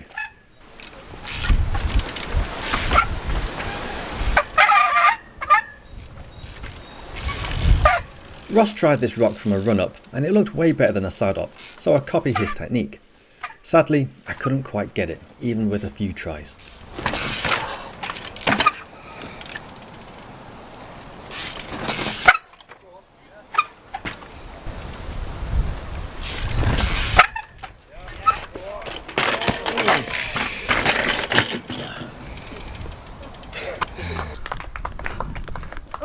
Poor bike. Onto the section we started on, and this time I've no confusion as to where to go, so I can keep it all on the rear wheel on the first gates for speed.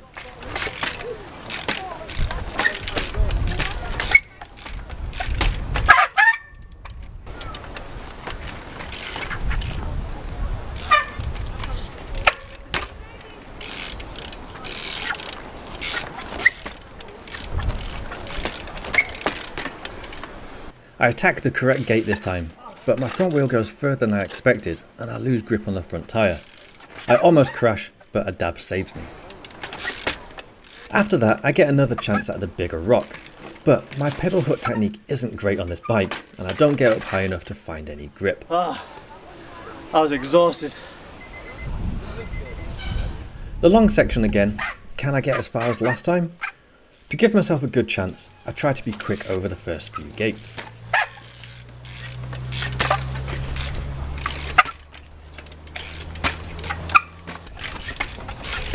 Yo. It's disgusting. You got it. Even though I did this last lap, my confidence isn't great. This is a nasty gate.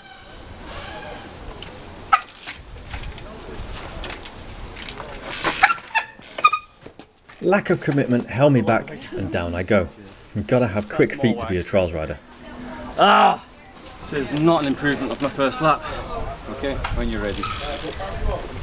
Back down into the woods and one of my favourite sections of the first lap. This first part is great fun to do fast. Clear the section.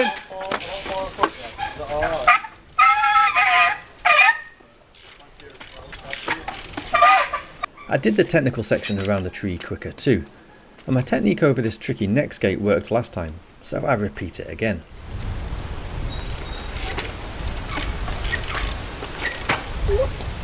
My tyres held up on a rounded rock too, and this was looking like it could be my first cleaned section. Well, that was until I made a daft mistake. I still don't really know what happened, but my bike didn't do what I expected, and my foot caught on the pedal, and I had a little tumble, hurting my pride. Yeah, that was wild. Oh, I'm there. Onwards and upwards though, with the hill climb section on the last of the second lap. The start was pretty much a clone of my first lap.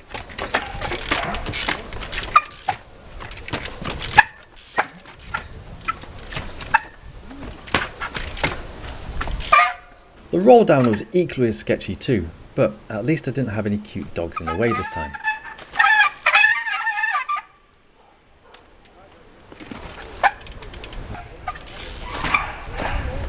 But then another mistake.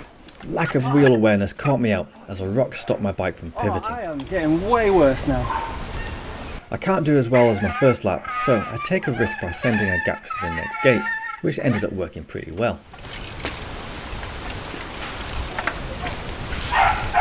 With only a few seconds left and a gate I can't do, I end the section to save my energy. I can't even do this next gate, so that'll do me. I don't think I'm going to have the energy to do the third lap.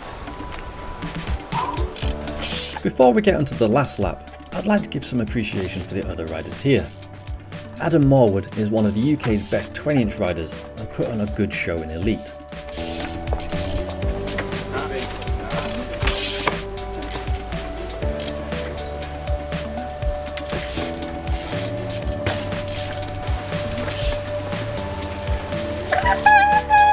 Charlie Rolls was also here and is a pleasure to watch. Another of the country's best 20-inch riders.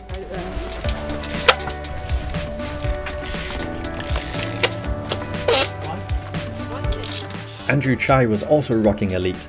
He's been in the scene for a long time and does a lot for the sport. is also a fantastic rider and another good one to watch.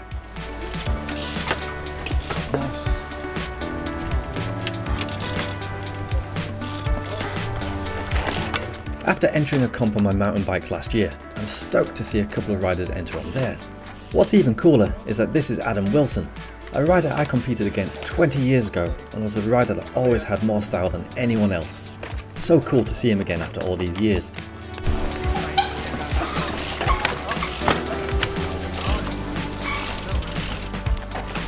And likewise, a shout out's got to go to Brad Stead for also competing on his mountain bike, with 180mm travel too. I'd love to see more people coming to a trial and using whatever bike they have. As I always say, you really don't need a trials bike to compete at a trials comp, as these guys prove. I joked about doing a trial on a downhill bike, that's as close as you're going to Yeah, get. 180. Ross MacArthur was riding the same route as me and found some different ways to do the same gates. He was riding well and managed a few gates I failed on. And also a big thanks to Ross for doing a lot of today's filming.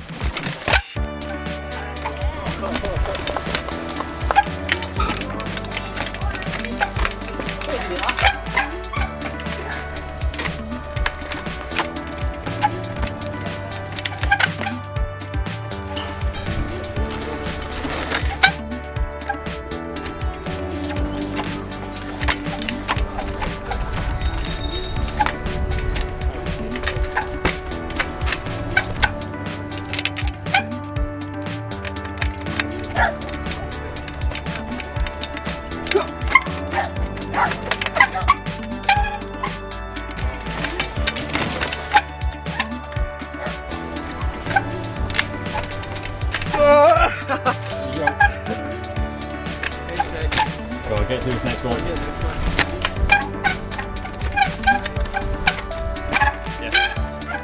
A rider I was stoked to see here was Ben from Tarty Bikes at his first comp. If you phone up or place an order at this great shop, it's more than likely he'll answer the phone or at least be involved in getting your parts sent out in one way or another. He's wanting to help push the sport and has lots of cool ideas. Keep an eye on Tarty Bikes as there's some good things coming.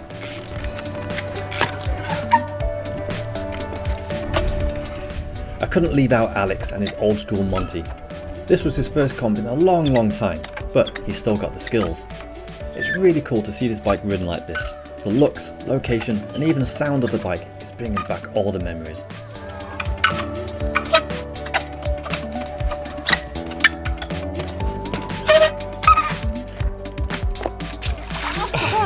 Sorry mate. My third and last lap was similar to the previous two.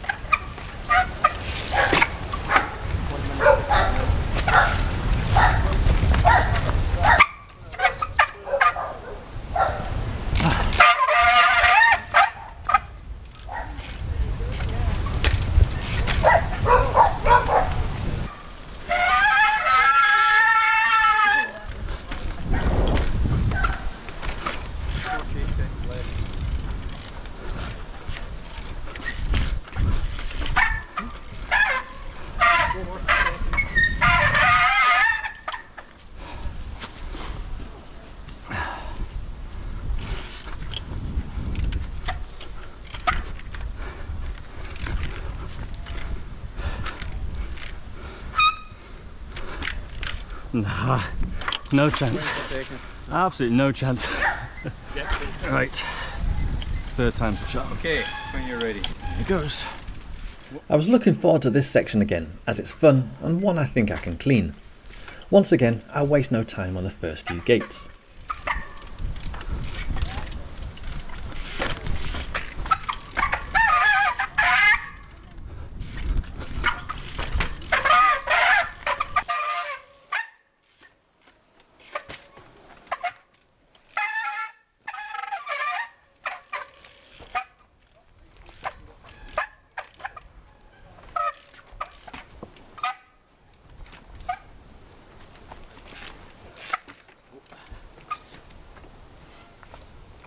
When I get to one of the tricky gates, I notice someone has knocked a flag opening up the bottom of the rock. Rather than repeat what's worked twice before, I decide to change tactic. Big mistake. Not only did I fail the rest of the section, I also slid my arm down the side of a very sharp rock. Ouch! Yeah, I know your arm I was worried about. Oh, there's blood dripping out it now. Yeah. Right on the corner of that guy. Yeah, no, that didn't. Should have done it the way I did it last 2 times. You did it beautifully, yeah. Ouch.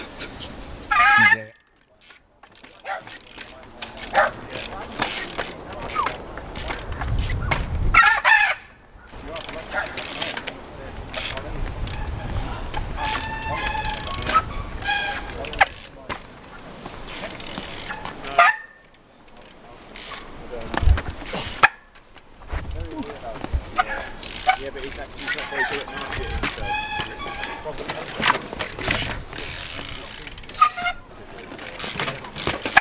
Yes.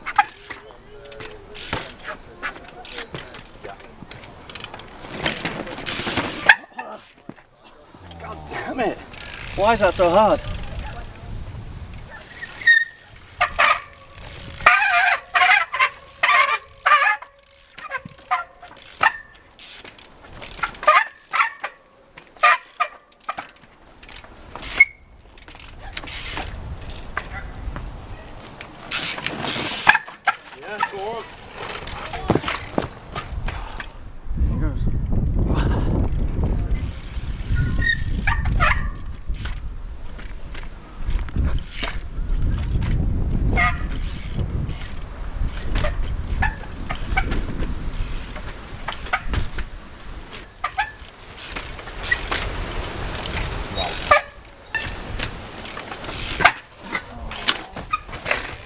How did I do that first lap? That is us all done. First lap was really good. Second lap wasn't great. Third lap wasn't great. I'm definitely noticing my fitness for this kind of stuff is lacking a little bit. My legs and arms, they started to give up, and then yeah, my arm definitely started to give up after I slid it down a rock. But that was actually really good fun. The bike was really good fun. I got a random puncture halfway through just practicing, which was annoying, but other than that, I've really enjoyed riding it. For the results on the day. Results time. First up today's comp, and then the overall national We'll start results. with the primary and the younger age group. So in third place we have George Burge. Second place we have Harry Craig. And in first, Harry Little. And George, that's excellent. There you go. See if we can get that through everybody. So in primary senior we have Stefan Williams in second place. And Daisy Craig takes the top step.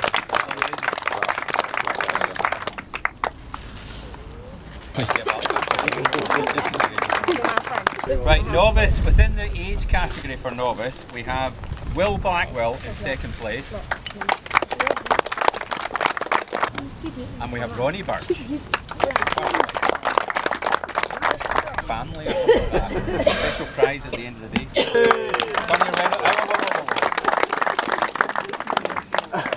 Okay, and then in novice senior, this was actually a great battle between 5 of them, but in third place at his first trial, big round of applause for Ben.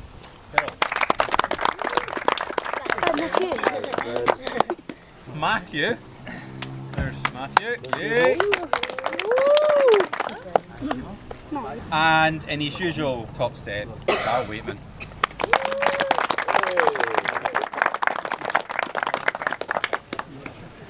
Thank you.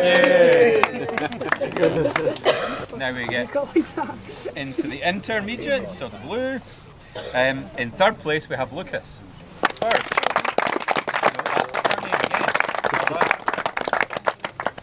In second place, Nathan Jackson. And in first place, Ben Shepherd.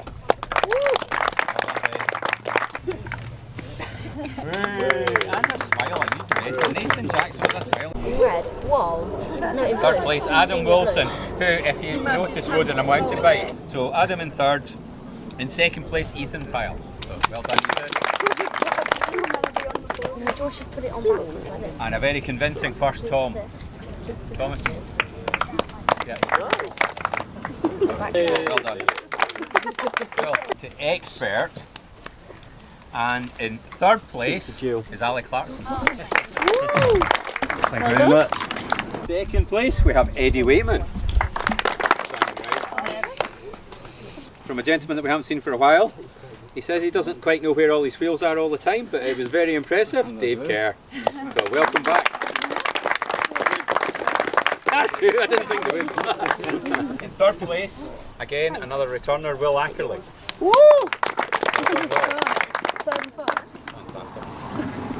In second place, Adam Moorwood.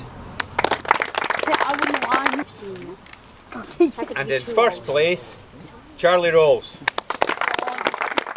He lost time. He had it's Cameron Ledwidge. Nathan, do you want to come and take Cameron's for him? In second place, and this is fantastic, I'll come back to this in a minute, but Daisy Craig. So well done, Daisy. And taking the series championship, Stefan Williams.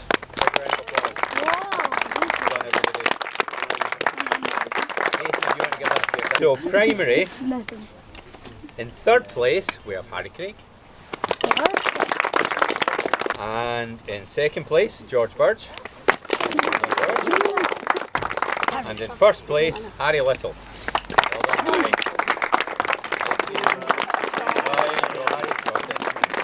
Right, now we move to novice senior. And in third place, we have Sarah Tate. And in second place, and there's a big part of me would prefer these to be the other way around, but they're not, Paul Tate. Bask in the glory, because this will be the last year that you get in front of him. And first, Carl Waitman. Come on, Carl. At this point, I would just like to say a massive well done to both Daisy and Sarah. And then novice, Nathan Jackson in third place in green. In second place, William Blackwell. Well done. Taking the winner's jersey and the National Cup for novice, Ronnie Bird.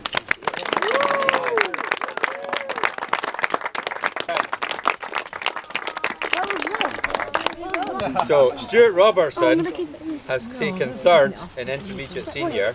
So Ross, I'm going to ask you to come forward and accept that on his behalf. In second, Tom Malloy. Tom, and series winner and jersey winner, Ethan Pyle. Here's another one that you'll not see riding blue again. I don't think this has ever happened before, has it? No. No. Right, so here we go. In third place in intermediate, Nathan Jackson. In second place, Lucas Burge. And in intermediate, taking the winner's jersey, Ben Shepherd. Well done. Brilliant. In third place, we have Finn Johnston.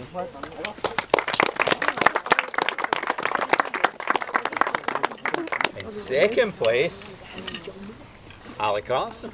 Really? Must be a mistake. No, it's not. Right, and taking the overall series, fantastic result, young Eddie Waitman.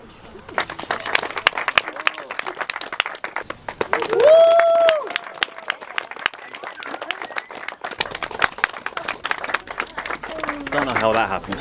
Right, so here we are, the big Cheers, boys. And so for elite, third place, Andrew Chai. So you're going to have to get somebody. And in second place, we have Charlie Rolls.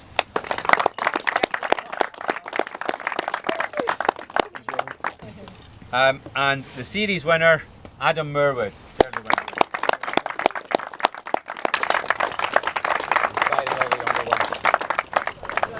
So there we go, everyone. That is the comp done. That is the British Champs series all done as well. And I can't believe I got second. I don't I don't know how that even works because I've only done 2 rounds and I've come third at both of them, so I don't know how that ends up being second, but I'll take it.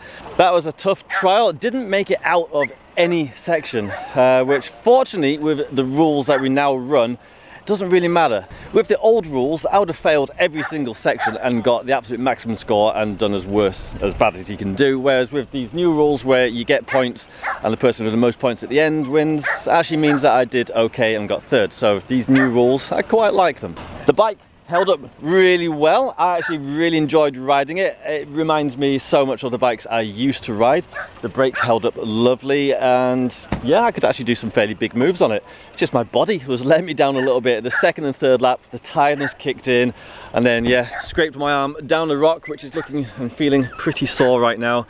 So fatigue took in, but yeah, I'll take it. I'll take third. I'm stoked with how today went. That was good fun. Of course, I'd like to say a huge thanks to David and the crew for putting on such a cool event, such a cool series. If you guys would like to enter trial yourself, then yeah, I can highly recommend it. I entered a trial on my mountain bike last year was that, and it's good to see more people entering on their mountain bikes this year. If you want to enter trial, you do not need a trials bike. Just bring whatever bike you've got and just send it. It's good fun. How was your day? How was your ride? So on the second section at the first lap, I pulled my lower back, just failing a side top, and it was pretty sore all day. So other than that, had a good few laps. My second lap was the best, and yeah, good day overall. You got further than me in a few sections, so happy with that. Thank you. Thanks for filming. Yeah, you're no thank you for coming. Have an amazing week, everyone, and I'll catch you next time. Take care. Bye bye. Hey everyone, welcome back to the channel. As you can see, this is a mountain bike one, but it's slightly different. I won't be riding this down some trails, I'll be riding this down some trials. I'm here at Bob McGregor's in Glasgow, and I'm entering, well, my first competition of the year. I'm going to do it on my Fulsus Shadowcat. I've entered Blue Route, which is kind of an intermediate route. There's 2 categories harder than that, and it's going to be a challenge. There's lots of technical hopping, there's lots of tight maneuvers to do. This is quite a long bike, so we'll see how I get on. Blue Route today is actually the most popular category. I think the most riders in it, so I'm not sure if a podium is in any way a contention today, but I'll try my best. I think we're about to start in a minute, so yeah, see you at the first section. There are 5 sections, section 1, 2 and 3 and 4 and 5 are right down the bottom, so you have got a bit of travel time as well. Go and have a great trial. Please bring all rubbish back with you, don't leave anything out there. So we can't go around in massive groups, which is a shame because there's actually quite a few people here I'd like to ride with and watch ride. So I'm going to go around with Ross at least. I'm going to share filming duties, and yeah, should be fun. And Ross is on his Ashton as well. Check this out. Yeah, you can maybe see it 1 minute. It's the Ratty Ashton. Ratty Ashton. Ratty Ashton. Right. This is going to be hard work. Having done a very quick walk of the section, there wasn't really anything here I didn't think I could do, but there was certainly enough tech to catch me out if I wasn't concentrating. Also, it's the parts between the main features that often catch you out. Little rocks that cause a wheel spin or catch a tyre when pivoting. I was having to be vigilant at all times. Makes it a difficult trial. I set my suspension firm with faster rebound, but it's still pretty squishy, and sometimes I'm not prepared for it with me being used to a rigid trials bike. I haven't quite decided with this one yet. Give your idea a go, Ross. I had thought I could attack this gate from the left, as it has a higher and better takeoff, but it would force me to go over the biggest rock. Starting with a run-up is more work, but hopefully technically easier, as I go over smaller rocks this way. Well, what pedal strokes do they? One sign of being out of practice with comps and riding natural is struggling to work out how many pedal strokes I need to be good foot forward when I end up at the obstacle. You'll see me doing a lot of random backpedaling throughout the comp, trying to work it out. Fortunately, I did work out the pedal strokes needed here and just about made it up. I then needed to do a tight turn up the slope, and with my long bike, it was almost too tight. But I'm glad to have gotten up it, even if it wasn't the prettiest riding I've ever done. The next gate was a simple step. For me, it made sense to try and roll it rather than side up, but the tricky thing was how short the run-up is. This run-up only allowed for a half pedal stroke. I have a much lower BB on this bike compared with, say, a trials bike, so there was a high risk of hitting the corner with my chainring. Fortunately, the bike flew up. The next gate was a little more tech. Getting onto the rock seemed easy enough, but I had to make a 90-degree turn off and then through the gate, and the spacing of the rocks in my wheelbase was a little bit awkward. But the last gate was perfect for this bike, an off-camber climb which was easy enough just to pedal up, around and down to the finish. A clean section is a great start. 1 second to spare. Oh, man. Section 2 was mostly man-made. The first gate was a simple step, and with a kind of concave top, it was fun to roll up and smoothly push through to a small manual. Gate number 2 wasn't a huge move, but the shape of the pipes made it a bit awkward, especially for a longer full sus. I figured this could be a place to take advantage of the bigger wheels and front suspension though, and try and tap my way to the top, and it ended up working perfectly. This then leads to the next gate, a double step which didn't cause too much issue even on this bike. A bit of a ride to the next gate, which was a pretty easy roll up a pipe. This is possibly easier on my bike than a trials bike due to the bigger wheels. The bigger wheels also made riding up the slope to the next gate easier, but the gate itself was a side up, and that's probably the Achilles heel of full suspension.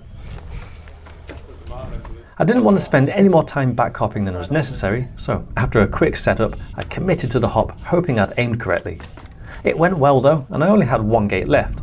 I played it safe and sneaked around the top rather than risk a bigger move by going directly up it. Just needed to turn around and then send it through the exit gate to another clean. Keep it.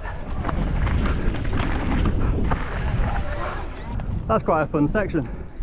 You okay? Section 3 looked tough as we're now back on rocks. The first couple of gates went smoothly though. Again, I feel the bigger wheels help me roll much easier than most other trials bikes here. I don't even think full suspension was much of a disadvantage either, as I feel it stopped the bike from being bounced off course by the smaller rocks and off camber. 2 gates done and the third next. Plenty of run up though, and nothing too tech, so this was easily rolled over too. A bit of a pedal to get to gate 4, and this is where the difficulty rose. Full sus isn't so good for 0 run up static moves, and this gate took me a little while to figure out. It's worth mentioning that Blue Route was BIU rules, meaning I'm allowed to touch my pedals or bash. I still try not to use them, but during the comp I did hit my pedals a couple of times. This didn't affect my score though.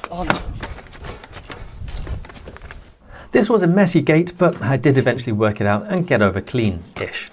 No time to rest though. Gate 5 was a much bigger rock. I thought about trying to hop straight up, but I did see a sneaky line I thought might be easier. I have to be accurate though, and with my long wheelbase and suspension, it did make it tricky. Actually, too tricky for me this time at least. I knew I could have done this, so it was a bit annoying. Hopefully I'll get it next lap. It's a hard one that. Thank you, cheers. David. Right, I reckon this is the hardest section, and the first gate is a real steep climb. I don't think I'm going to get through this one. Here you go. Like I said, I think this has the potential to be the hardest section, and I honestly don't know if I can even do the first gate. Everyone else has been trying this static with side ops, but again, I think I can use my bike's features as an advantage here. Oh, that's disgusting. Now, can speed, big wheels and suspension get me up these first steps in one go? Well, to my delight, it can. Things don't ease off though. It's far too steep and loose to get a run up to the next gate, so I'm forced to do it static. I'd hoped I might be able to lunge up it if my back tyre got grip on the grass, but once there, it didn't feel as stable as I hoped, so I ended up trying a static hop up, which didn't quite work. The high front end and big wheels were a definite disadvantage here. I'm annoyed by a foot down, but I use it to make sure I get the bike up and to a point where it's easy to get back on. The next gate is at the bottom, so down I go. I'd much rather be on this bike than a comp bike here. The gate itself is quite a big move, but I reckon if I get my timing right, I can tap the rock with my front wheel to the left of the smaller one and hopefully manage to roll straight up. Unfortunately, my accuracy was way off and I had my weight too far to the right, forcing an awkward hop off and another dab to save me. The climb back up to my run-in was too time consuming and quite tech, so I'm a little lost as what to do next. I decide to see what run-in I can get without climbing up further, and it's not a lot. I have 10 seconds left, and because I dabbed, I can't get the points for this gate anyway. Oh, come on. Use it. You sit down there. What's time's gone? I'm fairly sure I can't get up from here, but I try it anyway. And I actually got closer than I thought, but again, my weight is too far to the right. I need to fix that for next time. That was good. So good. Cheers. Tight. Tighter than a tight thing? Tighter than a tight thing, holding a tiger. Cool, we good? Last section of the first lap. It looks easy enough, other than the tech gate you just saw in the previous clip. First gate goes easy enough. It's actually nice to have smooth concrete here. There's nothing really to catch you out compared with random shaped rocks. The next gate also went as well as I hoped, but then it's a rough climb up to the hardest gate of this section. Again, I used the bigger wheels here to my advantage riding up the rough climb, but any advantage soon disappears when I get to the gate itself. Yeah, this bit. Now I got here fairly quickly, so I take my time to figure it out. Indeed. My thinking is to get balanced and then jump my back wheel to where my front wheel currently is, putting my front wheel up on the big rock straight ahead. If I get it right, I can use my forwards momentum to then endo up and forwards, get my back wheel up too. But as you can see, it didn't quite work out. The bike's geometry and suspension wasn't exactly optimum for this gate. Now at the next gate, I had two choices. Hop off the big rock down to the right, or try and roll off the far end. Going right would make me land on off-camber loose rocks though, so to avoid that, I figured sending it down the bigger end would be easier. And it actually ended up being quite fun, and that's now the most tech and difficult gates done. The next gate was pretty easy, and then I get a breather before the last one. This wasn't a big move, but it was taped in a way where you had to roll onto the pipe at an angle and not go off the right hand side of it. Yeah. I would have liked to have stayed on the pipe to the end, but this works too. I slightly scrape the chainring, but I make it to the end gate with just one dab in this section. I'm glad it's not UCI for us. Did well. Cheers.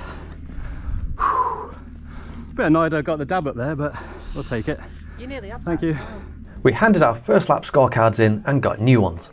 Now this section was the closest to HQ, so we decided just to repeat it.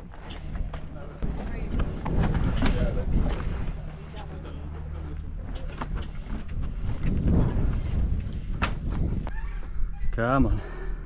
This section has pretty much been a repeat of my previous lap. I really wanted to clean this tech section though.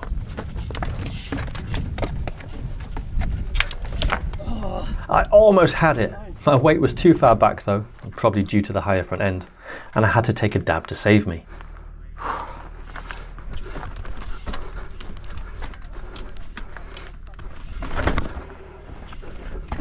I did manage to get the last gate a little cleaner this time though, and ended up with the same score as the previous lap.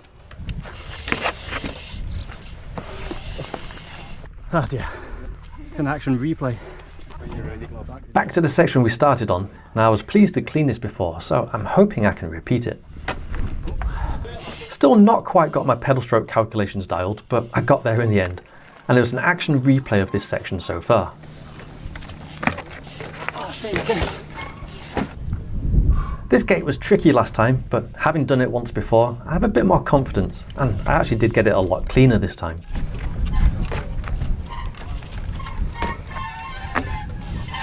But the short run up for this step is still a concern, even if it did go well last time. I didn't need to be concerned though. It was a clone of my previous attempt and I flew up it with no issues. I even improved from my previous lap on the next gate and cruised up and over the rocks much smoother and quicker. The last climb up and around the next gate secured another clean. Yo. Thank you. This was my favourite section and I was really hoping I could repeat my tap up and over the pile of pipes again. Now this worked last time. I ended up doing it even smoother. This section is really fun on the full sus.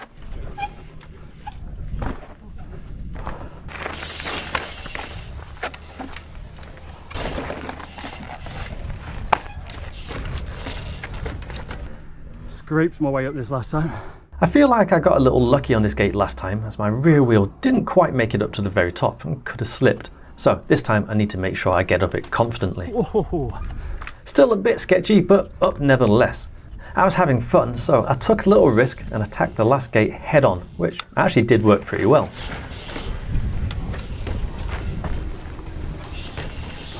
Three repeated sections so far, and with this clean, I repeat with my scores too.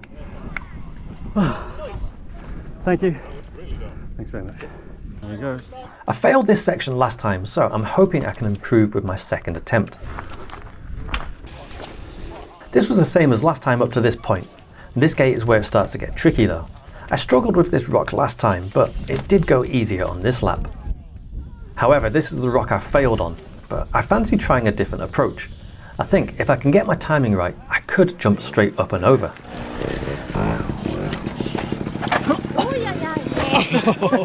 My long wheelbase caught me out though. My front wheel ended up way further forwards than I expected, causing an impromptu Superman impression. Let's keep going, you've got enough time. Even though I failed, I still have enough time left, so I try again to see if it could actually work. Yes. So it is possible. Hopefully I can repeat this in the third lap. That's a shame. Cheers. Last section of the second lap, and back at the hardest one. I'm hoping my previous clean up the first steps wasn't a fluke.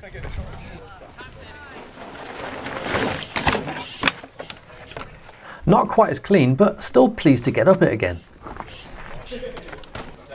Even with my geo and high front end, I feel like this gate is possible. I didn't make it, but it does feel close.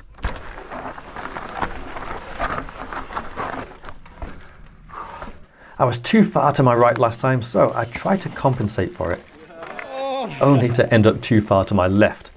My bike got through the gate before I dabbed, so I think I got the points for it. I just can't get the points for the next gate now. Not the easiest gate for this bike, but I managed to get through. If it had been much bigger, I'd have really struggled here. Unfortunately, before I got to the next gate, I made a beginner mistake by going through the gate of a different category. This is an immediate fail and I can't continue, although I still get the points I received from going through the previous gates. Silly mistake. Cheers though. Before I get to the third and last lap, I want to give some exposure to the other riders there today. I didn't get everyone in film, sorry, but here's some that I did. Yes.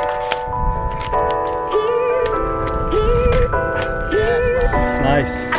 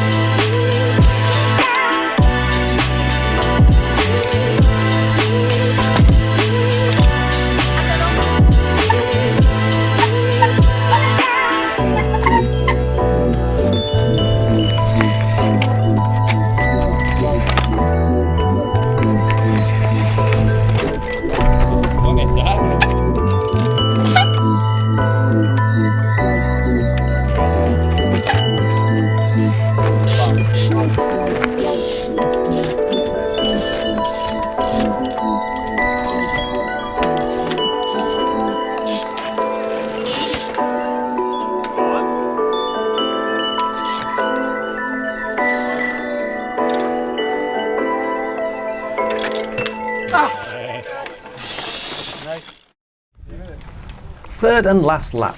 I'm hoping I can iron out some of the mistakes from the previous laps. I must admit I'm feeling quite tired now. My comp fitness is low and the bigger heavy bike is taking its toll. This meant my worst attempt yet at the tricky gate.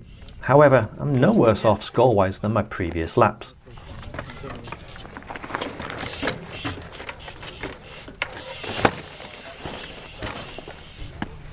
The rest of the section was all done smooth enough and no change to my previous 2 scores my third time around. This isn't the hardest section of the day, but it is actually my least favourite. I feel like I've kind of scraped through it rather than flowed on my previous attempts. I really didn't want to lose any points on my third attempt though. Even though I don't like this section, I feel I got a bit more flow this time, and that felt really nice. I did make a pig's ear of this gate though. I'm definitely feeling tired. Despite being messy, I still got through it with no lost points. Somehow. Getting sloppy.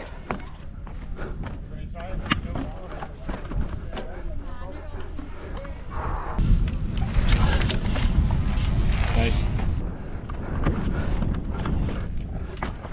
The rest of the section was a repeat of my previous 2, and I'm stoked to have cleaned this section all 3 times. Thank you. My favourite section, and another clean.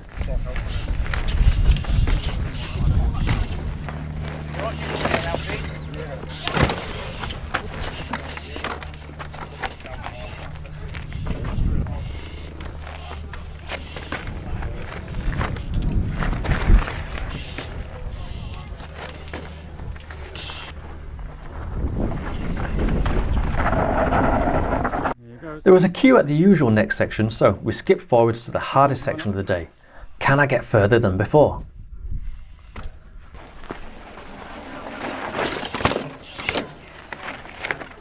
I actually think that was my best clean up the first gate, and I used the momentum to help me up the slope to the next gate, saving some energy. I came so close to getting at this rock last time, I tried extra hard this time. I actually managed to get my wheels exactly on the right spots, got grip and cleaned it. A definite improvement so far. I even cleaned the big gate and the one after. I was on an absolute roll here.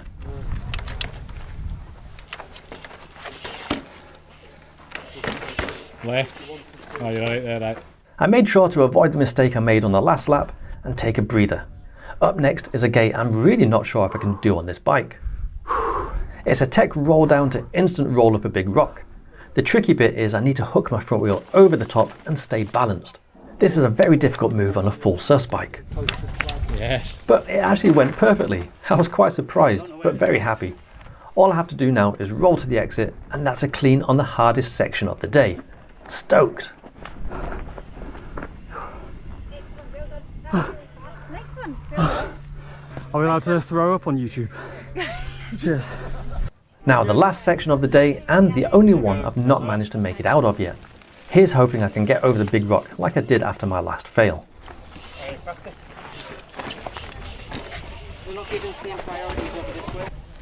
So far so good, and it's all clean, including this first tricky rock.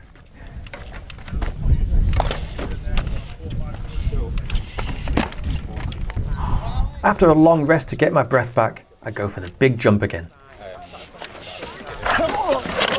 Only to do exactly what I did last time. Oh, that's so frustrating. Cramp in my leg like mad.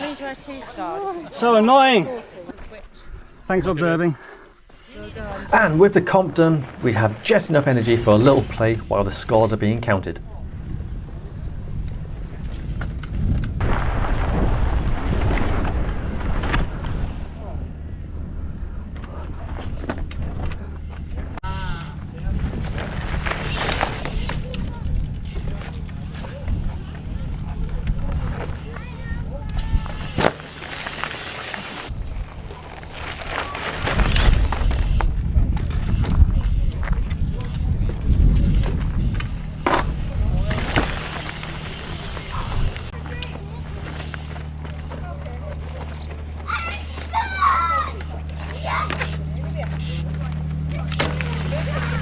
I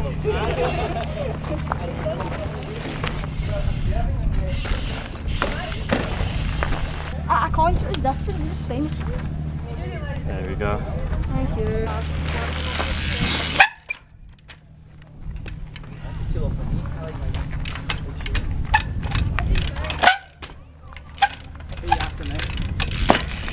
Cheers. It's my old bike.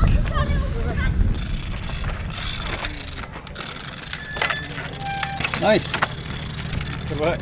Thank you very, very much to everybody that's been involved in setting out. So a big round of applause for them for getting everything set up. And then a huge round of applause for all the observers. I'm not going to try and name everybody because there were some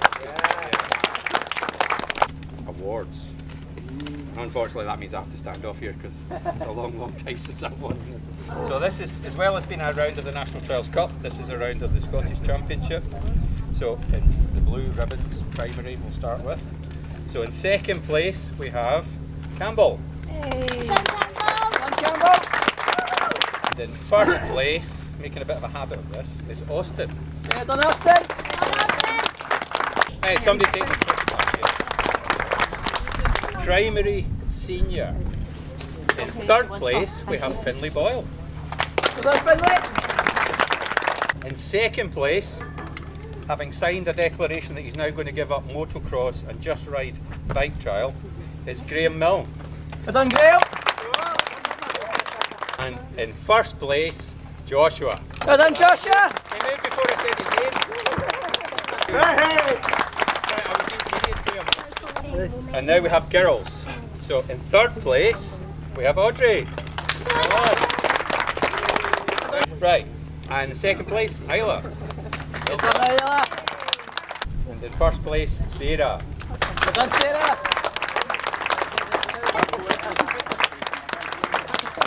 Novice. Okay, in second place in novice, we have Cameron.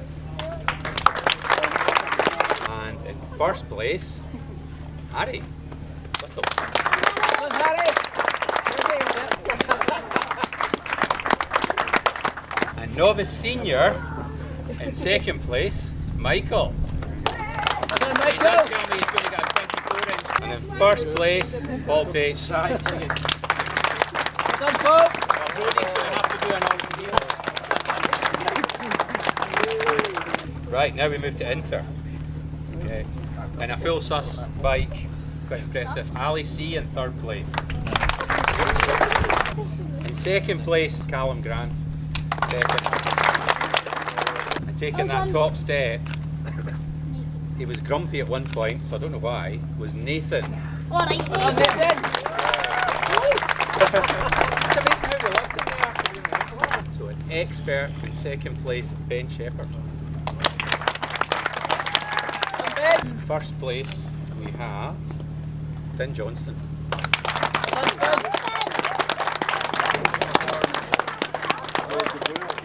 Right, okay, so now we move on to National Trials Cup. Right, so primary. In third place, Isla. Well done, Isla.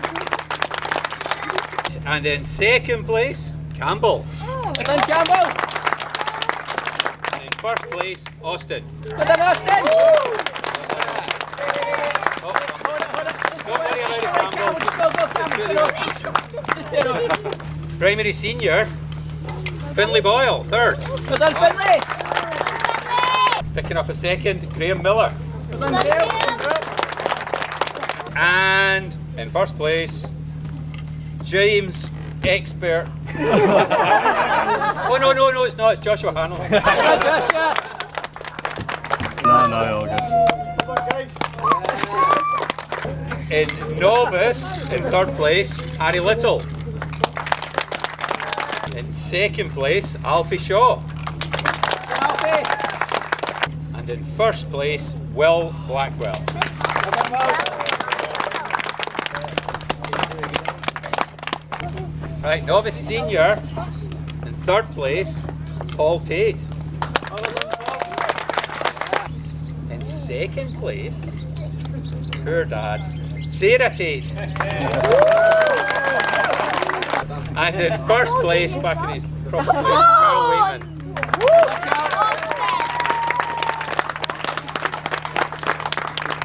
Okay, now we move to Inter for the Nationals. In third place, Ronnie Burgess. Well done, Ronnie. Second place, Lucas. And taking top podium, top step goes to Nathan.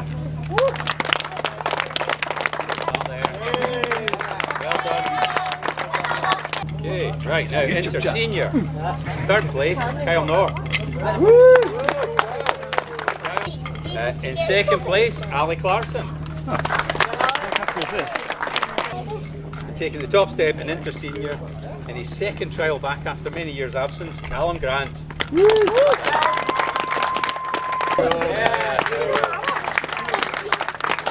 Now we move to expert, so red route. In third place, Finn Johnston. In second place, Eddie Waitman.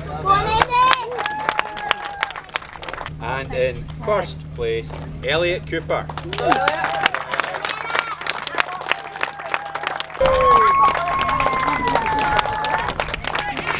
In third place, for elite, we have Adam Moorwood.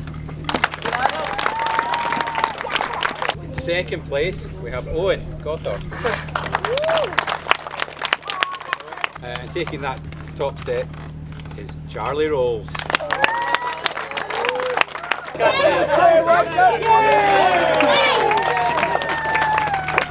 So there we go, we're all wrapped up, and amazingly I got myself 2 medals. I didn't actually mention that this is actually 2 competitions. This is a round of the Scottish Championships and a round of the British Championships, and I got 3rd and a 2nd. Stoked, did not think I was going to get on a podium at all. The bike's been great, really nice and bouncy. It's definitely a bit longer than my last mountain bike, so I thought some of these sections were going to be really quite technical and I was going to get caught out, but no, it actually coped really well. I managed to clean a few sections which I just didn't expect to, especially one right down to the bottom, which was the hardest section of the day. Managed to clean that on the last lap, so yeah, really happy. But now everyone is off on their way home, so before I go I just want to say a huge thanks to David and everyone who helped organise this event, come and set out the sections, keep score, all the observers, all the riders, and especially Ross, who I went around with for helping me film. I hope you all have an amazing week and I'll catch you next time, so take care everyone, bye bye. It's comp time. I'm back here in Newcastleton, well, near Newcastle. This is the middle of nowhere. If you saw my last video here, you'll know that that bridge there is the border between England and Scotland. We're that close. I'm also here with Fraser. This is his first ever comp experience. He's not riding, he's here to help me film, but he's going to have a walk around and maybe we'll get him competing sometime next year. Just going to have a quick walk around. No one's really here yet, so nice and quiet. I'm going to check out how hard these sections are. And essentially, we just need to walk this, find out where the first gate is and where the next gate is and so on to the finish, and make sure we don't get lost, because I tend to do that quite a bit. So that's number 3, that's a 3rd gate, so can you find number 1 for me? 2. 2. Right, so that's 4, 5, 6. What's that one? 1. Doesn't matter what way you go through it. So the side that the number is the direction you need to go, so we'd need to come down here and back up. So here we are, section number 2. This area, ridden this before, is often taped pretty hard. These rocks look so slippery, so I'm not expecting this one to be easy. So where does it go, Fraser? Starts here. Right, so we've been over this rock before. This one is really slippery but not super hard. Gate number 2 straight ahead. Ooh, gate number 3. Here we go, nice bit of moss. Oh, that is soaking. All right, straight up this rubble. This is the kind of stuff that absolutely drains you, especially when it's this slippery. So it's gate number 4. Whoa, look at this. Is that a reptile? Amphibian, I think. Amphibian, alright. Do you have to cut anything that I said out that makes me look stupid? Okay. How on earth are you going to ride that? Look at it. I actually don't know today because this is insane. And then the last gate. Today is going to be so hard.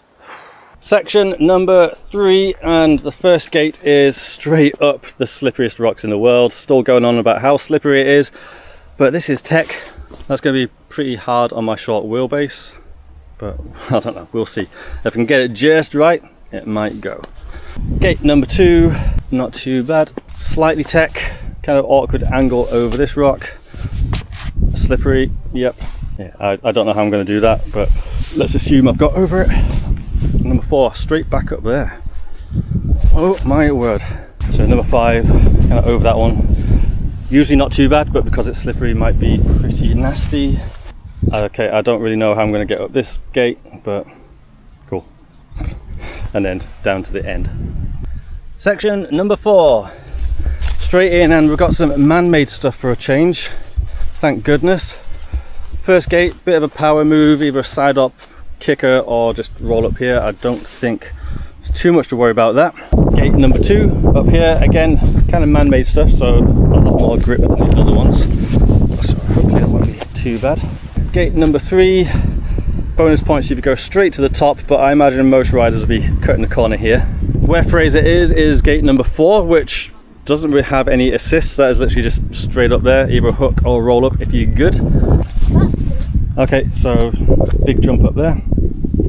Maybe a side up or something. I mean, at least this is grippy, bit of a drop gap down.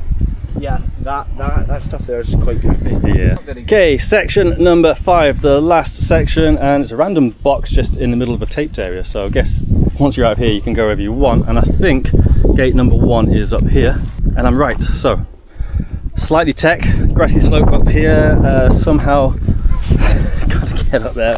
All right, some loose scree to land on. Lovely. Then I assume, yep, number 2. Bit of a side up. I've side ups this before, but not on the bike I'm riding today. Right, off this side, that's quite slippery. We've got a bit of a tech gate 3. I have got up this before on a longer bike. It'd be interesting to see what I can do on the Hex with its short wheelbase, but let's imagine I get up and over that. Oh, gate number 4 is a big one. Essentially gonna have to take off here and hike up to front wheel, swap to back, and just hope your tyres don't slip.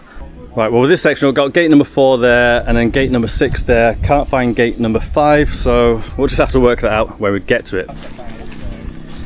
So sections 1 to 4 will be open in 5 minutes. Okay? And we'll do that, and then we'll worry about section 5. Cool. How many points are rewarded for style? No. Okay, section 1. All the way down here.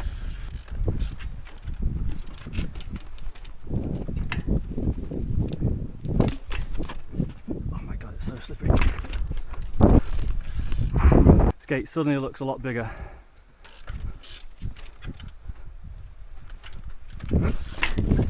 Oh, so close.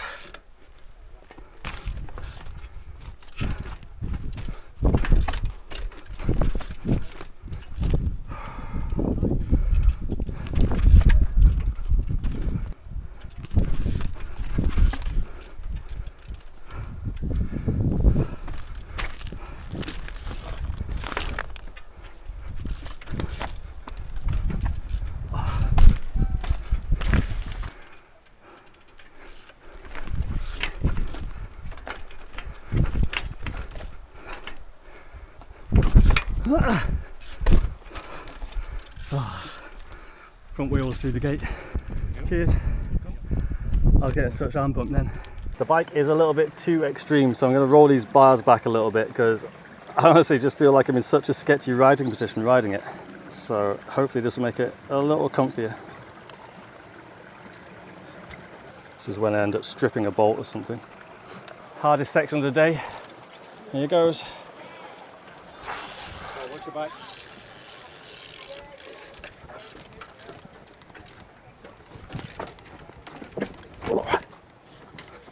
Come on.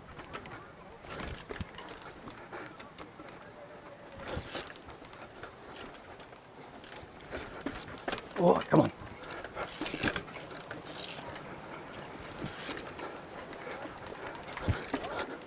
Oh, oh no. You're joking.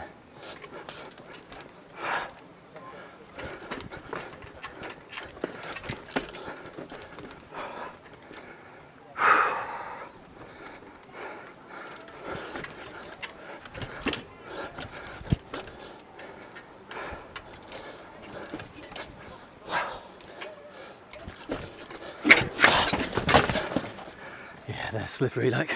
Yeah. My trousers came unbuttoned on the very first gate. I thought they were just going to come down. I was going to snap my wheel in half in there. Test my short wheelbase.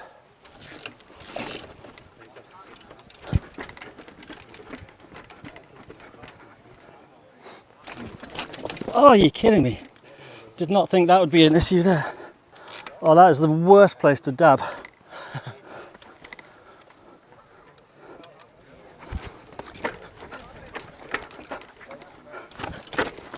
Oh.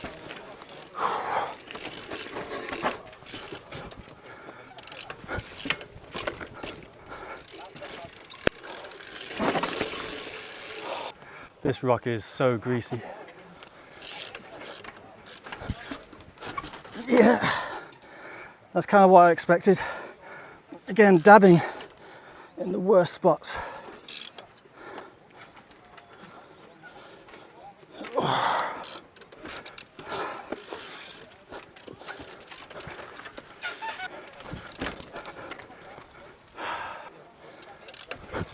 Oh, come on. Oh, what? What was that?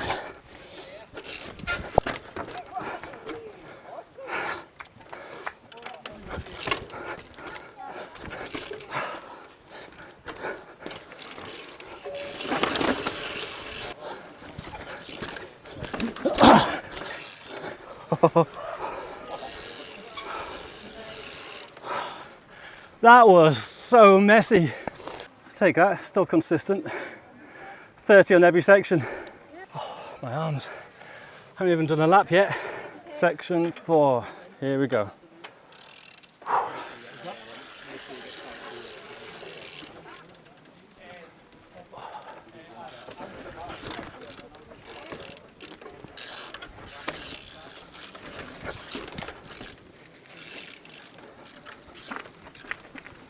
Oh, come on, balance.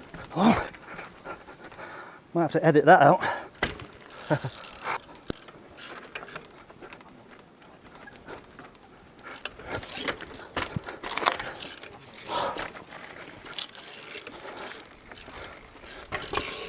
Well, I struggled with a smaller one.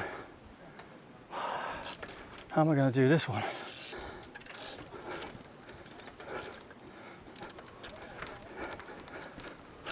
Oh no! 30 again. Every time. Most consistent I've ever been. Consistently all right. Oh.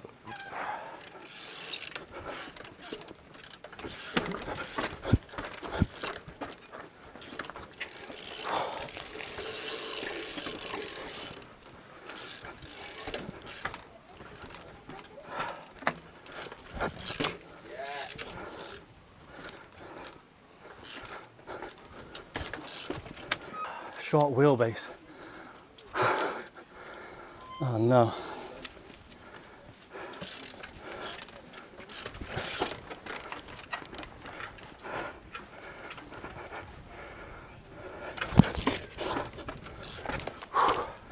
Oh, this is disgusting.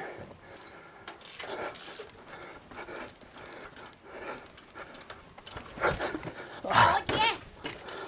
And I've got arm pump.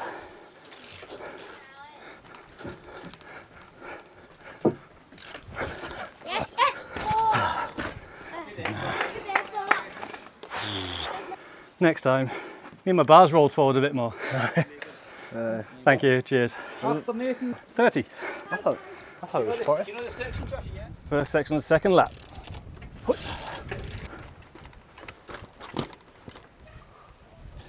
Oh. No, come on. Oh my God. Nice shot. All right, trying a different one here.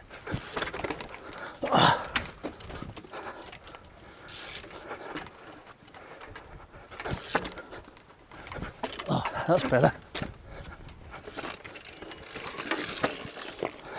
That time goes quick.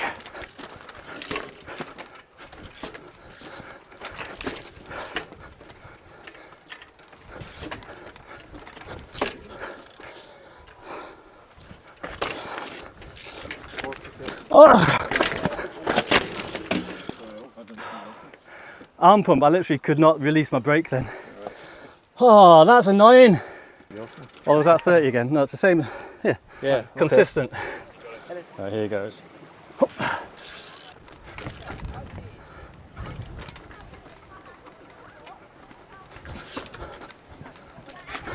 Whoa, come on. What is going on?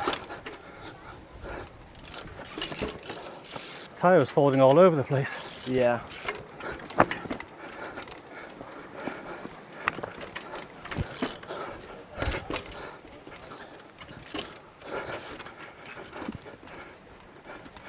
Come on, come on.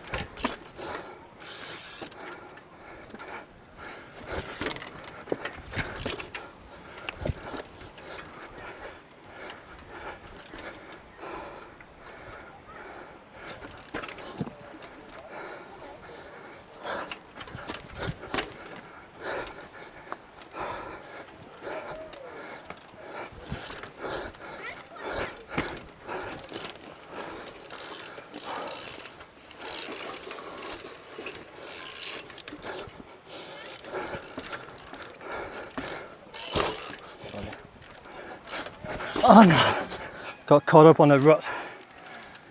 Oh, that's better though. That was good. Thank you. 50, nice. Cheers, dude.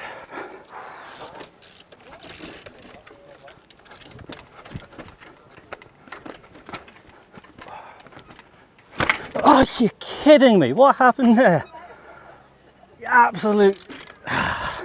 Enter swear word here.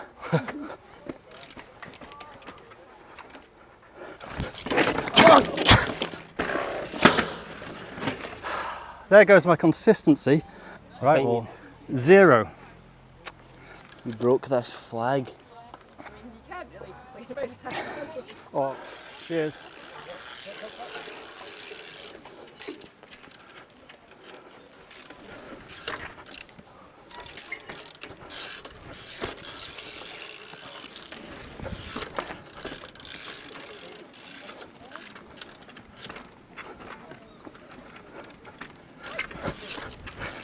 That's better. I wish I could pedal up stuff. I'm so used to riding street. Anything that's rough or uphill, it's a nightmare.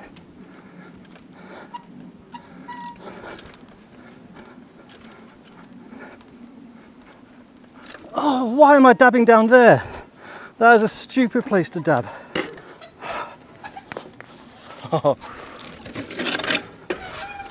And that's what we call a strato dab.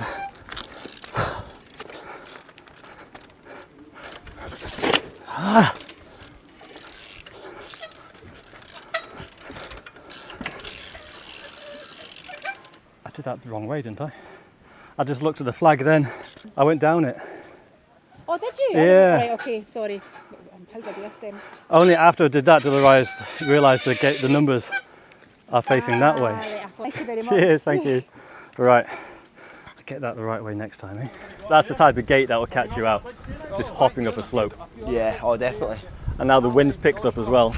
I know. And there's crisp in there.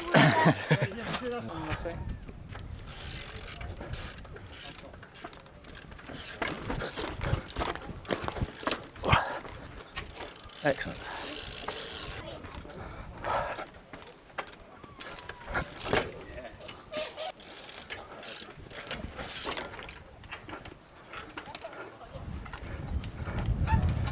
Oh, wind.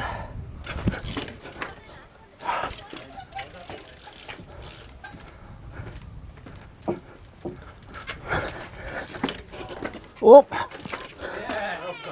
Oh. I'm actually a little bit lost now. So that's 6, okay. Is that 5 or 6? That says 6, I know say 6. No. 5 or a 6. They both said 6. It's not 6, that's 5. I think that's whoever's marked it. If you look, I don't know why they've got that, but that's actually written at 5. I don't know what that I call shenanigans. Steward's inquiry. is. It is a steward's inquiry. I'm not responsible. I might grab some of these. Absolutely, go for it. There's cookies here as well. Spoiling it. No. 1, 2, 3. Come on, hands. No arm pump. Here goes. Pow.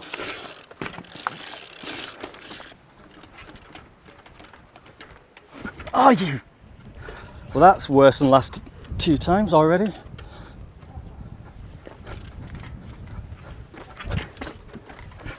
Right, I need to get further in this section now. Ike, what is going on?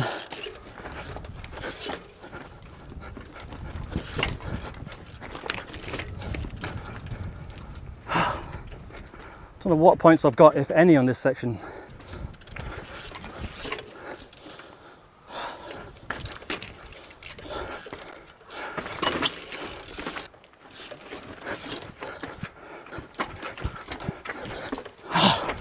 Are you? Absolute. Did I get any points in that section? Just trying to do it quick to have some time. Yeah, it's not easy. Thanks for observing. You're welcome. I still struggle to remember where you're going. So try riding it. Yeah. Okay.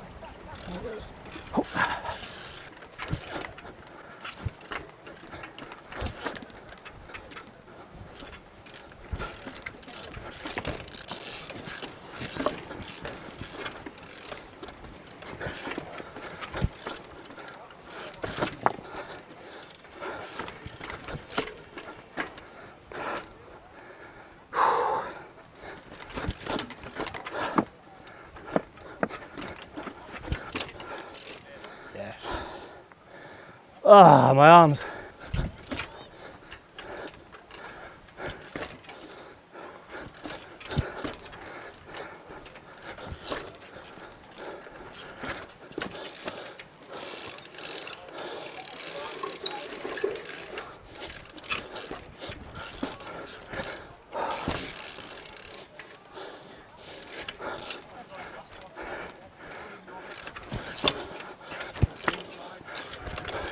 Yeah. Ah, that was clean, wasn't it? Was that 60? First clean of the day. Thank you very much. That'll make up for some of his other mistakes. All those rocks down there and the rubble and stuff is starting to fall away. This is actually getting a bit harder, I reckon. Okay.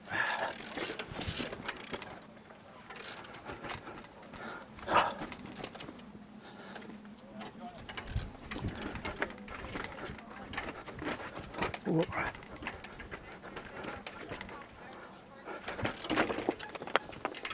Yes.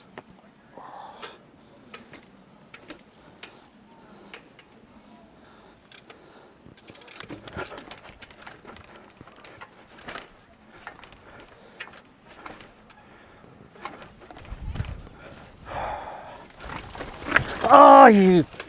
Oh, wasted so much time on that.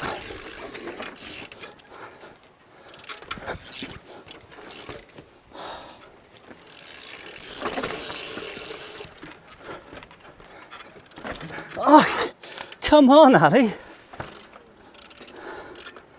I was dabbing like the worst places.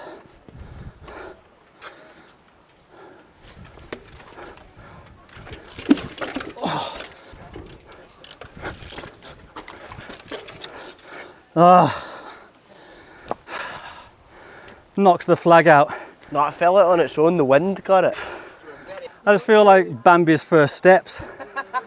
So I take it back, I thought that section was going to be the hardest one of the day. It isn't, it's this one. Cheers.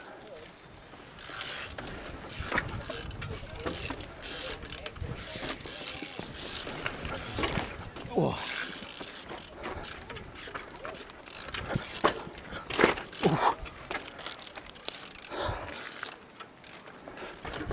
I kind of want to try and hook it, but that'll be a risk. Whoa. Oh.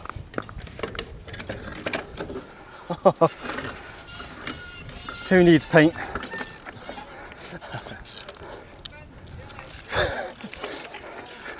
Edit that bit out.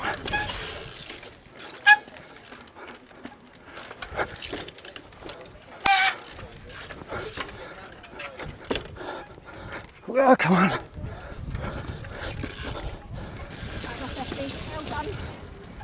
Oh, thanks for observing. You're very welcome. Thank you. Right, this is going to chuck it down in a minute. I know, I was Right. thinking that.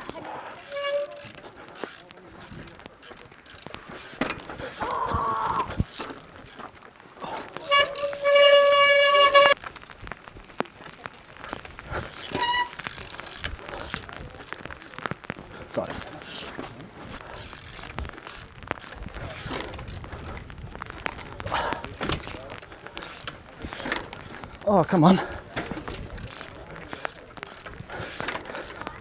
Oh, come on.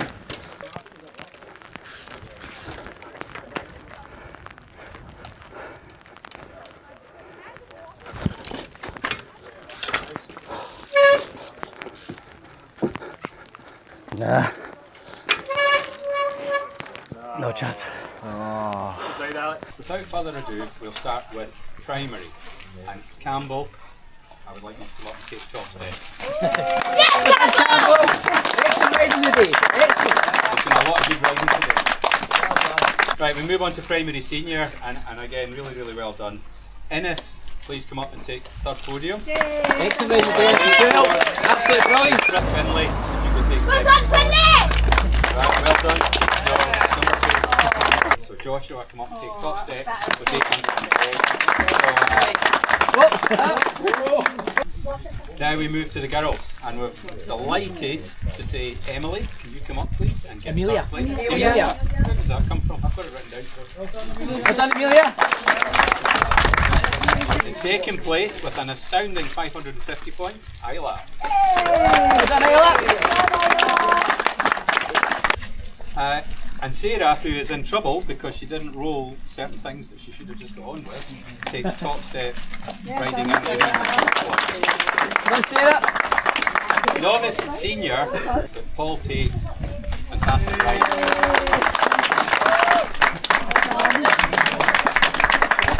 Possibly the most tightly fought category of inter. I'm pleased to say Callum Grant takes third place.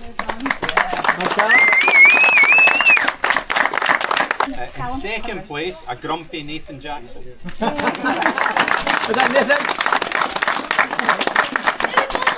And with an outstanding ride, Ross MacArthur takes the first place. And then an expert today in third place, we have Finn Johnston.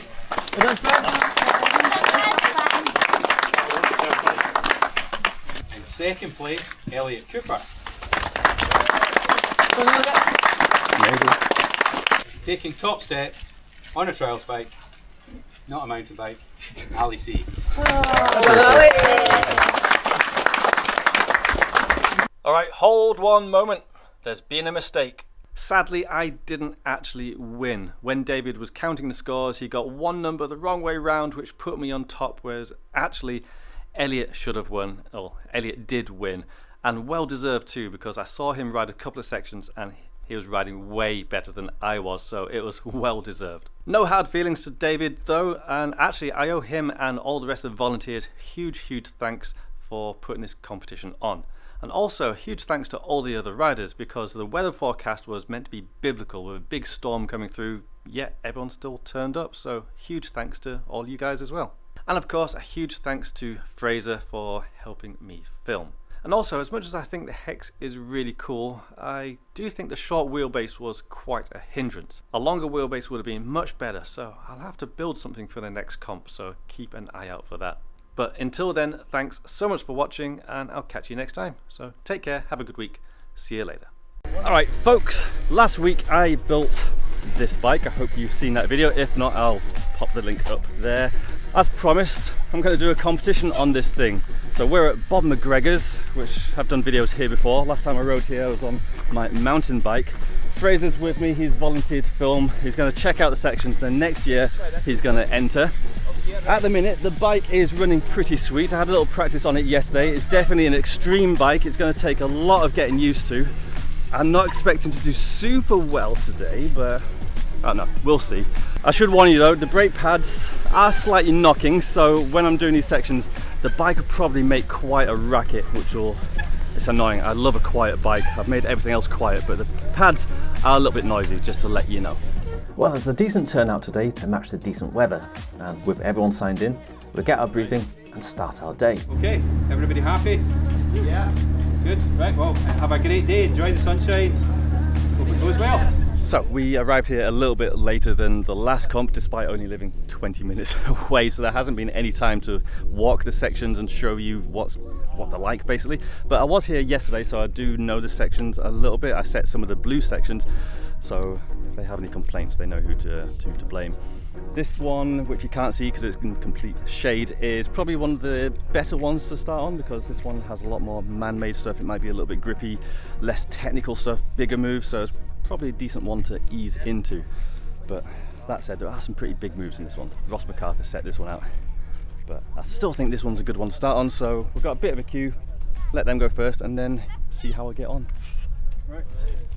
So here we go. And by the way, if you'd like to know more about the rules, let me explain. Different clubs might have different numbers of sections and laps, but here at the Scottish Bike Trial Championships, there's usually 5 sections with 3 laps.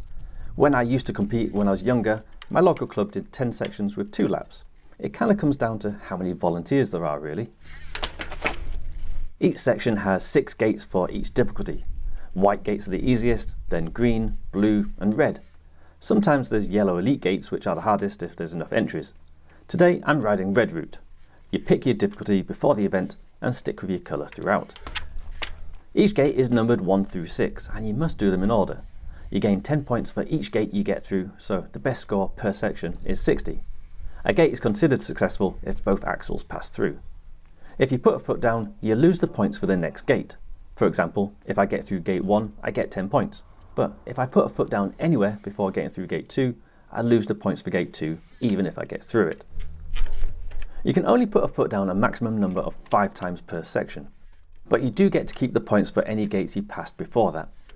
You also fail a section if you go over any tape, miss a gate with an axle, miss a gate entirely, like going from gate 2 straight to gate 4, go backwards through a gate, even if it's already been completed, go through another coloured gate, go over the 2-minute time limit for each section, placing your hand on the ground or object, or have both feet on the same side of the bike. Yeah, there's a lot of ways to fail a section.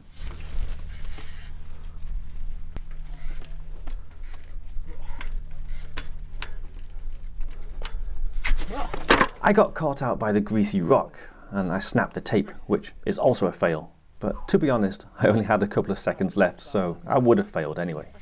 Nice one. To complicate things even further, there are 2 governing bodies in trials, the UCI and the BIU, and they have slightly different rules, mainly allowing the use of bash guards or pedals to assist getting up objects. BIU allows the use without penalty, but the UCI is tyres only, and if you hit any other part of your bike, it'll be penalised the same as putting a foot down. UCI rules is generally considered the harder and more prestigious, although don't ask me my opinions on the UCI themselves. Today's comp was run as a mix, but importantly it is BIU rules regarding pedal and bash usage. Back to this section, and this is a mix of rocks and concrete, and as suspected, the rocks are insanely slippery. That first gate was a battle, and I used up a lot of energy, but I'm pleased to get over it and get 10 points. That's exhausted me. I do fumble this next gate though. I've only ridden this bike for an hour or so since I built it, and haven't quite got the awareness of where my wheels are yet with this extreme geometry. Quite annoying, as that was one of the easiest gates in the section.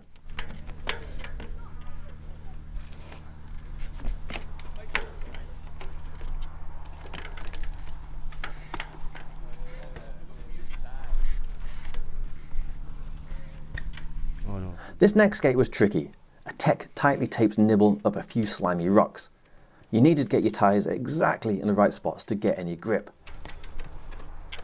I did not get my tyres in the right spots and ended up in a spot of bother instead.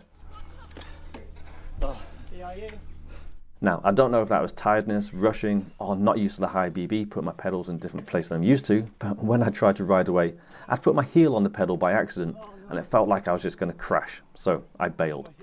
Not my finest moment. This next section was very long and realistically I didn't expect to finish it. It's 100% rocks, so very slippery too. To start the section, we had to ride up towards the top, which I tried to do with minimal hopping to save as much energy as possible. With gate 1 passed, I make my way to gate 2, which I thought was going to be a tricky one. A tight side up onto slippery landing. Now I find side ups particularly hard on high bottom bracket bikes, so even if it's not a huge move, it's got enough ingredients to concern me.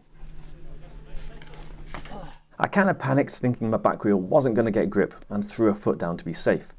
Even though it looked like I would have made it up, I do think I would have slipped and maybe failed the section, so no regrets.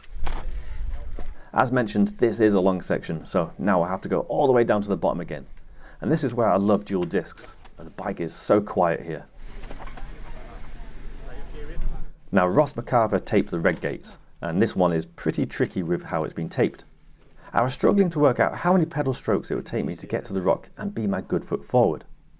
My first attempt was close, but I didn't land my weight forwards enough. I had my pedals wrong for the second, but the third went spot on. Again, I'm trying to minimise hopping to save energy, but it also has the nice side effect of looking smooth too. Unfortunately, I'd already taken too long by this point and had no chance of getting to the next gate back up the slope, so I saved my energy and dismount.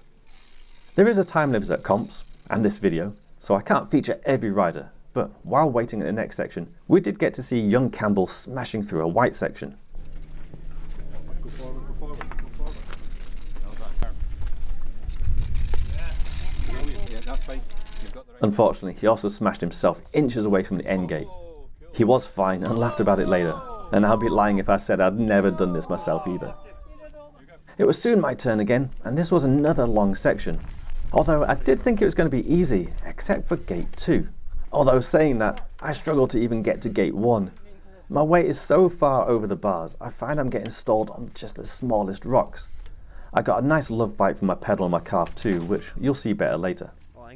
But I have made it to gate 2. It's not a huge rock, but there's zero run up, and it's too tight for a side up. I did wonder whether I could tap it, but I needed more room. My second option was a move I never normally do, but it could work with this geometry. A gap to hook. I didn't get my weight right and slipped, but a dab saved me. I think I could make this work for next time though.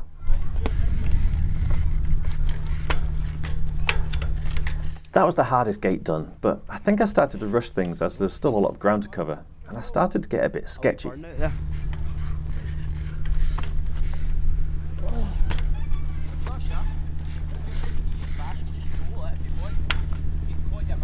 Three more gates to go, and they all seem like they'd be pretty easy roll-ups. And the first one went well, and so did the second. I rushed getting onto the last rock though, and missed the grippier dry part, causing a slide. Definitely some tidying up to do for next time. What was that, 4? It's not even a lap done yet. Gotta do this 2 more times. Come do a trial, they said, it'd be fun, they said. I saw you when you were trying to go forward, you did a little burnout. My front tyre was on a rock like that big. Nice. I was trying to roll the bike over that rock and I'm just like wheel spinning. I don't really know exactly where this one goes, so... Are we down there? I don't think I do either. So, I'm now onto the last section of the first lap. This is a few gates I think I'll struggle with, but to start, I need to do this really sketchy drop.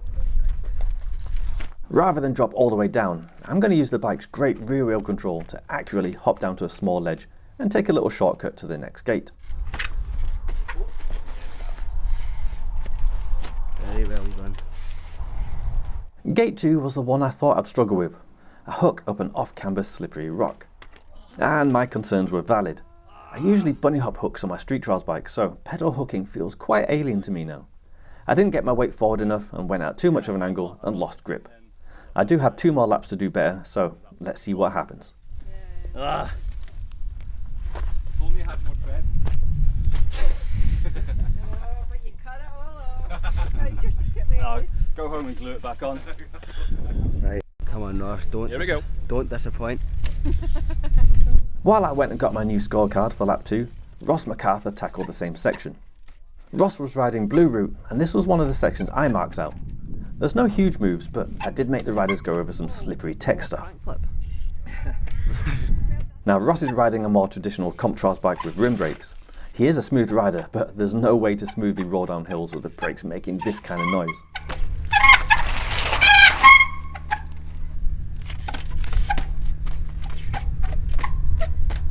Other than a hiccup at the start, Ross nailed the tricky climb and made me want to set a tougher section in the future. So you better watch out.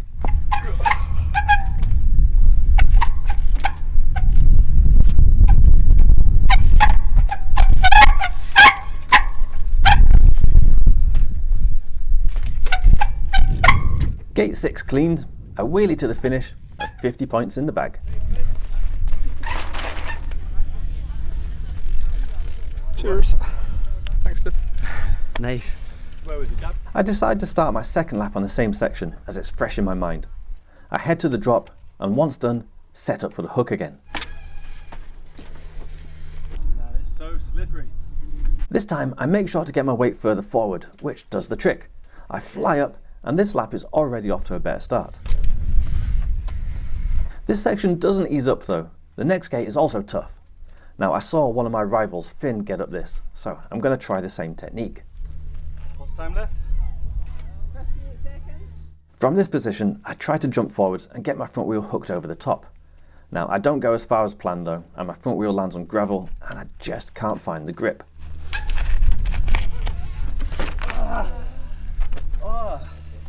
So annoying. A front tyre trying to grip. I was literally like trying to let off the back brake, get that front tyre to grip, and then it's like my pedals were ratcheting back. Oh, that's so annoying. But that's one gate better. Yep. Next section, and I sprint off to tackle the first slippery gate. This time I get it much nicer with less energy spent.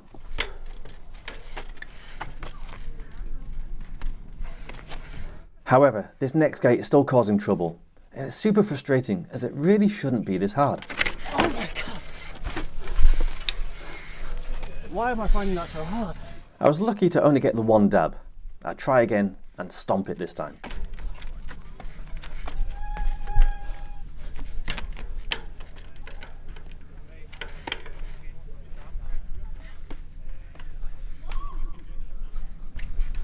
I get caught out by the greasiness again and have to drop a dab. Although this time I managed to get my foot back on properly and I can at least try the next gate.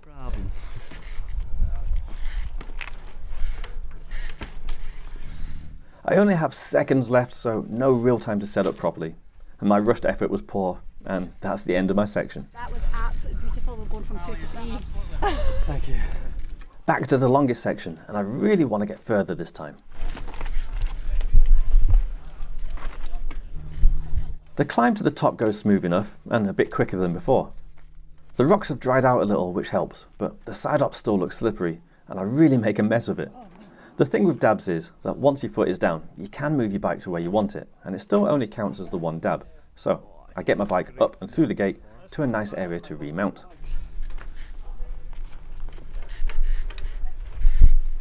And what goes up must come down, so time to make my way to the bottom again.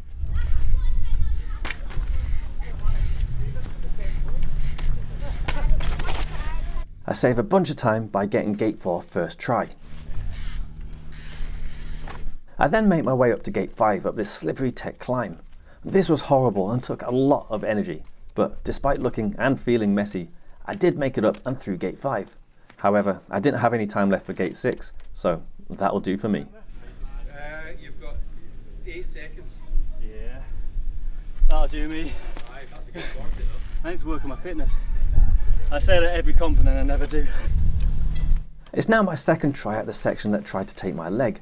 I feel if I tidy this up, I could possibly clean it. The section, not my leg, although that does need a clean too. A much cleaner sprint this time, and I'm soon up and over gate 1.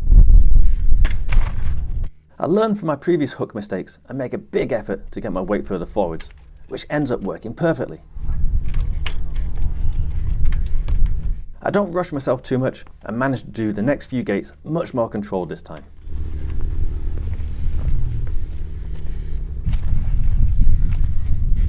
I get to the last gate with enough time to make sure my tyres hit the grippier spots and get over it clean, which also means I clean my first section of the trial.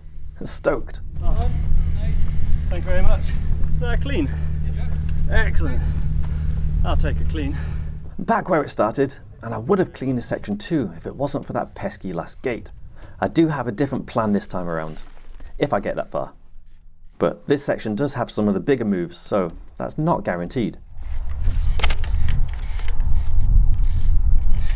Gate 1 done.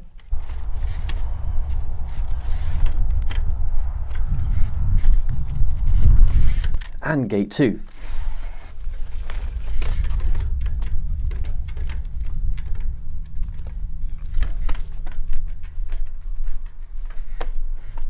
Oh, that moves. Gate 3 was wobbly, but completed. Gate 4 was no problem.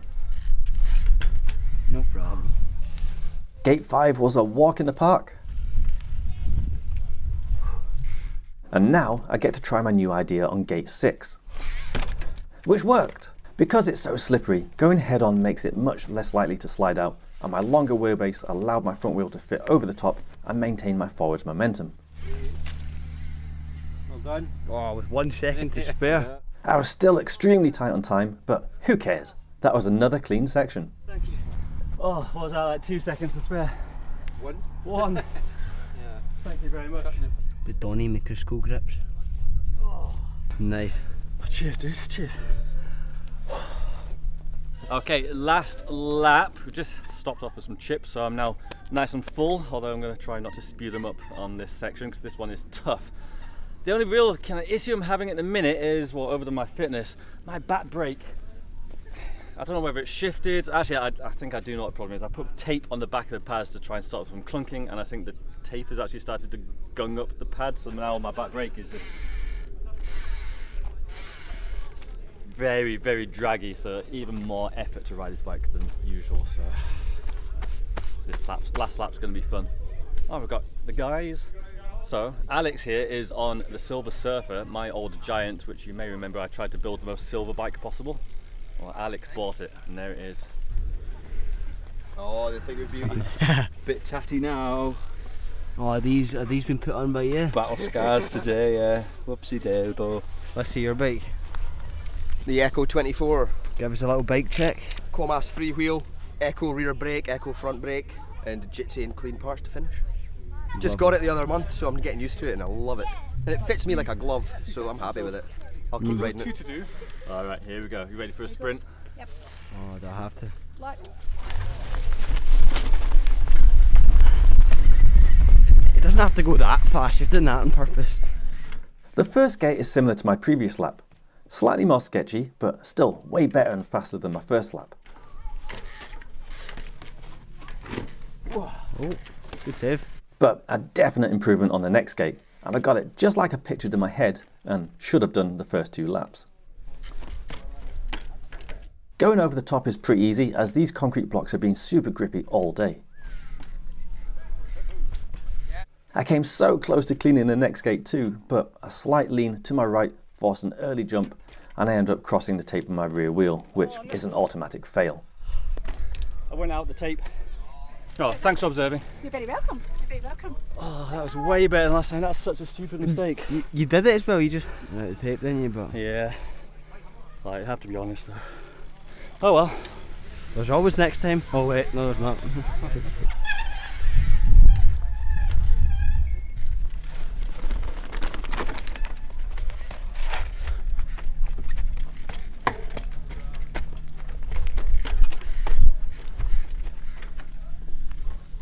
That was my quickest climb in this section yet. It's really starting to dry out and I have a lot more confidence in the grip available. That confidence continued with this side up, and this was the first and only time I didn't think I was going to slide out.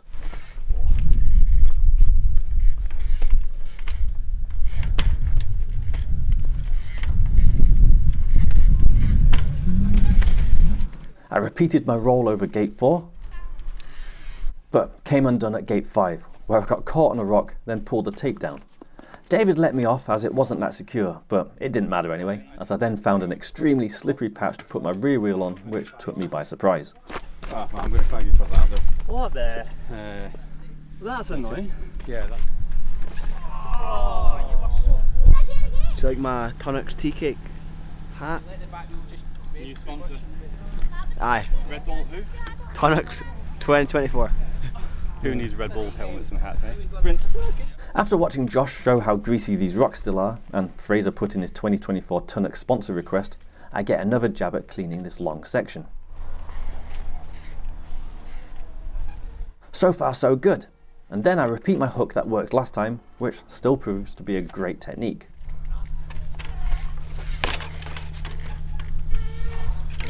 Once over this gate, it was a long but easy ride through the next gates. Only a slight mistake before the last one to keep me on my toes. Whoa, good save.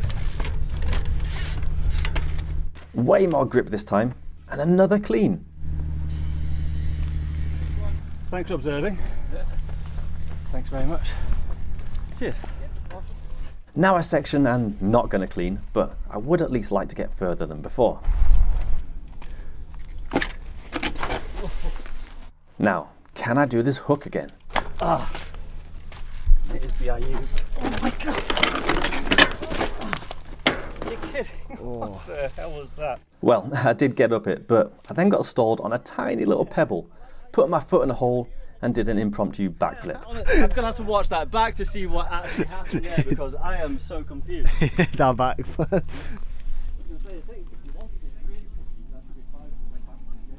Thank you for observing. Right, last section. Last lap. Have you not put your card in? Ross. Come on, dude. There was a huge queue at this next section, and Ross got here before me, but my name got called first. Turns out he forgot to hand his card in. We've all done it. This section was pretty much a carbon copy of my last lap.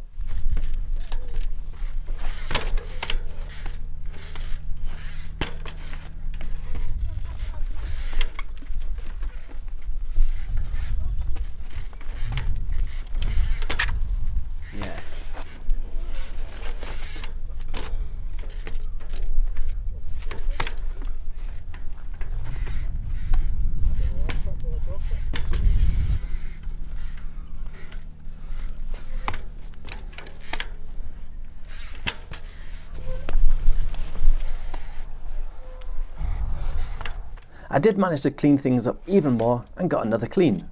And this one was much faster too. Go wheelie. Clean, wasn't it? Yeah? Yep. 60. Nice. Bet you enjoyed that one. That's good. Thanks for observing. You're welcome. Cheers, that's a good way to end it.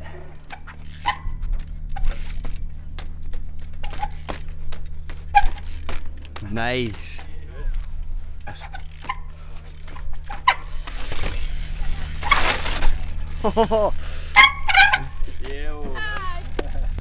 Thank you. How many was that, Ross? Full points. Clean. Now trials isn't just for the guys. We have a few female riders here too, and Isla was rocking the white route. Trials really is for all people. Kids, adults, male or female, and you can do it on almost any bike. There was someone here on an e-bike today, plus another on his bog standard mountain bike he commutes with. Comps are great fun and a great way to increase your biking skills, and I would highly recommend taking part if possible.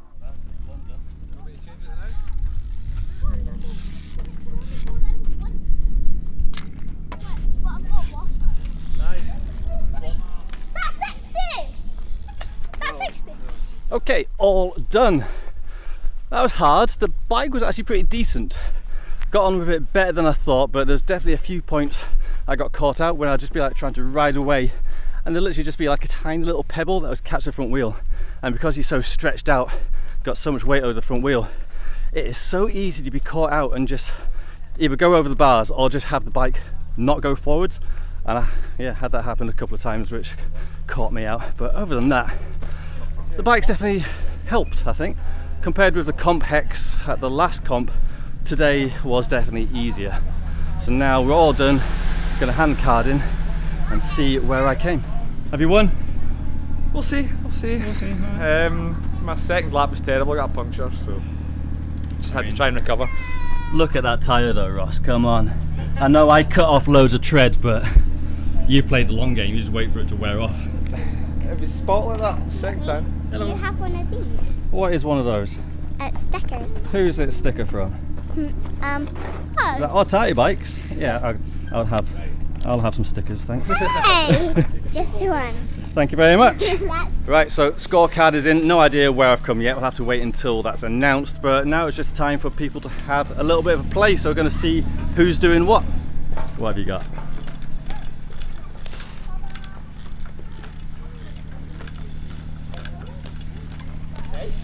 Look at that control, eh?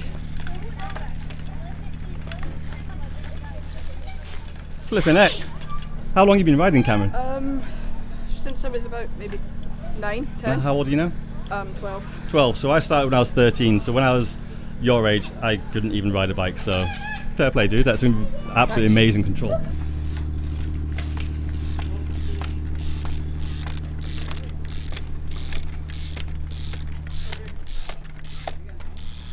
In primary today, in second place, we have Campbell. First place today, Austin Ledwidge. Well done. Right, big round of applause. Next, in primary senior, in third place, Innes. Yay. Right, and in second place, Finn. Yay! Taking top step today, Finlay Boyle.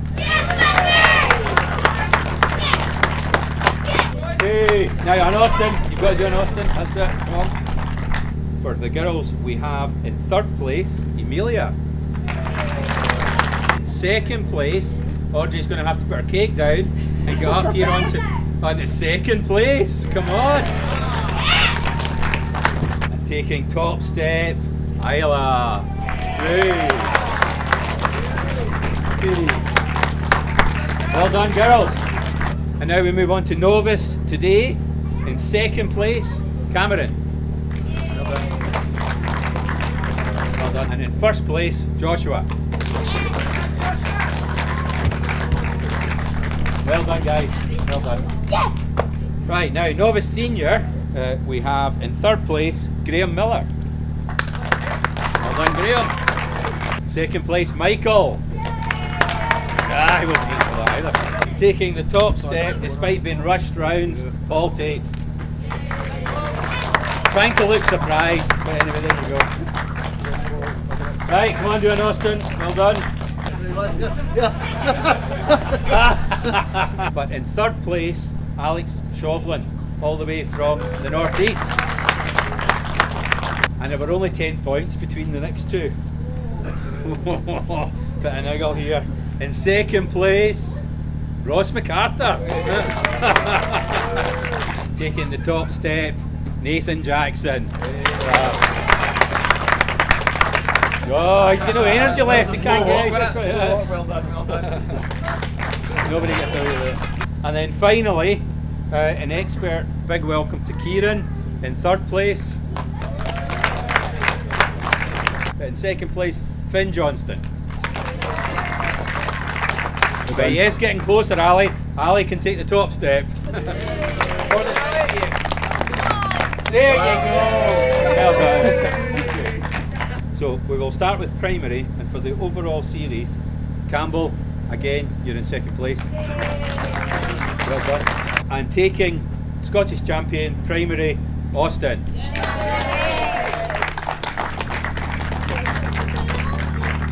Right, well done, guys. Primary senior. In third place, Innes. In second place, Finlay. Well done.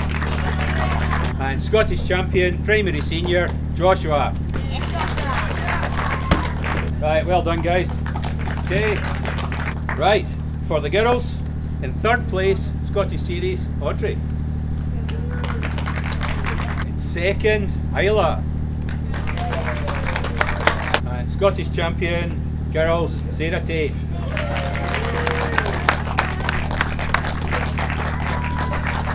Right, now we move on to novice. In third place, Joshua Hanlon. We've got in second place, and he's not here today, is Harry Little. And taking the series, Scottish champion novice, Cameron Ledwidge. Well done, Cammy. Is that it? You got it? Well done. Right, give me that one back. That's Harry's. Now we move on to novice senior, and in third place, Callum Grant. And in second place, Michael. And Scottish champion 2024, 23, maybe 24 as well, 23, Paul Tate. Right, well done. That's it. That's a moment of glory, Mr. Tate. Okay, now moving on to Inter. In third place for Inter, another new rider for 2023, Kyle North. And second place, Ross MacArthur overall. And then Inter champion, Scottish champion 2023, Nathan Jackson. Fantastic, thank you very much. And last but not least, we come to experts. So in third place we've got Ben Shepherd, but unfortunately he's not here today, so Campbell will do the honours, third this time. In second place overall, Ali Clarkson. And I have to point out, he's not ridden 2 trials with the same bike. And he has ridden in multiple different categories as well. And expert for 2023, Finn Johnston.